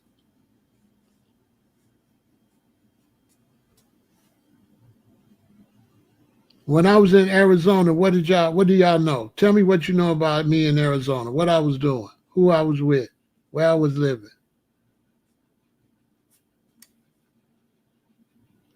When I was in Arizona for a month, where I was at? Where I was at?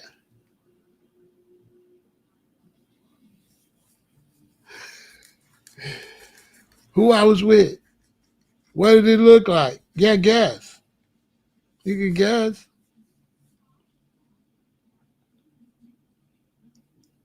Who I was with? Where was I staying in? Who owns it?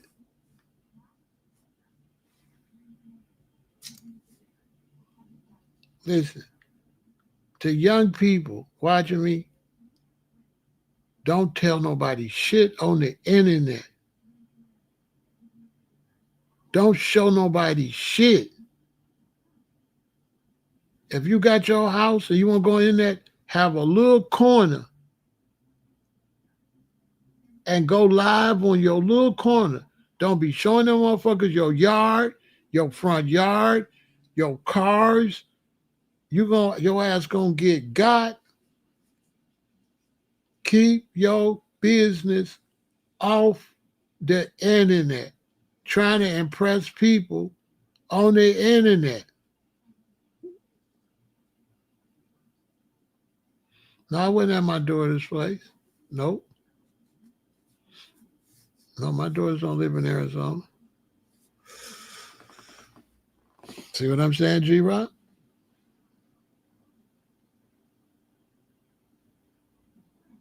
Now let that sink in. Why? It's because guess what? If you're getting something and you're getting it for people to see, are you really getting it for you? You know what I'm saying? Are you really getting it for you? In other words, if I go get a car and then I go show y'all my car, did I get the car for me or did I get the car for people to see the car? See what I'm saying? That's where you got to make your mind up.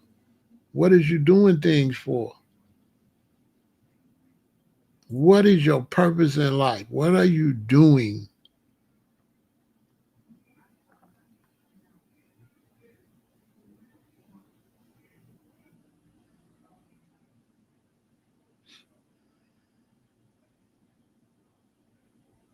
Are you taking care of your things more than your life, your body? Because people is dying and they things still look nice. You dead. The watch looks great. You know what I'm saying? Your monkey ass dead. You know what I'm saying? Hey, your monkey ass dead. But the jewelry popping. The car is beautiful. The watch is beautiful. You dead as fuck. That's a nice watch. That's a nice box of jewelry you left behind. You know what I'm saying? And check this out.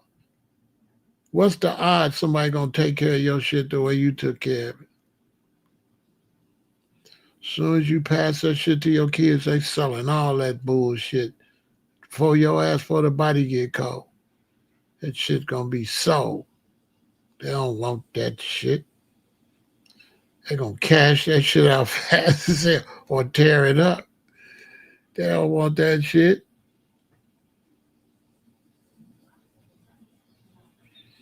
Nobody wants that shit but you.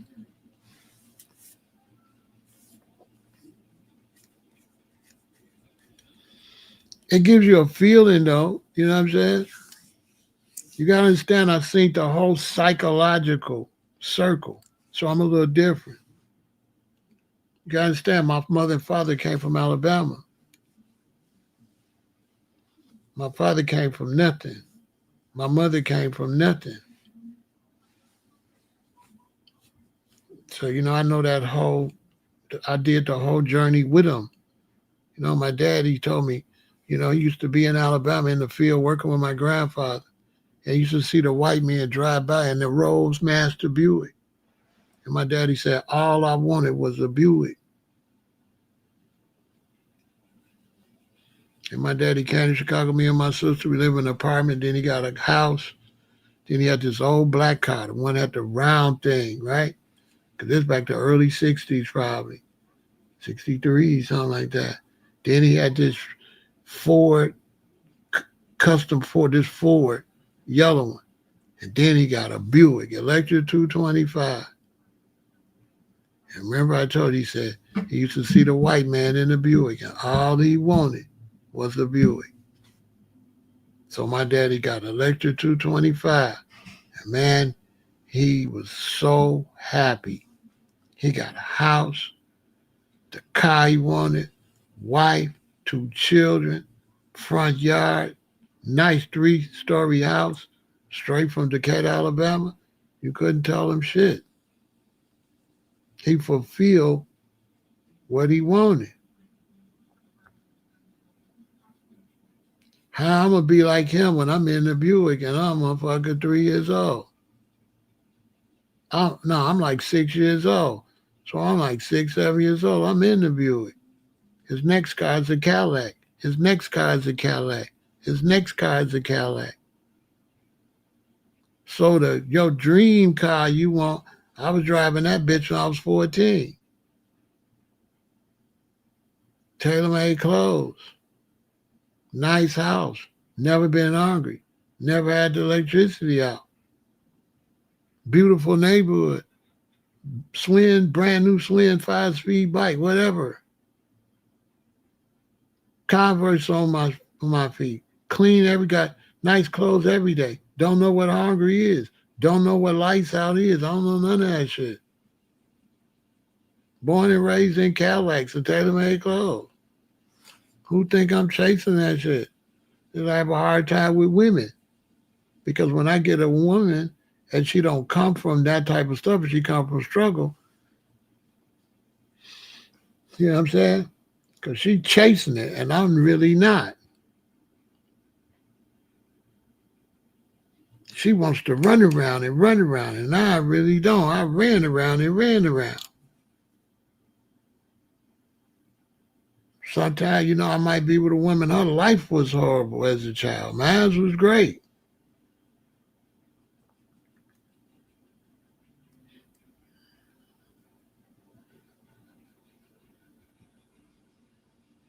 See what I'm saying?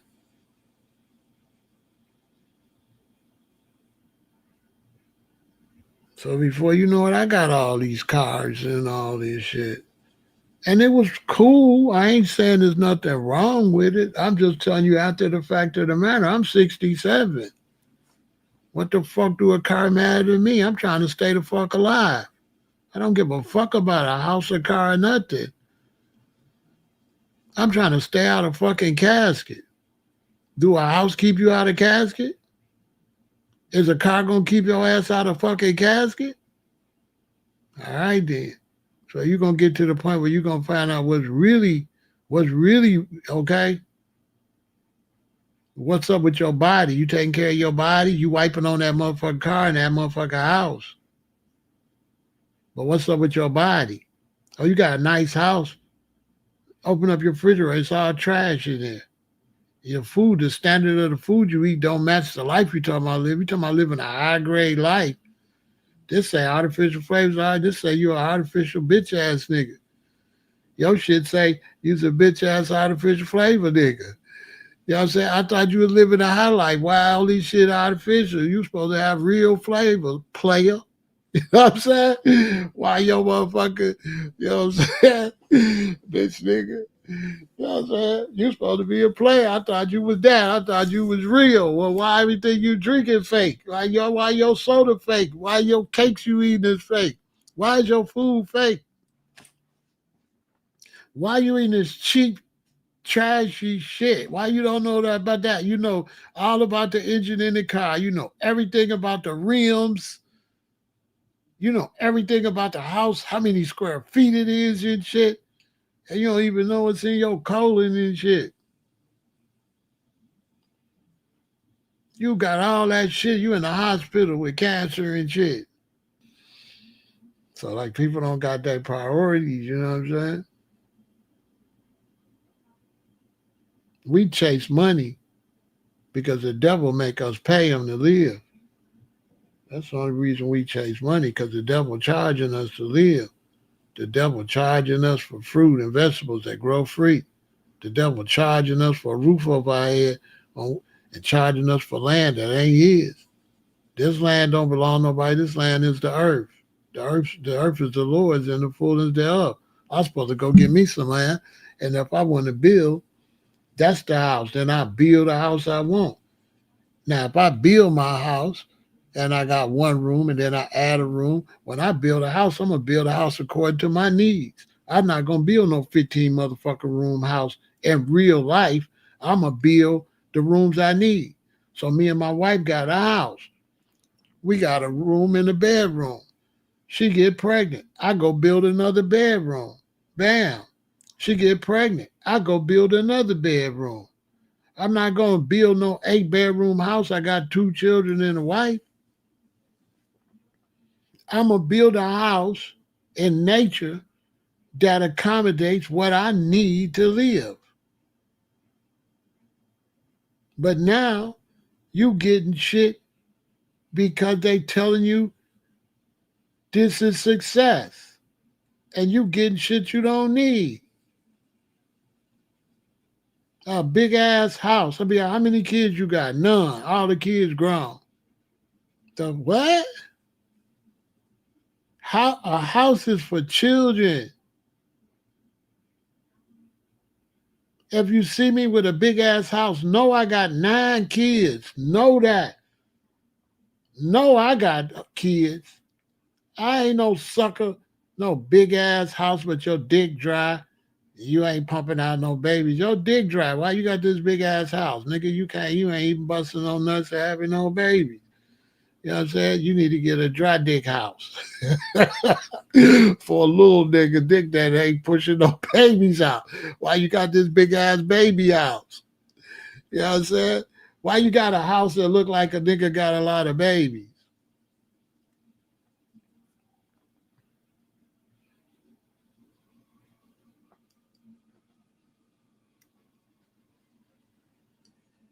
I asked my husband, I said, Pharaoh, so if you had millions of millions, if you was a billionaire, what would you do? If I was a billionaire, I'd go adopt me a black son from every country in Africa. What I'd do, I'd go get me 54 sons, black ones, from every country in Africa. Then be a couple of black American babies. And try to help niggas from Africa.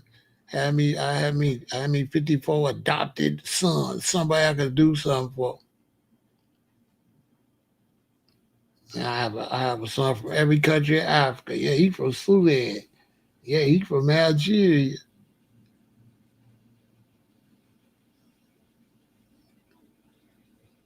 And they live in a big ass thing, but I would make their living conditions bunk beds, triple bunk beds and shit. I wouldn't lay all them beds across like that.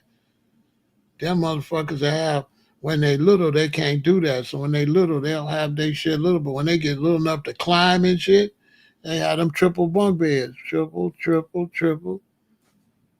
A lot of them in one room, too. I wouldn't put them in no separate room in no big-ass, hell no. They'd be in the same room, just probably a big-ass room. They wouldn't.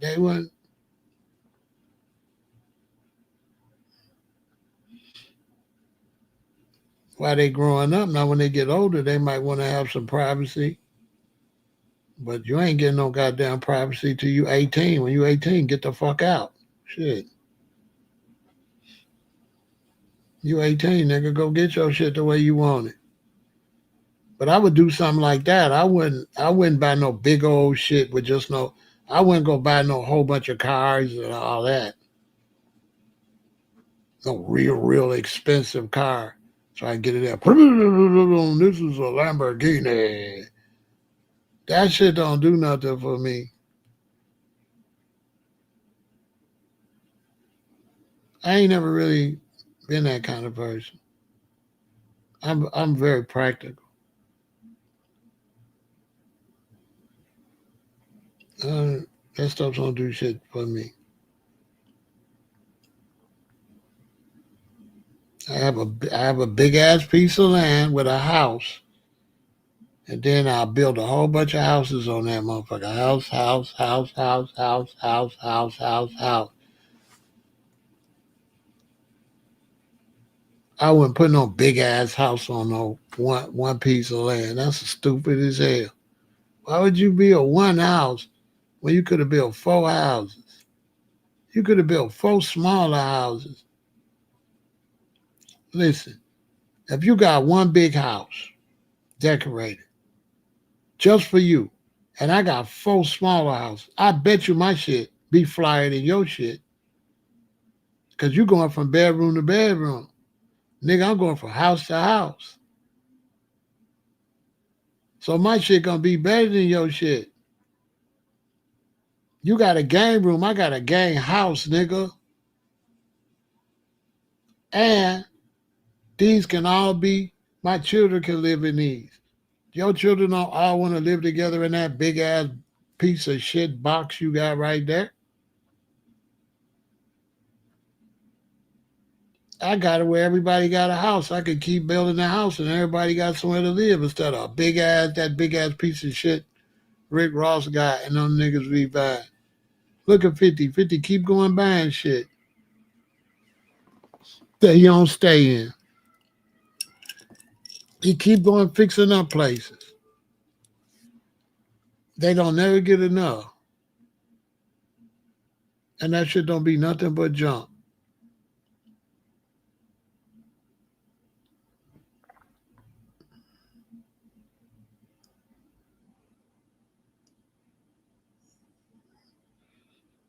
I mean, I put my kids in there, so it wouldn't be no tenants. I got 6 kids, so she live there, she live there, she live there, he live there, he live there, he live there, he live there. If they want to live in it, it's still theirs. Whenever they want to, they can fly and go to their crib. If I got that kind of money, they ain't got to live there. They can be flying, enjoying their life, and they got a crib. And then, if I give it to them, now they got some real wealth. Now because I have it built in a way where they can divide it up. Now they got plots. So they don't got to sell the one big house. They got 6 plots that they can sell individually.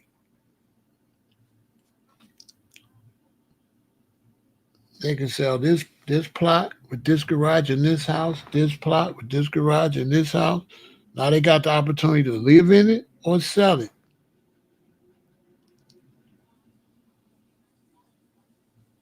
It'd be more money. Way more money than one big piece of shit. You're going to make more money with 6 houses than you're going to make with one big ass fucking piece of junk. I mean, if you're a businessman.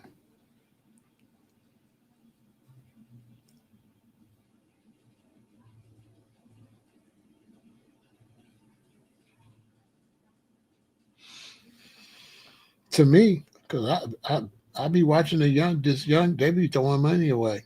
They be buying a bunch of shit. But you got to understand that the next generation don't pay attention to the last generation. That's why you live a long time, you know more. So they ain't seen Rock Hudson and Cary Grant, they ain't Dean Martin. They ain't seen that motherfuckers what happened when people did what they did. They think what they doing is new. But me, I seen stars make these mistakes already. I've watched rich people make these bad purchases, generation after generation after generation, and the next generation come and make the same bad purchases. They go buy the same bullshit.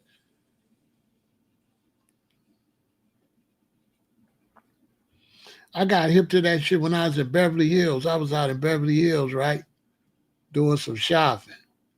So I'm in Beverly Hills, so I'm parked somewhere. I think I'm rolling up a joint,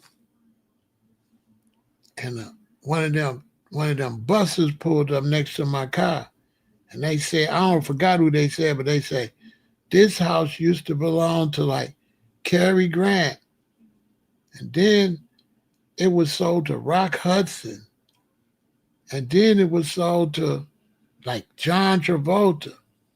And I said, ooh wee. So I started looking, and they had to rent a car, but you can rent Bentleys and Rolls-Royces and short. And I started looking, right?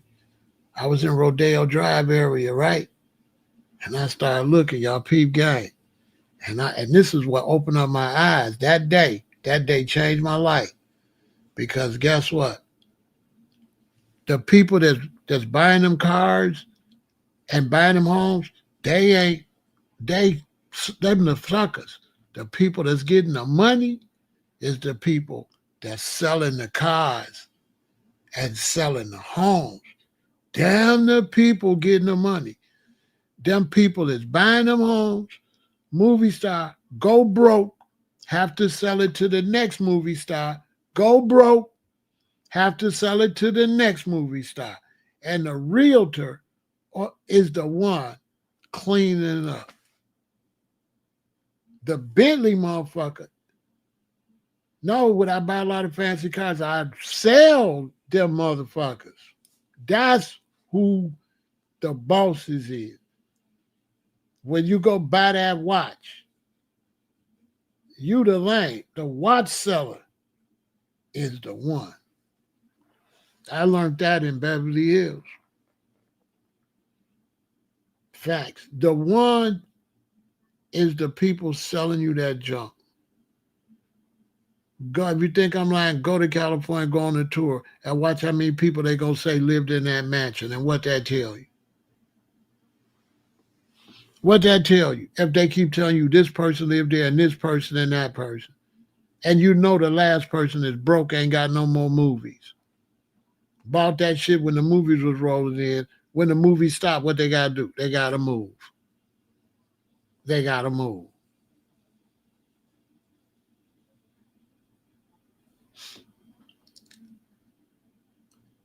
Because I have people, they be want me to show them some shit. You know what I'm saying? They want me to go live and they want me to have some bunch of prestigious shit in the background. I would never do that. I don't even wear my good jewelry. I just wear this shit.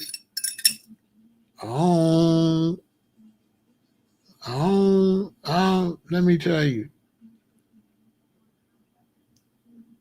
I don't do that shit. Keep your business to yourself. But this is something you gotta grow into this. I can't tell you this. You can only learn this from living. You know what I'm saying? So I can't teach you this. You gotta find out the hard way. You know, don't live your life trying to impress people. If you stop trying to impress people, you'll have a great life. When you make a purchase, make sure it's not to impress nobody. Think about it heavy. Is this what you want, or is this what you want people to see you in? It's a big difference. Okay? Make sure you get what you want, not what you want people to see you in. And make sure you don't want what you want people to see you in. Make sure it's not the same, because you're going to get confused. You're going to be, I want a Bentley. No, you don't. You don't want no fucking Bentley. You want people to see you in a Bentley.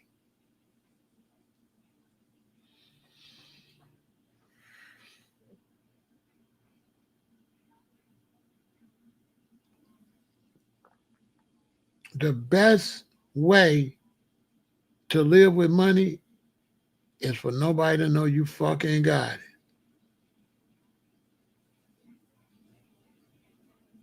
That's why you know they don't want the money. Because if you wanted the money, you would just get the money and you would stay low pro. The fact you want to look extravagant, there's other issues. You want to show the world, look at me, I'm successful. You know what I'm saying? That's mostly what people be on. And because they teach in the world that, then they'll come on my live and say, you don't look successful. Because they be mad, because they trying to do that. They got you in the world where you trying to look successful. You want me to play the game too. So you want me, man. They be young brothers be calling and say, man, he there, he don't got nothing. You know what I'm saying? He don't got nothing. I just be looking. Because he wants you to have some shit and show it to him. You know what I'm saying? For his approval. You need to have some shit and show me. So when these rappers get to rapping, as soon as they get a little money, they're going to buy a whole bunch of shit to show you. You know what I'm saying?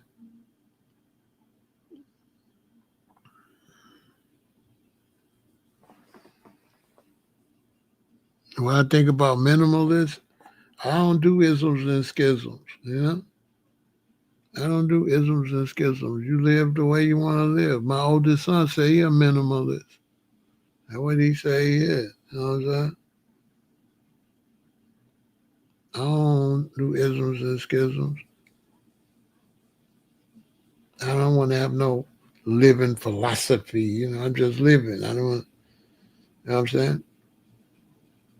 I can't see myself like coming up with like, you know, no ideology like, oh, this is a minimalist. And I don't know. You know, somebody might see the way I'm living and say, oh, that's a minimalist. I don't know. That's like isms and schisms. I really don't get into that. Everybody got to live their life the way they want to live their life. The thing is, people going to have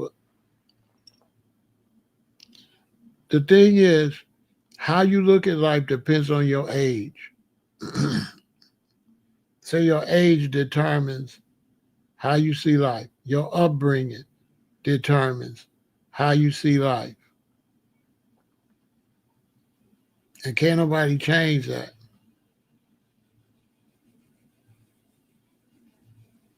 You know what I'm saying? So you see the brother say, so we ain't going to get to see you in a mansion.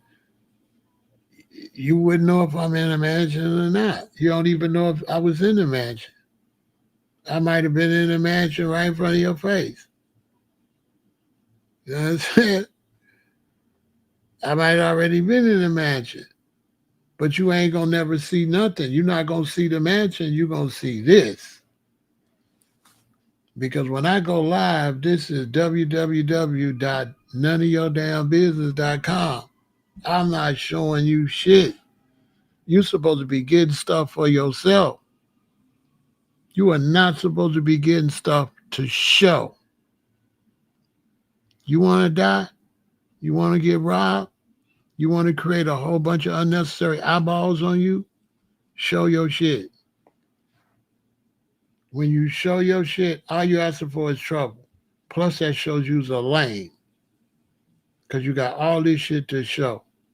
The only person that should be showing their wealth is somebody like a 50 Cent or Rick Ross, because that's advertising. That's advertising.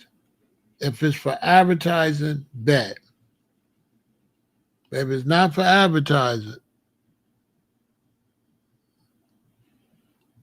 they want me to show that my residence, but then that's got nothing to do with my conversations. So then that becomes some other weird type of shit, like some type of, I don't know, weird stuff. So now when I get into the mind state to do that, now I'm living my life to put myself in a position to show somebody on YouTube, which that's an alteration of how my mind got to be. Now my mind got to be like that. My mind can't be to sit down and just talk. My mind got to be, oh, get these props because I want everybody to see this and say some shit. You know what I'm saying? But that's up to people. If I never liked praise for stuff. So I never liked people to speak on my clothes or nothing. You know what I'm saying? So even if I had whatever kind of nice clothes I had, I was always uncomfortable with people admiring my shit. I'm just like that. Different people, different. I never liked people speaking on my shit. You know, if I went and bought some shoes and won, I didn't like you saying, oh man, them shoes. I didn't like that type of shit. I never liked that. When Christmas would come and my mother would give me, when I would get Christmas clothes, and then you know how you go back to school after New Year's, I wouldn't wear my Christmas clothes because I didn't like people reading me. I don't like people all up in here like that. I don't want to go and you say, oh, them your Christmas clothes. I'll wear them later. Well, ain't nobody thinking about Christmas. I wait till everybody forget about Christmas. Wear my shit like in February. So nobody paying no lot of attention because I don't really like people. You know what I'm saying? It ain't just that. You know what I'm saying? When I put on something, I put it on for me. I don't put it on for you. I don't buy no jewelry for you. I buy the jewelry because I like it. I don't buy no house for you. I don't buy no car for you. I don't do nothing for nobody else to like it.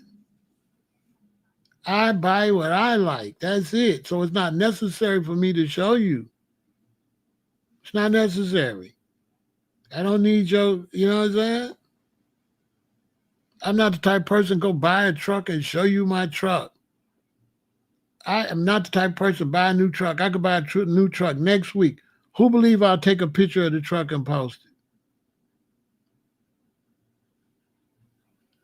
it? Strategically, every picture I post be old as hell. I don't post no new pictures. Y'all ain't notice that shit? I'll post old cars. I'll post my women way after I broke up. I never post my current woman. Show me where I post me and my current woman. Any picture you see me with a woman, that motherfucker old as hell. Tell me I'm lying. Show me where you know what I'm saying? Every picture I post ain't got nothing to do with my life today. I do that on purpose. Because to me, life ain't about nobody saying, oh, that to me, I don't really see, you know what I'm saying? I don't really see, I'm a person got to see the real benefits. Okay. If I get a nice truck and I take a picture and show it to you and you say, that's a nice truck, show me the benefits of that. See, I'm very practical. Okay. Show me what I get from that. What am I going to get out of showing my new car on Instagram? What I'm going to get? What I'm going to get? What is it going to do for me? I already got the car. I like the car. I already got the truck. I like the car. For me, that's enough. Not no, hey y'all, look at my car. I did not buy that for y'all. I went in there and said, I like that. I'm getting that. And then I get that. But I'm not going to run back and say, hey y'all, look at what I bought. To me, that's corny.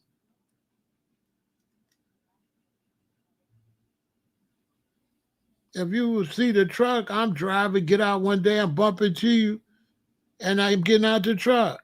And you're like, oh, what's up, Pharaoh? And then you'll run, if you soft, you'll run back on it. And, man, I see Pharaoh, man, he jumped out of it, you know.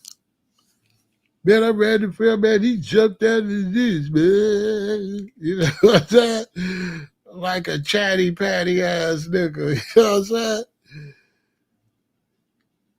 Facts. Because I'll drive like a raggedy car. I ain't on that. I drive like a raggedy car. Like I got a couple of things, I don't be showing people my shit. I drive a raggedy car. I got a car right now that won't break. It's old, it won't break. I got it right now. That motherfucker won't break. I don't know what I'm gonna do with it. It won't break. None of my kids don't need it. I really don't need it. I don't know what I'm gonna do with it. My daughter gonna tell me, Dad, why you keep driving that thing? I say it won't fucking break. What do you want me to do?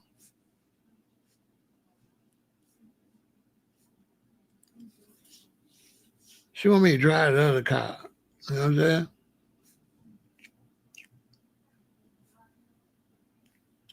I'm telling her, Dad, it's just a car. Why I gotta drive the other car? Don't nobody even know I got the other car. No, I ain't giving nobody shit. I'm gonna drive it till the I don't know. I'll give it to one of my kids, but don't none of my kids need it. They all got cars and shit.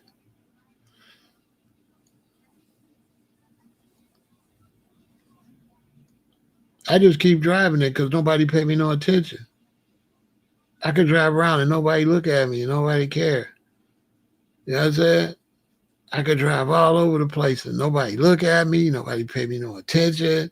You know, it's just this little old raggedy car. So it's real good camouflage. Like I could do a whole bunch of shit and I don't got no eyeballs on me. So I kind of use it like that. Cause I don't be one motherfuckers looking at me.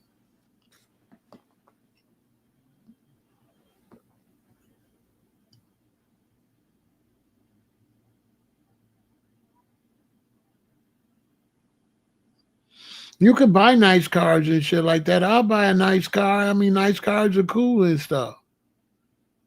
Nice cars are cool. You buy whatever kind of car you like. But I'm saying if you done got to the point where you ashamed, you know, your life is fucked up. You know what I'm saying? If every time you walk out the house you got to impress somebody, your life sucks.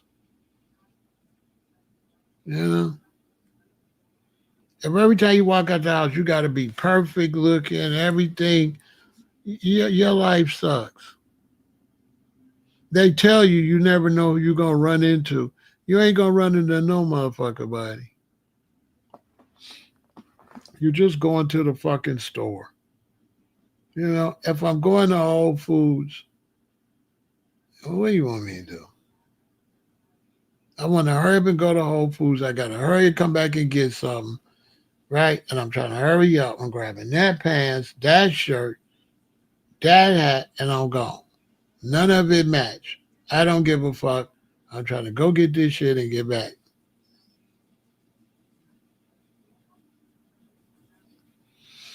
It's great for networking and perception if you networking and perception, but it ain't that much networking in the world. You know what I'm saying? It's not that much networking in the world. You ain't gonna network with nobody in no motherfucking Whole Foods.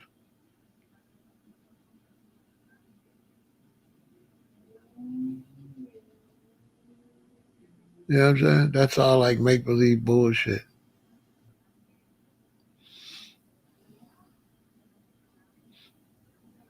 That's all make believe. That's like hobnobbing. You know?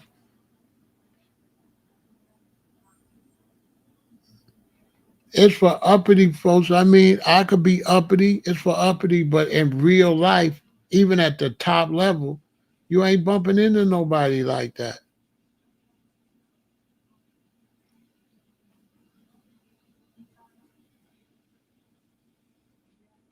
You know, I got rich white boy friends. They get up, goddamn it. They throw on some fucking white shorts all wrinkled up. They throw on a goddamn t-shirt. They put on they slip on white shoes and they run to the store. Shit be wrinkled and everything. Motherfucker rich. He don't give a fuck about that shit. He trying to hurry him go to the store and get back home. He is not in the closet doing all that. The car worth 200,000. So it wouldn't matter if this motherfucker had on some wrinkled up pajamas. They gonna still say he the fucking man. No matter what the fuck he jump out that car in.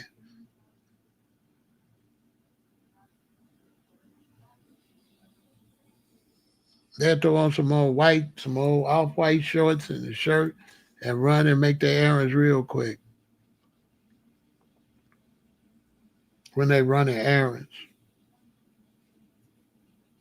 Now, when they actually going somewhere, yeah. But when they running errands, they ain't doing all that to run no errands.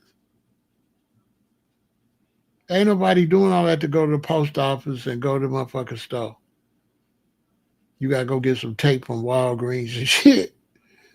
You up in this motherfucker dress it up. Nigga, you going to Walgreens to get some tape.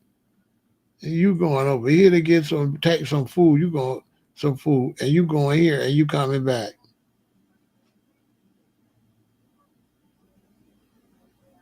They be like, what if you bump into a lady? You ain't got no woman already?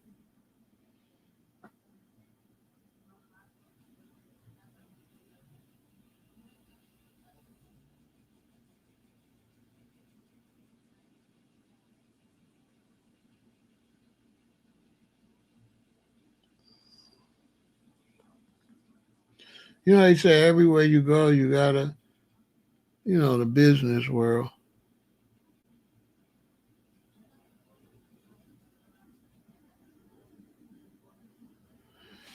The business world teaches that. Always the way you look, that's white people shit. You know what I'm saying? When you're dealing with white people shit, they say it's the way you look, and then right, and it's also your color too. See, so when you get into that, you can't leave color out. So they say, well, if you really want to be successful, you need to wear this, do that, do that. Oh, y'all left out be white. Because you could put that shit on and be black, and he put the same shit on you and be white. I bet you won't get his. I bet you them clothes and shit will not get you the opportunity he gonna get with that white face. I don't give a fuck what you put on. That white face gonna win. Matter of fact, you could be dressed better than that white face, and they gonna get it and you ain't. So what you gonna do about the white face to be successful? You know what I'm saying? Like a lot of this shit, they sell it. Sometimes people live their whole life, they be chasing that. You know what I'm saying? I wouldn't do it over. And shit. See, I don't shave. I'm not doing all that. I need to be able to make money without bowing down to the system. I don't want to sell my soul to make $1. I don't want to be Ken, like Barbie and Ken. I don't want to be a doll. I don't want them to turn me into a caricature to make money. I don't want them to turn me into shaving down and then this is how you're supposed to look, Pharaoh. This is, oh, you got dreads. Your dreads supposed to be like this. You're supposed to twist them all perfect. You want to, you got to shave. You got, this is to be, this is how you got to look. This is what you got to drive. This is what you got to say. That type of shit. And you do that shit and you be 20, 30, 40, 50, 60, 70. Sometimes they be 80 years old. They still be trying to do that shit.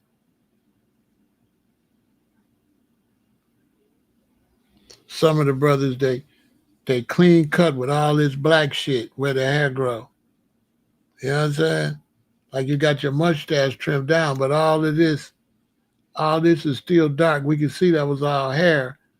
You know what I'm saying? You look like a two-tone dog or something. And you go cut this shit down, but you can see that you can still see the beard shadow or whatever the fuck they call that weird shit. Motherfucker be looking crazy, and they thinking that shit is it. Then they tell them, you buy this, it can get rid of that shadow or whatever. I mean, to each his own. I think a person got to do what they got to do. But I worked and hustled to be independent. I spent my life to not go to no job. Okay? When I worked for the U.S. Treasury Department, and I was young like that, in my early 20, 21, 19, 20, and I seen them old-ass people retiring, I said, fuck everything y'all doing. I said, fuck y'all shit. All that shit y'all doing, I've been said fuck that shit. Did I make the right decision? Hell yeah. It ain't enough money in the world for the freedom I had all these years. I wouldn't trade that for 10 mansions. Listen, the freedom I've lived all these years, I wouldn't trade it for 10 mansions. I wouldn't trade that for $1 billion. For $1 billion, I wouldn't go back and live the life of a slave all them years and punch them clocks all them years. Because no matter what nobody say, a lot of you niggas got to go to work. Okay? What's today? Okay. Motherfucker, get ready to go to work Monday. Big Pharaoh will be still doing what I'm doing. I ain't going to work Monday. I ain't went to work all this week. I ain't going to work next week. I ain't been going to work, period, other than for myself. You got the shit, but you sold your soul for that shit. You gave up something to get something. Don't act like don't be telling people you just got something. I worked in the workforce. I know what you got to do. I know you got to go to bed at a certain time because you got to go to work. I know you got to give up every morning and take your ass to that goddamn job. And I know you work your ass off and you go and FICA and took money. And FICA ain't did shit. And I know you got to do that 5 days a week. And then I know you got to find some entertainment before the next 5 days come. I know the whole schedule because I started working as a baby. And that was a blessing. I started working straight out of high school. So by the time I got 20 and I looked at the older people my age now, I would just fucking be them retired. Get the fuck out of here. I would have just retired 2 years ago. 2 years ago, I would have been able not to go to work no more. Man, listen. And I'd have been around the world and I had a lot of babies. Listen, man, you know how much life, how much fun I had all them years? Man, you have no idea. You know how much fun I had? You know how much great my life been? While niggas was going to work and I'm in Hawaii drinking coconuts in the mountains. I'm in Hawaii drinking coconuts in the mountains, and niggas was at work.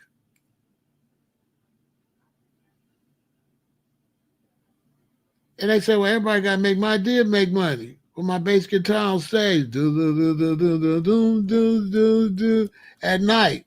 Full of ladies kissing on me and shit, getting pussy because I'm on stage. When I get ready, I work. I get on stage. I get there at 10. I'm through at 2. 10 to 2, 4 hours. Bam. Just a couple times a week. I make the same amount you make. Come on, man. I'm growing ganja. Boom. This is way back. Come on, man. I'm hustling. I worked, but I worked for me. I worked, whether I was selling incense, whether I was hustling, whatever. I worked, but it was beautiful because I worked for myself. When I first started got to LA, we got up and sold incense every day downtown LA. Me, my queen, and my boy, we went downtown every day with our incense. He sell $150 worth. I sell $150 worth. My queen sell $250 worth. So let's just say 200. That's 2 and 3, 500. 1981, 82. Now do the math. In early 80s, how good you could live making $500 a day for 6 days a week.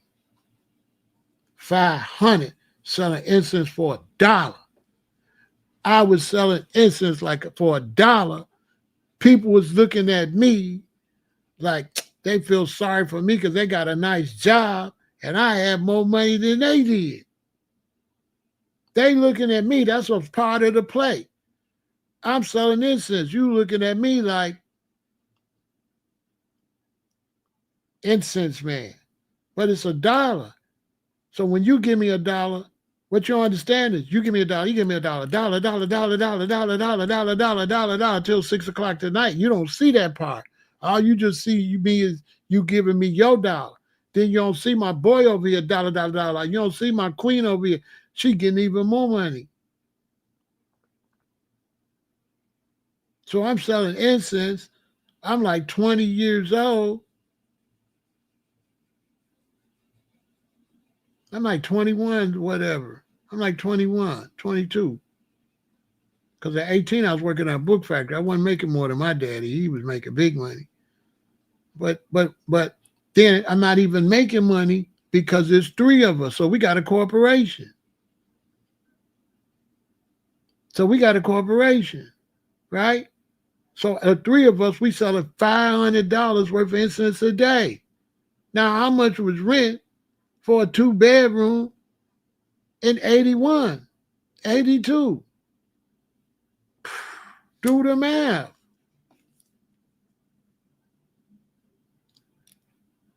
We selling $3,000 worth of incense a week. 3,000 a week.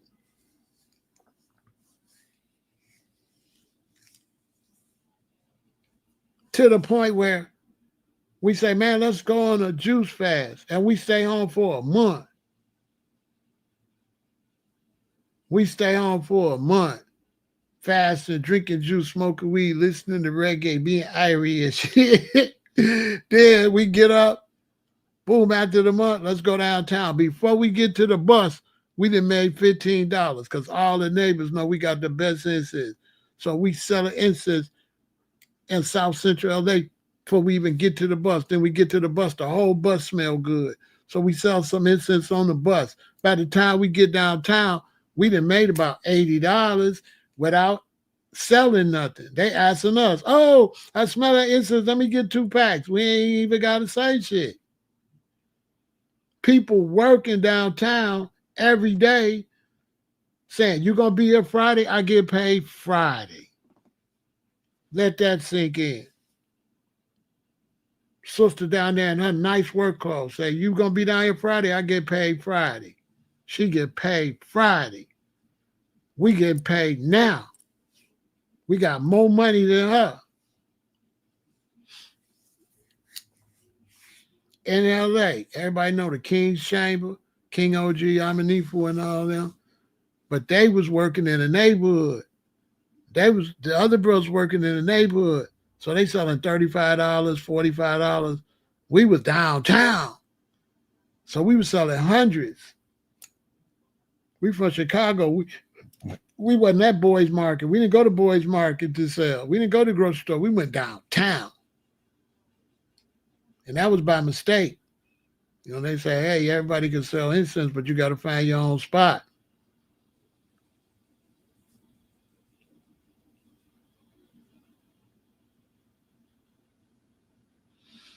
How did I manage to keep it the same understanding with my spouse? Because I don't get no spouse. I don't get with no woman that ain't like I want them already. I don't get with no woman that I got to change. I get with a woman that's riding with this already. I don't get with no woman and then she got to adapt to my lifestyle. I get with a woman that get with me while I'm already doing that. It's like that when she meet me.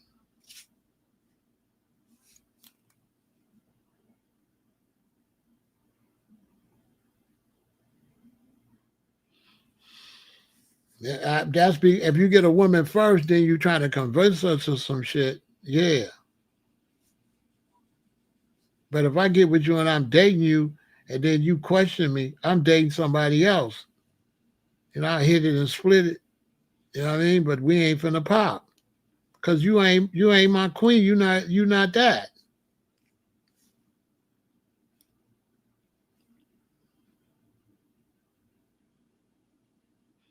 And then, yeah, if you making that money, they're gonna ride. Would you tell them, Stisha, if you get with a woman and you say, babe, we selling incense, and you go out there and y'all come on with 500, 500, 500, what's she gonna say, Tisha? Ooh, we. Hey, Stisha, she gonna be like, shit, this motherfucker is the man. She gonna be with it. She don't got a care in the world. And then if she got things she want to do, she's still able to do them, and you still able to bring in your money, and she can go get her money. She can go live her life and get her money the way she want to get money. But she know one thing for sure, you're going to pay the bills.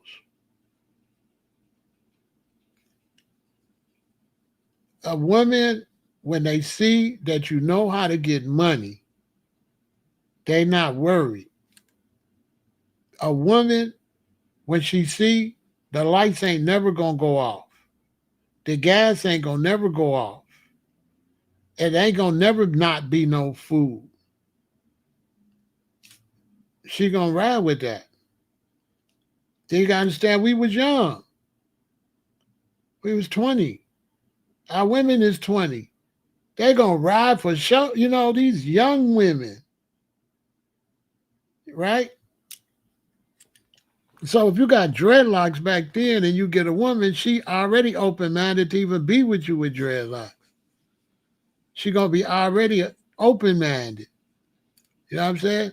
There's a lot of women I couldn't get. I had to get the ones I could get. You understand? So birds of a feather flock together. So it wasn't no situation where, you know what I'm saying? It was like, we going to Hawaii, and she just go. We finna grow weeds up in the wood. I have my woman living in the mountains.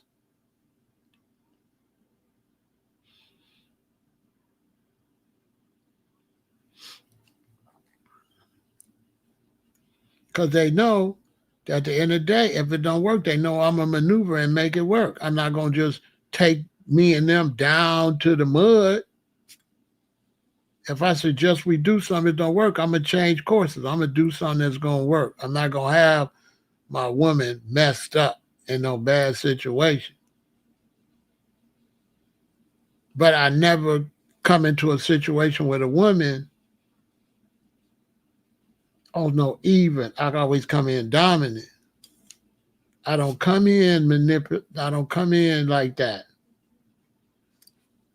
I don't come in even. I come in dominant. Hey babe, this what I be doing. And then she gotta be like, okay. I don't come in like, can I do this? Well, I don't know. Can I? But can I do it? I don't know. I don't get in those type of relationships. Growing dreadlock back then, you know, it's clear what type of person you are. You know what I'm saying, G-Rock? It's already, like when a woman go with you, it's already established. You see what I'm saying, bro? It's not like a regular black person. I wasn't regular. So for a woman to even talk to you, she already know this not finna be a regular ride. You see what I'm saying?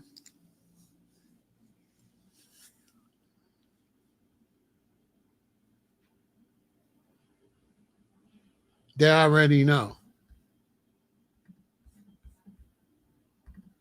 You know what I'm saying, G-Rock? Like, they already know that, you know, see, this kind of man is going to attract a certain type of woman. A woman that's really systematic and into the system won't be attracted to him. Only an adventurous woman going to be attracted to him.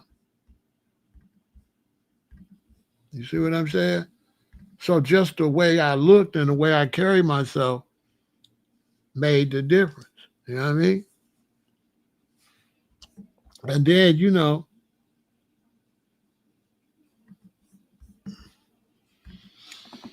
it's a woman. You know what I'm saying? And if you really him, you really him. Look at me. What woman didn't want me? I was the catch of a catch.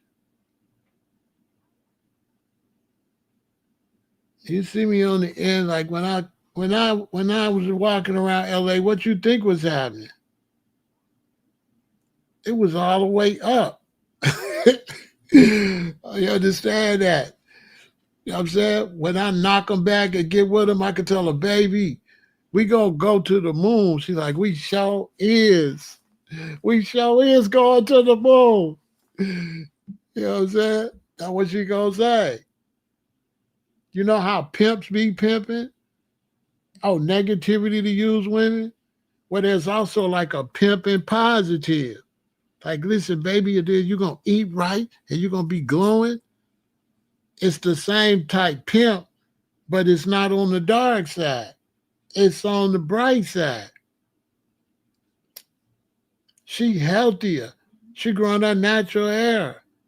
She's getting into another world that's beautiful. And this is a whole subculture of this shit. So now she's getting around the other brethren and sister and shit. And we was making a lot of money. And free. Free. And everybody's going to go with the freedom.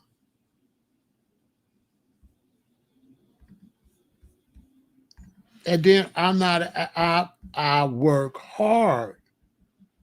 I'm not lazy. See, some conscious niggas was lazy. No, I was a real go-getter. This the lead singer for Culture. I'm selling to reggae stars. I'm out here getting money. Do it look like I was lacking money? I was selling to reggae superstars. On one weekend, I'm making 5,000. This back in the 80s.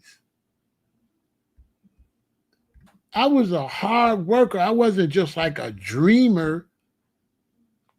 I would bag my shit up.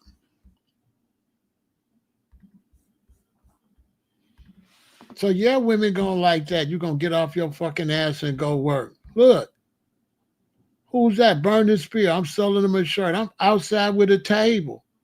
My woman at home, she know. Pharaoh finna come in here with the bag. What would you do if your husband came home every time with pockets full of money? 2,000, 3,000, I come on tomorrow. It was a slow night. Was it? Yeah, I only made 800. What would you do if a slow night for your husband was $800 one night? You wouldn't stay with that nigga? He said, that's a slow night. I was a hard worker. But you know what I'm saying? It's not like, oh, my woman, because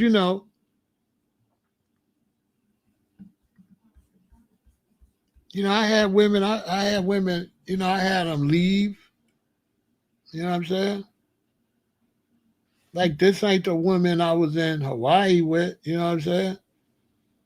So I had women, I had women get displeased and shit. You know what I'm saying?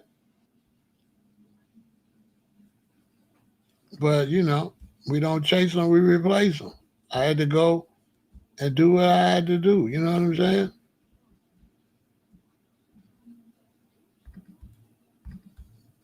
But we ain't never. Let me tell you something. I ain't never. Ain't no woman been with me and the lights went off.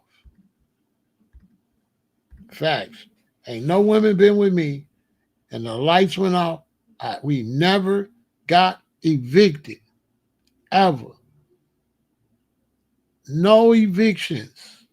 Facts. You know how people how they never. No lights off. No electricity off. No evictions. No gas off. None of that shit.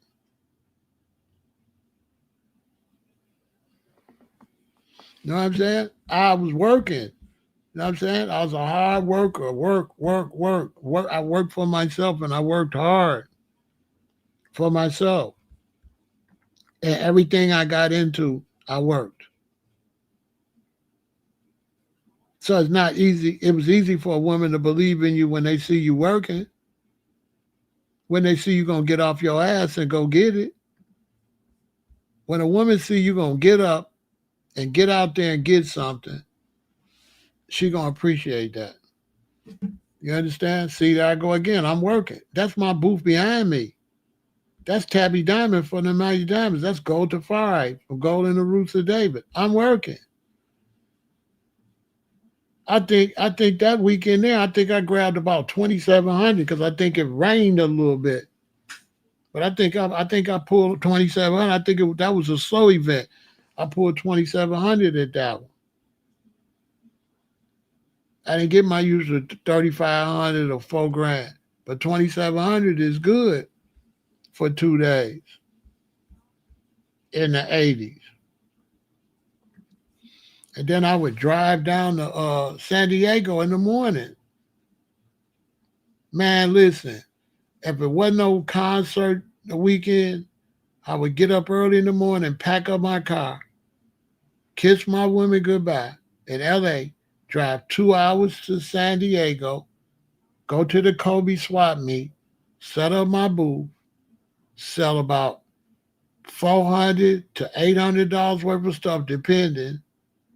Boom, drive back to LA 2 hours, eat, chill, get some sleep, get up, drive back to San Diego Sunday, make another 800. So I make at least anywhere from 8 to 1,600 2 days in the 80s. How much is 1,600? Let's just say even 1,000. 1,000 a week for 4 weeks, that's 4,000. Rent back then is 900, 700.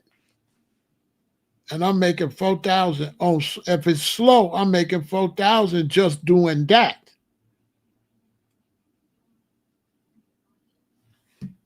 And then like brethren like this, I'm delivering hats. See, I sold him this hat. So I would measure brothers' heads and during the weeks take hats to Crips and Bloods and shit like that.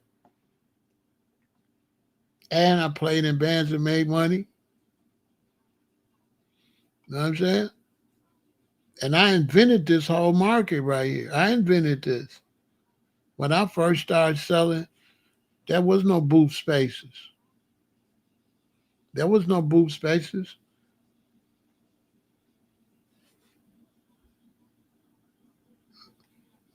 That's why I got stabbed, because the motherfucker was jealous because I was getting money.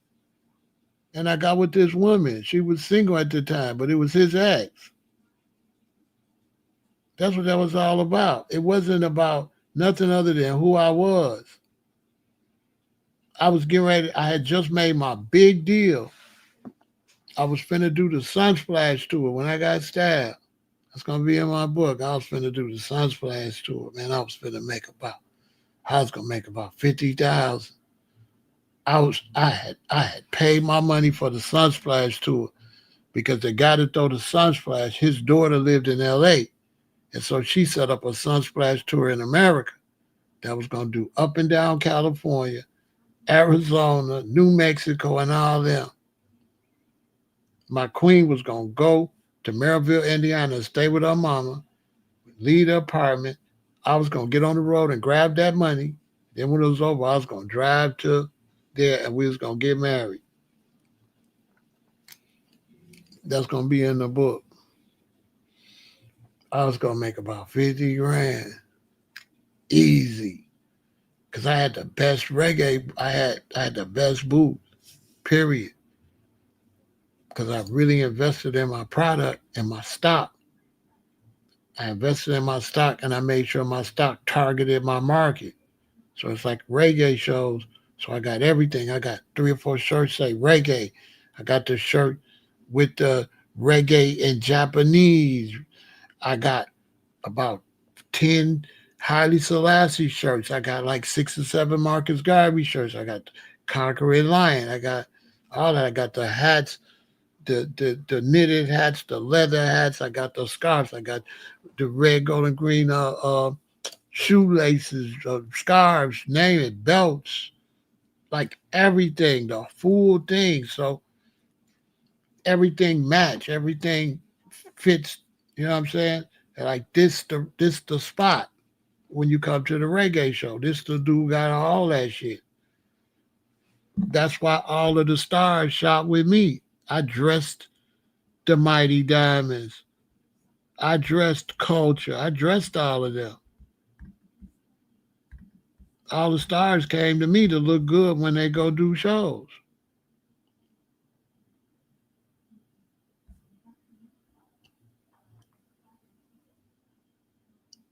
That's how I made my money. I dressed the stars. I dressed the Wailers. I dressed Oswald.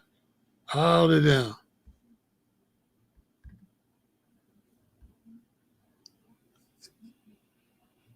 I'm trying to tell him he's so. See, that's my booth to your right. See, I got the 2-finger roster ring on. Then I was real fly. I had the 4-finger ring say roster. You see all the silver. That's why I be, you know what I'm saying? And that's the booth to your right. That's Bob Marley guitar player right there. One of them. Right? Hey, this place right here. See the door behind me? All right. I went to jail for selling incense when I got back from Hawaii. So I found out it was a reggae show here in San Juan Capistrano at this place. So I started coming with my incense. And I would stand out there and sell my incense. And then boom, I make like $200. Which when you know what I'm saying, come back, I just had a new baby, $200, like the lick, like, oh, cool. Because when I was downtown LA, the police started harassing us because the Mexican was peeing and boo-booing all up and down the street, messed up my hustle. So I went from incense to start taking my little table like this, right? So one day I had my table right here like this. Behind me is the door. I'm sitting there selling my shirts and stuff. A white lady walks up to me. She starts flirting with me. She's a little drunk. She flirting and flirting, but I'm at work. I never mix business with pleasure. So I don't pay her no attention. I be nice to her. I don't pay her no attention. After she get through flirting, she walks off to this door behind me. When she got to that door, the door opened. A white dude opened the door and kissed her on the cheek. After he kissed on the cheek, he walked down that sidewalk and walked to me, and he said, "I like you." That was his girlfriend.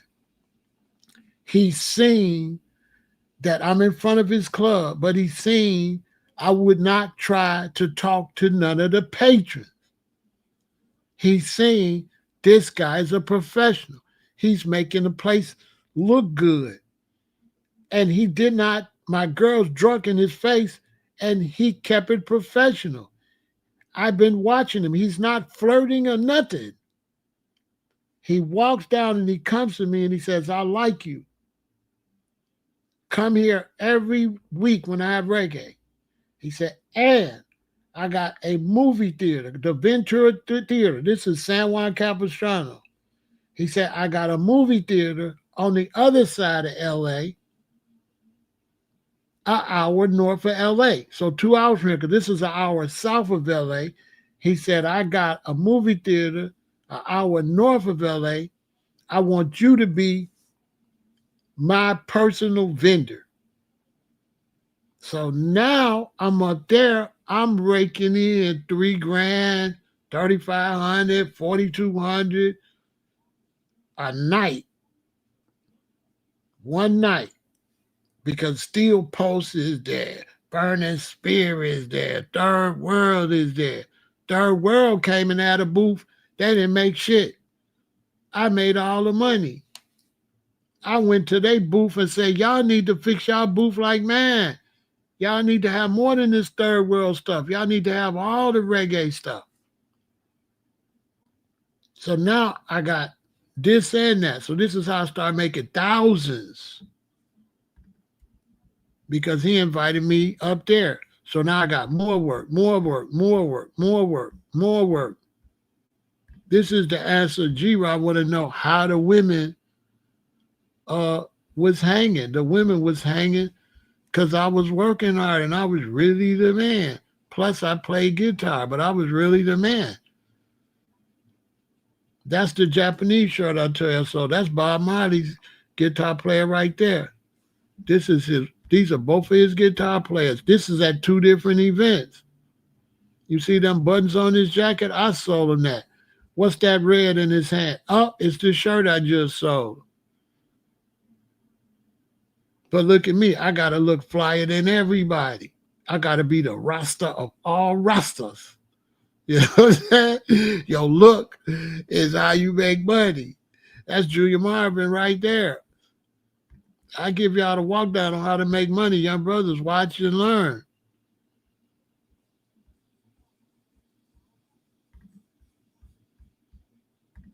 I'm getting the money. Watch and learn. You gotta work. So you say, look, boom, eyes wide, bow. Let me get that shot. Boom. I should have had my queen shoot me in the picture. Bam. Joseph Hill of culture.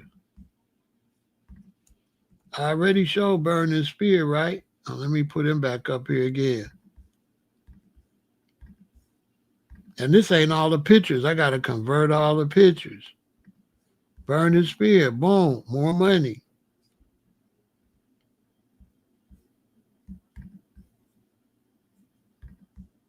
Hold on.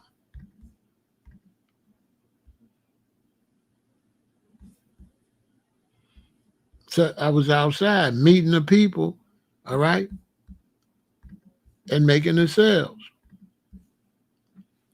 And you got to work. You got to get your ass up and work. Boom, Family Man, Bob Marley guitar player, bass player, right? Let me see. Yeah, this was the same show.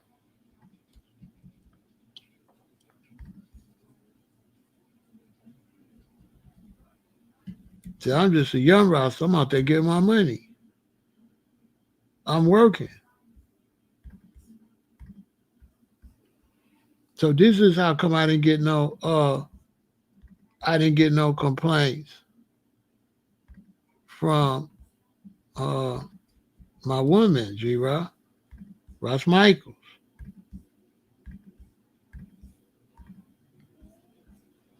And I'm a Black American. So just figure that. I'm not no Jamaican. I'm a Black American.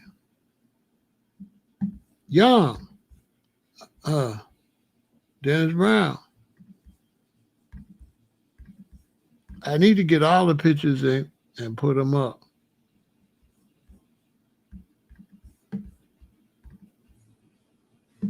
Junior Brathwaite, one of the original Wailers, right? It was Junior Brathwaite, Vision, Bob, Peter, and Bunny Wailer. He was the youngest one. His mama moved to Chicago.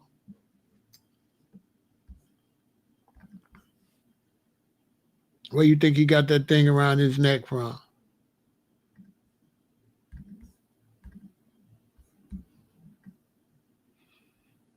So this is why now my woman wasn't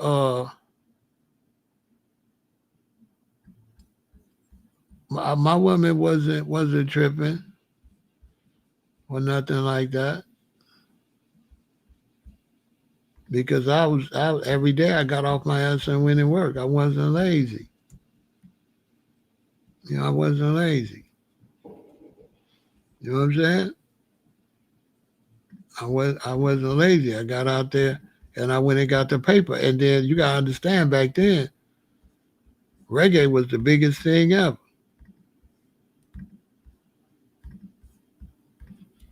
See, I got out there and worked. And that was like a big deal. Cause like, you know what I'm saying?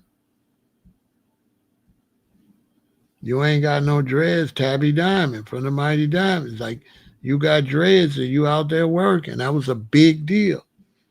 In other words, I was determined to not cut my hair and not to bow down. And I didn't want to be nobody's slave. I wanted to be my own boss. I wanted to work for myself. I didn't want to work for nobody else all them years till I was 65 years old. I would have just retired. I didn't want to do that. So when you make your bed, you got to lie in it. But I wouldn't trade it for nothing in the world. You know what I'm saying? I wouldn't trade it. I was out there making it do what it do. And I didn't have no problems with no women or nothing like that. The only problem I had was breaking up, you know? That's the only problem I had. The relationships is something else. You know what I'm saying? That's the only problem I had, breaking up. That's it.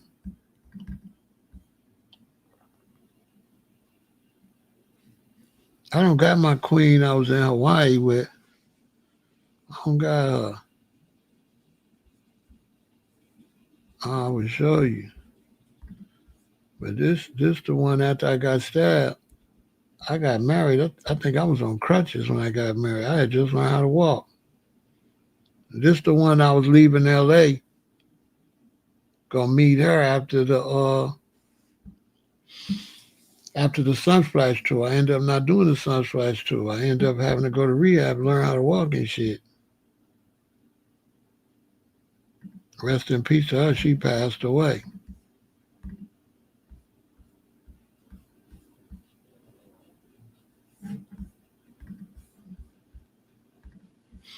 Yep, she passed away. You know what I mean? But I ain't had no problem, you know what I'm saying? And I married her.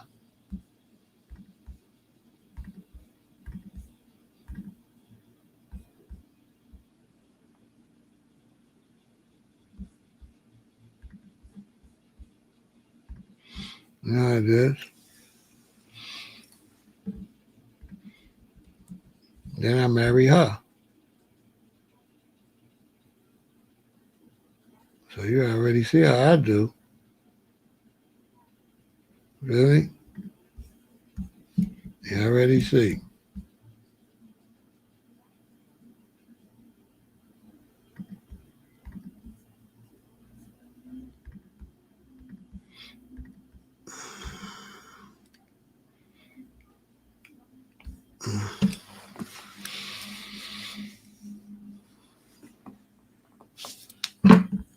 rarely smile.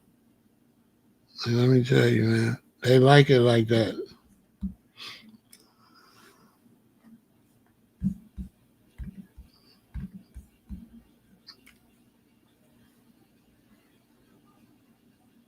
I don't be smiling on no pictures.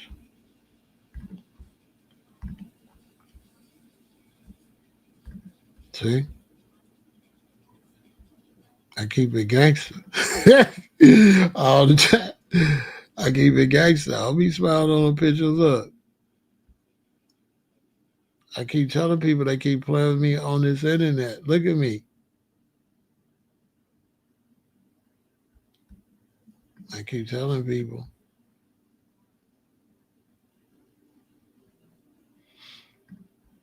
You know what I'm saying? I mean, for me, when I take a picture, I want to look strong. I want to look strong and I want to look serious. You know what I'm saying? Let the woman look happy. Let her, let her, she the feminine one. Let her smile. Let her look happy. You know what I'm saying? Not me. I'm here to protect her. I'm not here to smile and grin and all that shit like that.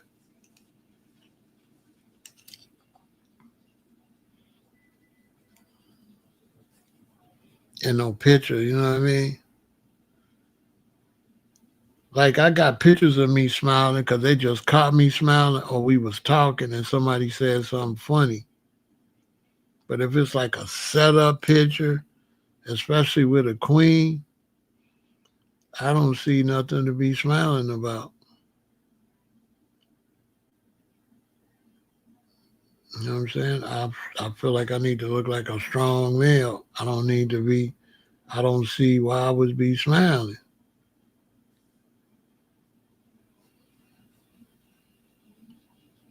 I don't see it. I don't see what would be the purpose of it.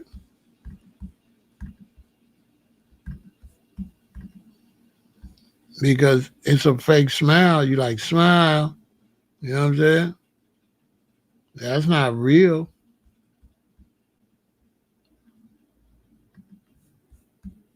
I mean, it's not a real smile.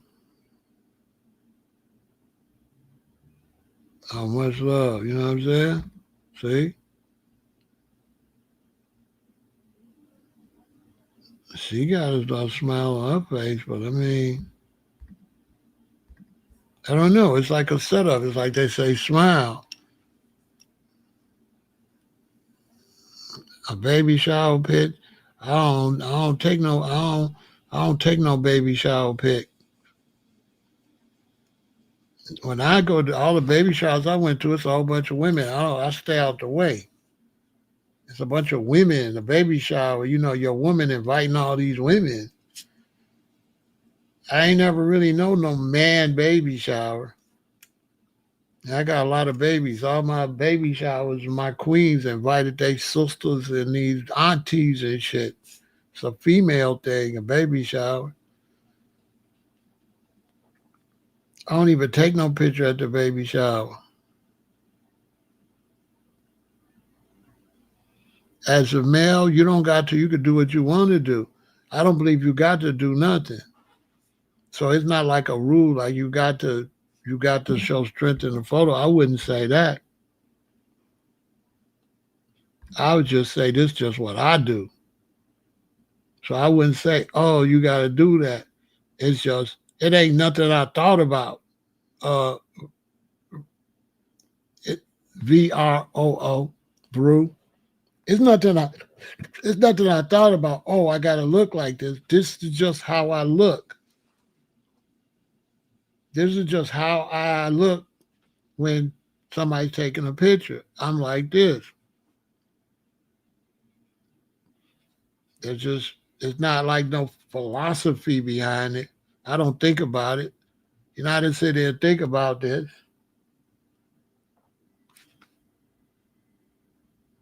You know what I'm saying? I don't think it's nothing a male. I don't think you're not no male because you don't smile. I think you can smile if you're a male.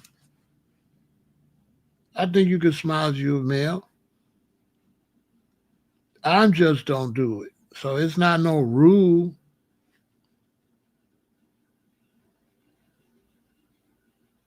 It's just something I don't do.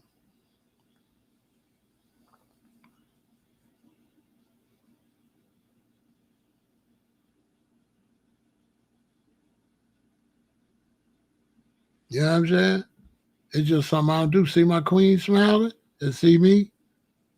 I look like I'm saying, fuck with us if you want to.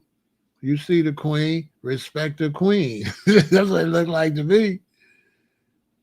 You know what I'm saying? That's what it look like to me. What it look like to y'all.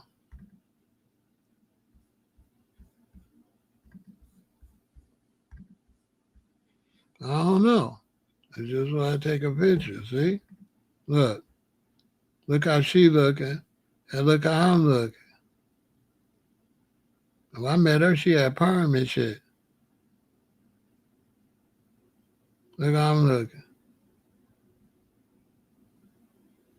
I don't know.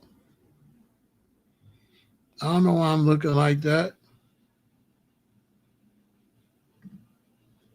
You know what I'm saying? I don't know. I just look like that. I ain't nothing I plan.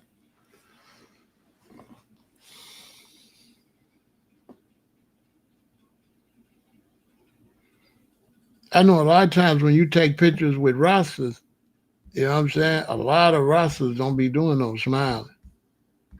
You know what I'm saying? A lot of brethren, they just don't do that. Let me look back and see.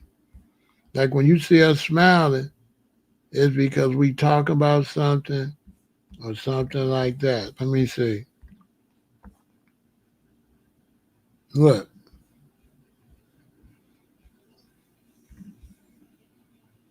Now look at Dennis Brown. Why he not smiling? See what I'm saying? Why Dennis Brown not smiling? Let me find the bigger one. And the bigger one, somebody smiling because it's the baby was tripping. So the baby was tripping. So people was smiling. I was smiling when the baby was tripping. See, look. See me smiling at the bottom right there? Because the baby was crying. Look, everybody smiling. Because of the baby, though. Because of little Dread, he was tripping. See what I'm saying? So it's not like you thinking like, oh, don't smile. If the occasion is that, there's no problem with smiling, but it's got to be natural. But if I'm just standing up and you say take a picture, right? You want to take a picture of me, why I'm going to do this? Why I'm like going to do a fake smile? Like, I'm not smiling. I'm going to take a picture like this, right? If I smile, is that real? That's not real. If you walk up, you say, take a picture, I'm like this. If you say something funny and we laugh and you take the picture, then you got the picture of us laughing. It's natural. We really laughing. But for me to stand here, say, take a picture, and then for me to do a fake ass smile, I mean, come on. How real is that? I'm going to take a picture like this.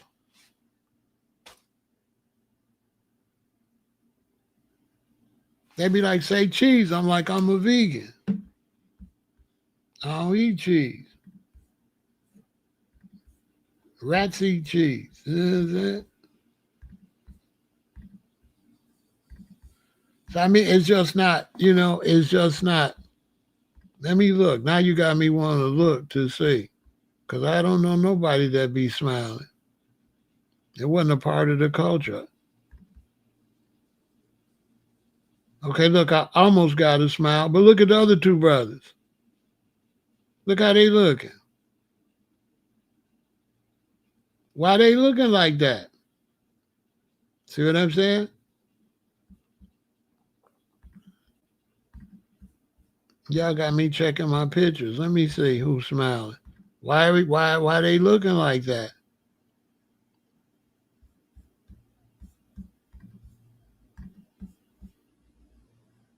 Because Rasta is not no joke thing, you know. See? See how everybody look?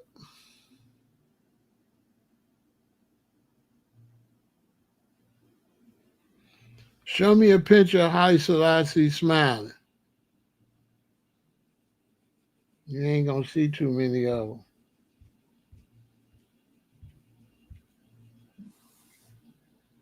See? Ain't none of the brethren smiling?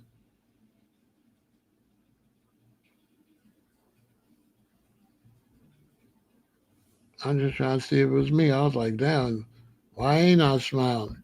Because it wasn't a part of the culture. You know what I'm saying? The only ones that would be smiling and stuff, brothers, I would be saying stuff and they would smile. Brothers would be smiling when you take a picture if you say something, you know. You know, if you say something before they take the picture, that's why they be smiling.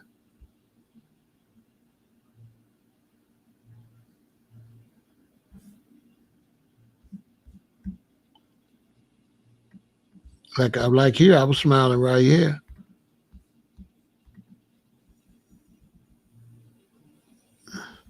I was smiling right here, but it was a natural smile. I was probably talking crazy. See what I'm saying? I was probably talking crazy. I was probably saying some crazy shit before he snapped the camera. You know what I mean? So it's a real smile. You know what I'm saying? I don't have no problem if it's real and you catch me, but you got to catch me smiling for real. You know, if you catch me smiling for real, that's a good picture. I'm cool with that. Like when your baby take their first picture, you be saying, Google, Gigi. You be trying to get the baby to smile. That baby don't be wanting to smile. You got to make that baby smile. Let me see if me and the brethren is smiling. You got to make the baby smile, you know? Y'all ain't had no babies take baby pictures. Man, you got to work your ass off to get a good picture, don't you? Sometimes you get lucky and the baby happy and the baby will just be smiling. But most times, boy, sometimes they might start crying. You like, oh, God. See how we looking? I look like I'm clutching.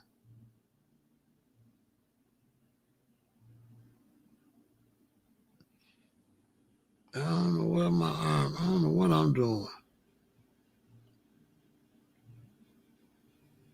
Look how we looking. We don't look friendly, do we?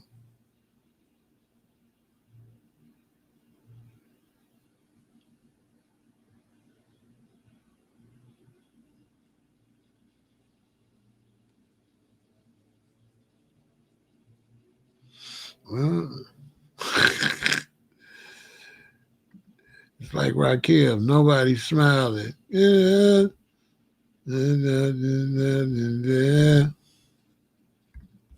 Nobody's smiling. So I don't know.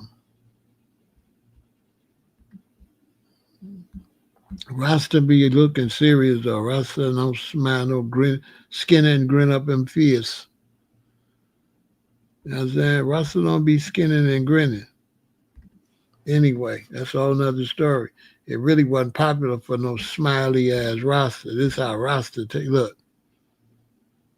Rasta not play. You know what I'm saying? Look. This the brothers from culture.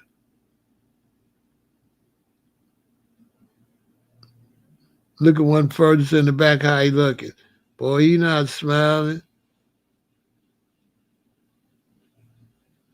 He looked like he said, boy, don't play, you know. Look how they looking. So that was a part of the culture. There wasn't nobody smiling. I had to go back to see. No, we don't be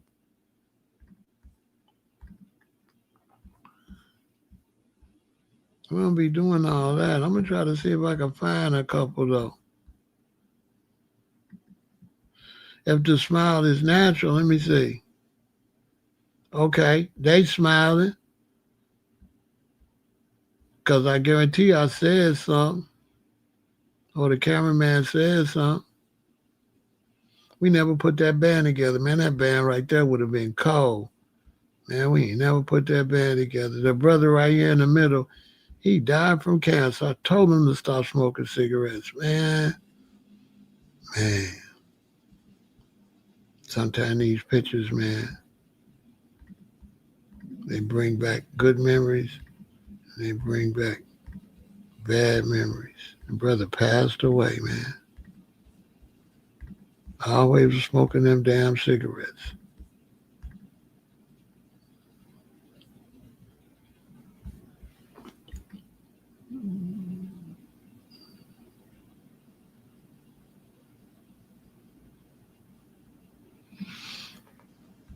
Let me see, was we smiling out in Hawaii? Let me see if the brethren, let me see if we were smiling in Hawaii.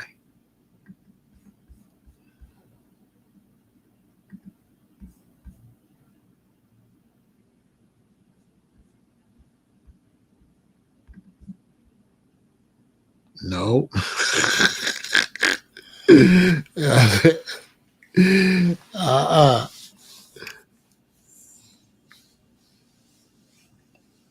Yeah, let me see if we were smiling in Hawaii. Nope. I'm trying to find one. Anyway, I need to end this live and do another one. I need to do another live. What I need to talk about.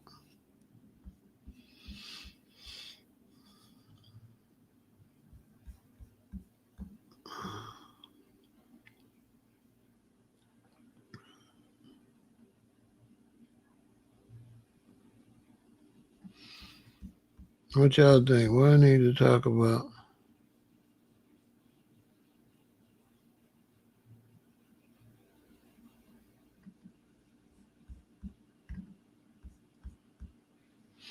Let me end this live and do another one. It's Friday night.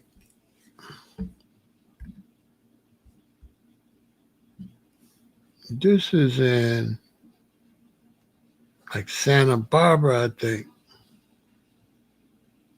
I think I'm in Santa Barbara.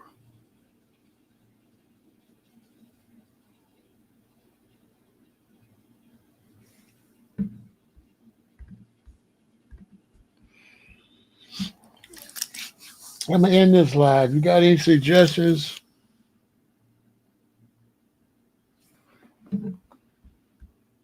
This one right here, that's in Santa Barbara. You know what I'm saying? Santa Barbara.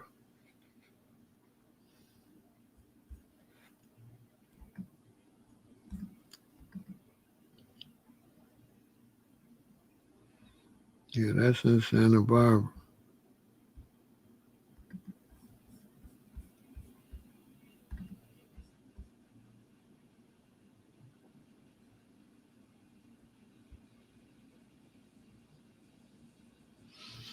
The whites only town. I could talk about the whites only town. I don't know what I would say about. Well, I guess I could talk about it. I'd talk about it. I know what I'll say, but y'all don't know what I'll say. So yeah, I can talk about it.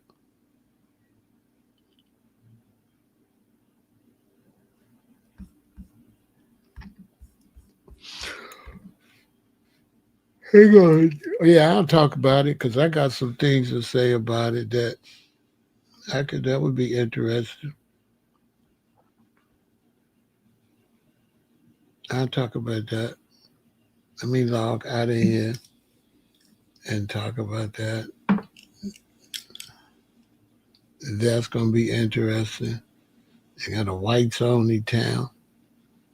I don't know what everybody else is saying about it.